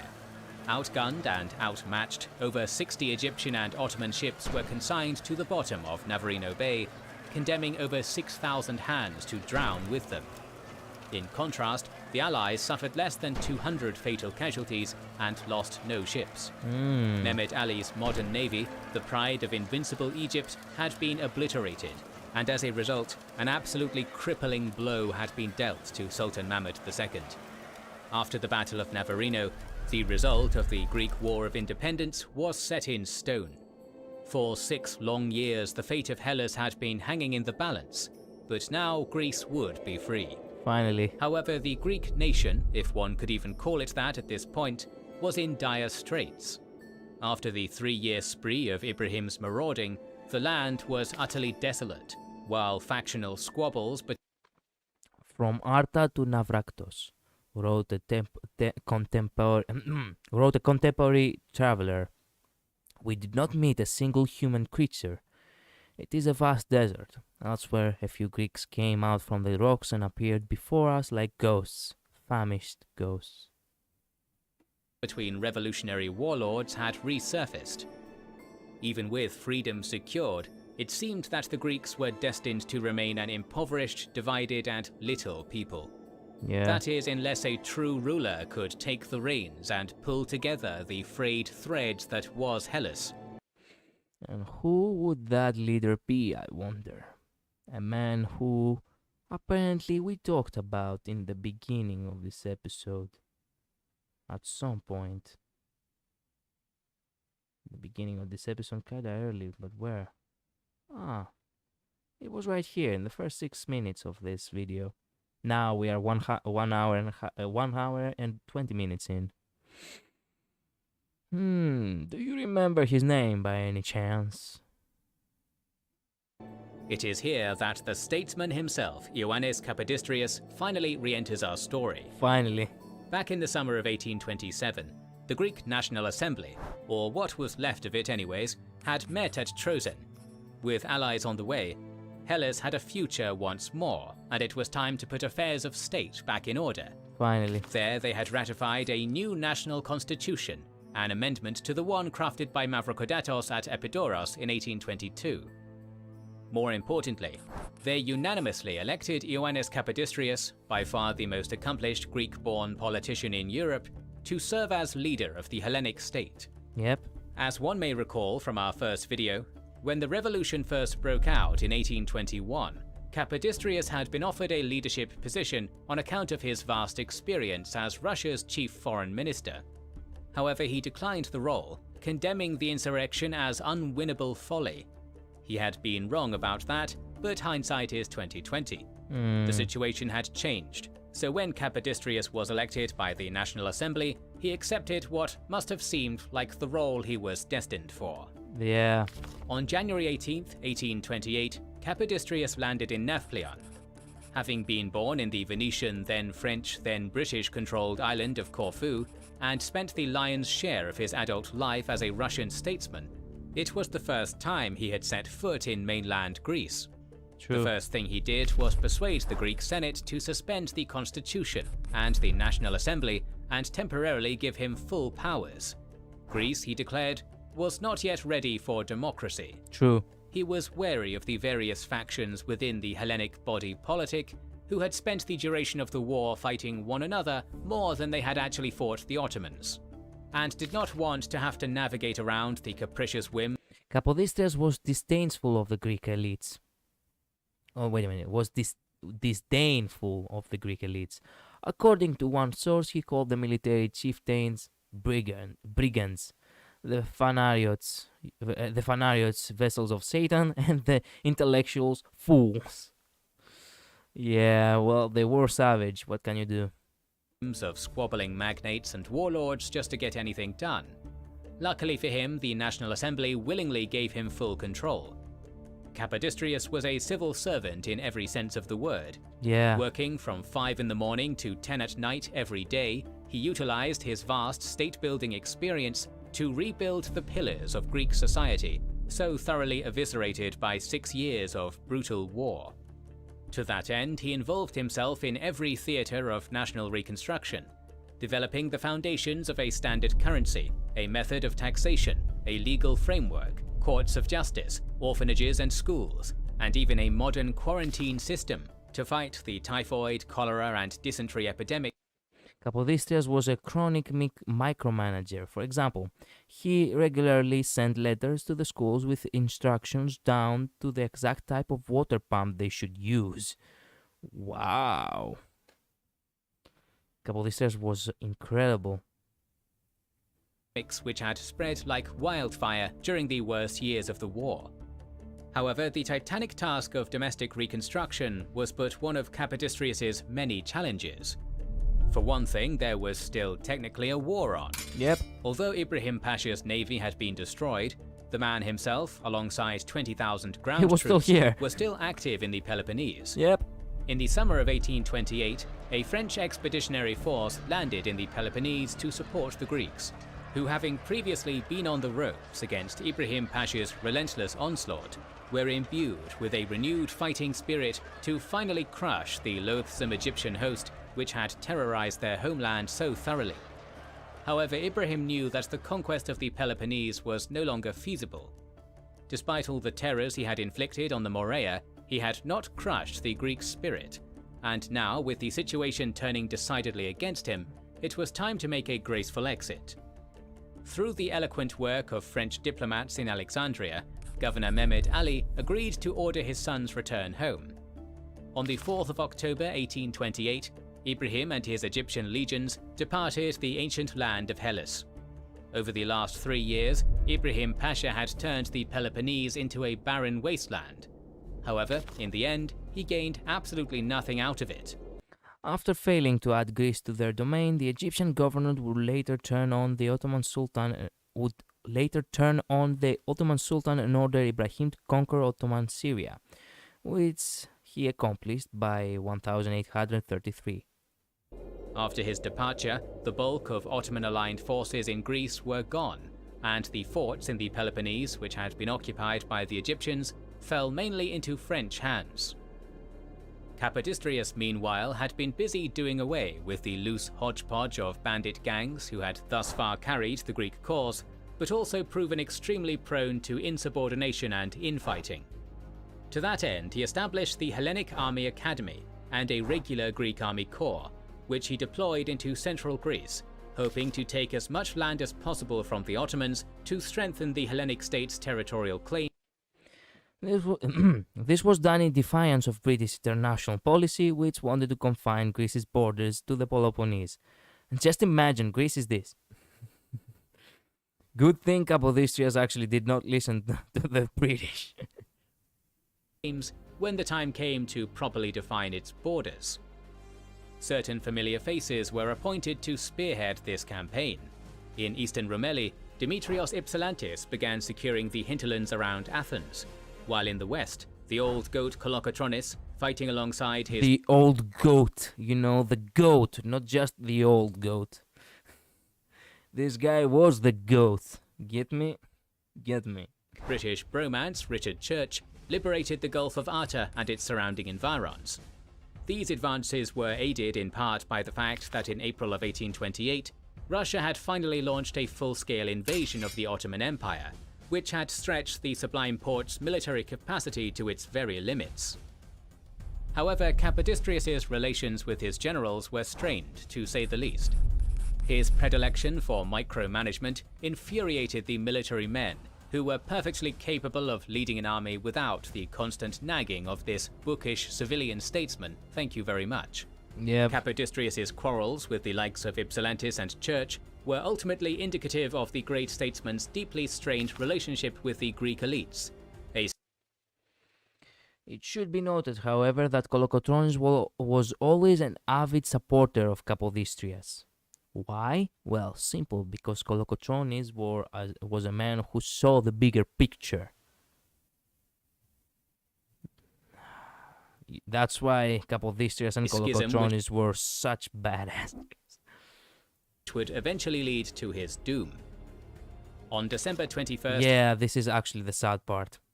Church were ultimately indicative of the great statesman's deeply strained relationship with the Greek elites. a schism which would eventually lead to his doom. Sad. On December 21st, 1828, the ambassadors of Britain, France, and Russia met on the island of Poros to discuss the borders of the new Greek nation. Whether Capodistrias liked it or not, the future of his people was now in the hands of these three titans, so he had to play ball with them. Yeah. Capodistrias himself argued that the Hellenic state's borders should extend from Delvina to Thessaloniki, while representatives of the current British Prime Minister, the Duke of Wellington, yes, the Waterloo guy, wanted to confine the Greek state solely to the Peloponnese. Yeah, In the smart end, ass. the diplomats at Poros agreed to a border which ran from Arta to the Gulf of Volos, which they argued would be the most practical and easily defendable frontier for young Hellas. Notably not present at the Conference of Poros were any representatives of Sultan Mahmud II, who was still clinging to the increasingly unrealistic prospect of reconquering his erstwhile Rumelian territories. However, the Sublime Porte's tune changed when in September of 1829, the ongoing Russo-Turkish War ended in their defeat, resulting in the Russians annexing more of their Black Sea territory and taking their place as the As you can see, Austria also is growing. overlords of the Romanian principalities. His position critically weakened. Wait a Sultan minute. Mahmud Where is the writing? I do not see the writing.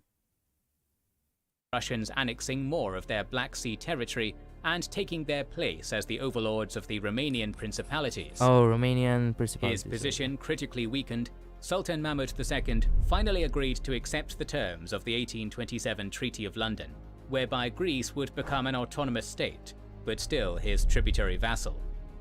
However, for Britain and France, this was no longer good enough. True. To them, Russia's recent gains were threatening, and if Greece remained an Ottoman vassal, no matter how nominally, then it would always remain under the predominant influence of the Tsar in St. Petersburg.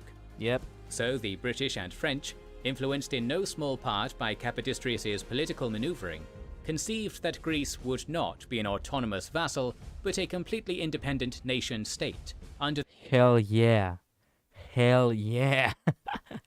the equal protection of all three great powers. Nice. This decision was ratified in the London Protocol of 1830, which the Russians only reluctantly agreed to, and the Ottomans were in no position to refuse. Finally. Thus, the international community welcomed the independent Hellenic nation-state into the fold. 9 end, years. 9 years, but we managed. We managed. It took 9 fucking years, but we managed. In less time than the, War of Troy. World record right there. Greek War of Independence concluded in the same way much of it was carried out, with bloody infighting.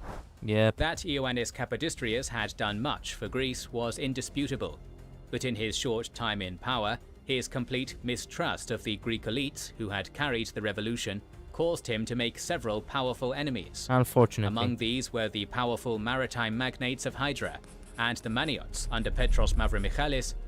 I have to be honest with you. Even I, as a Maniot, do not agree at all about what happened next. Two areas of Greece deeply accustomed to localized self-rule.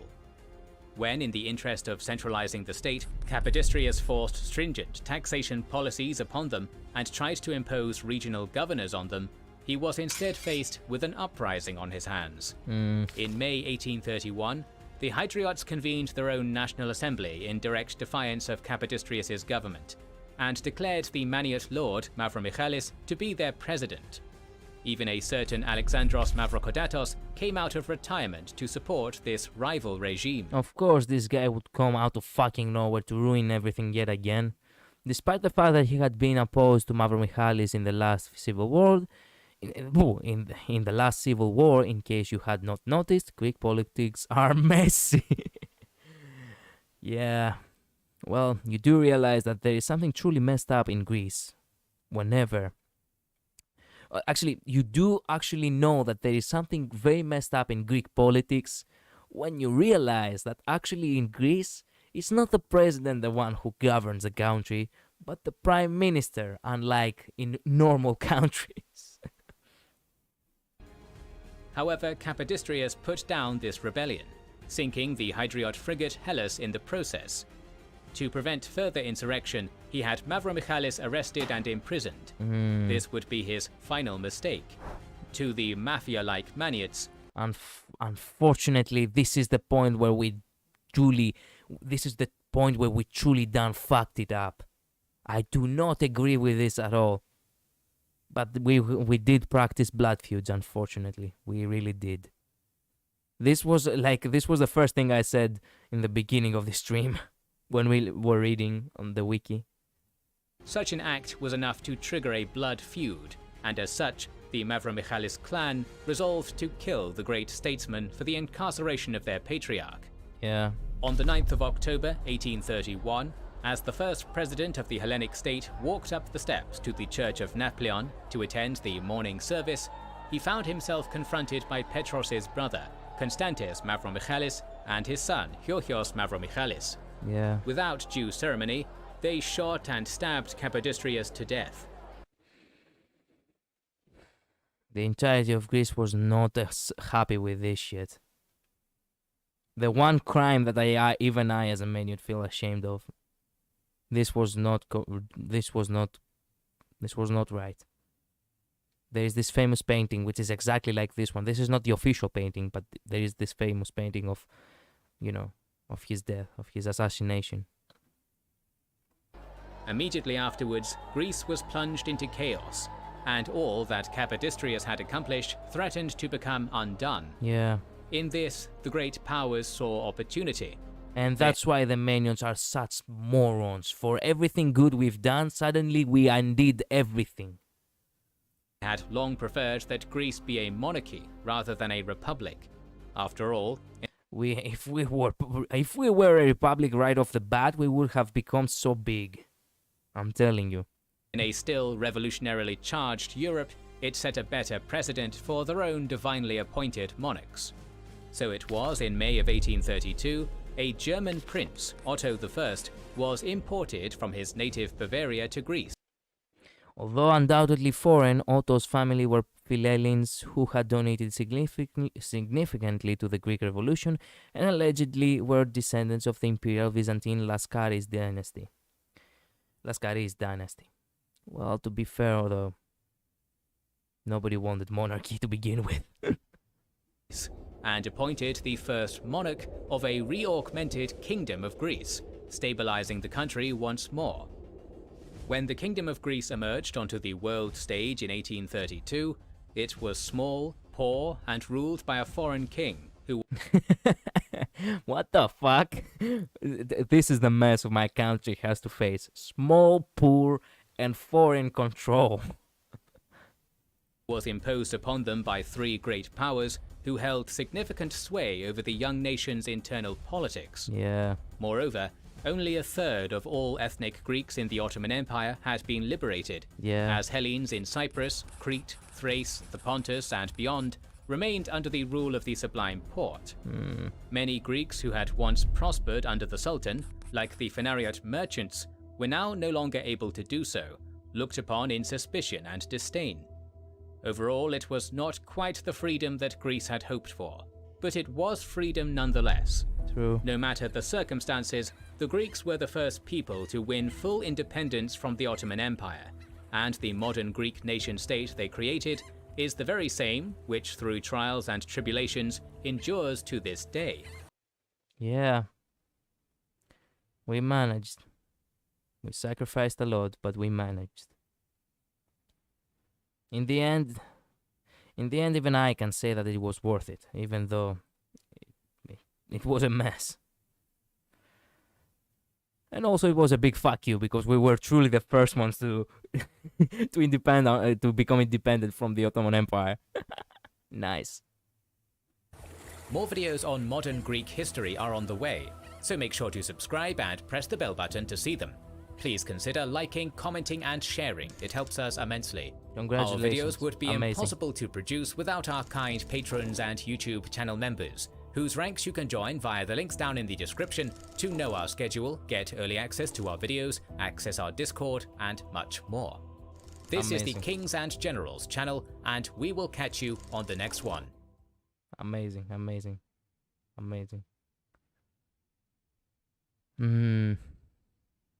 What do people have to say about this?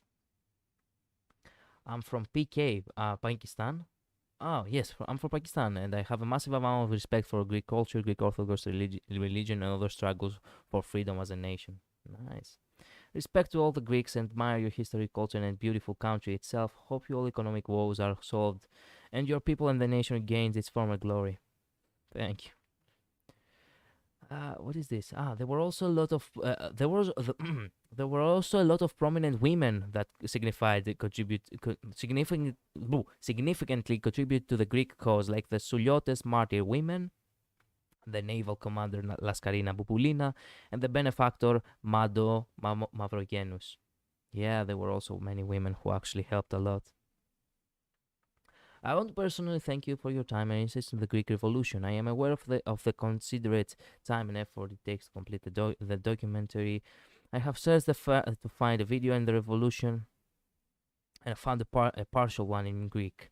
Wait a minute, I have searched to find a video on the revolution, and I found a partial one in Greek. I don't speak Greek, so it was useless to me.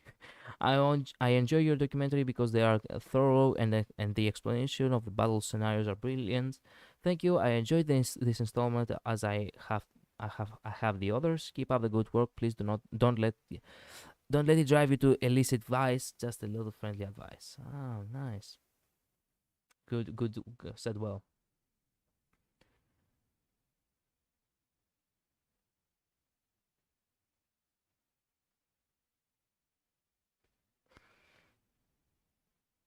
I still say it to this day. If Kapodistas remained the prime minister back then, Greece would have probably grown way stronger than it did. It's a miracle how Greece, after all of this misfortune, after it gained. It's a miracle how Greece, after all this misfortune, after it gained its independence, is still standing. Well, yeah, it is what it is. People have different ideals. It was always like that. Hmm.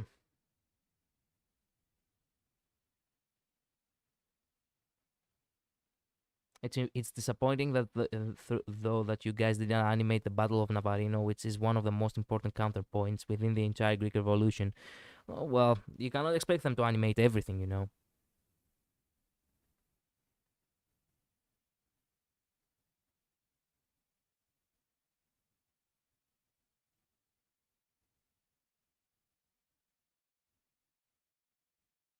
Mm,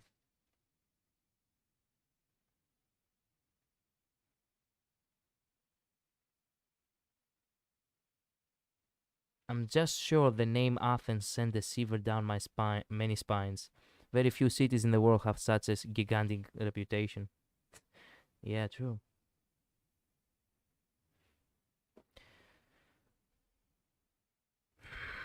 I guess that's all there is to it. This very video came out like 3 months ago, on November. Yeah, there is nothing more, unfortunately, to the Greek Revolution beyond this point in this channel. I've also been streaming for 4 hours. It was fun. For the last thing, I guess we should actually put the Greek anthem, no? Because why not? Should I put the instrumental? I should put the instrumental, why not?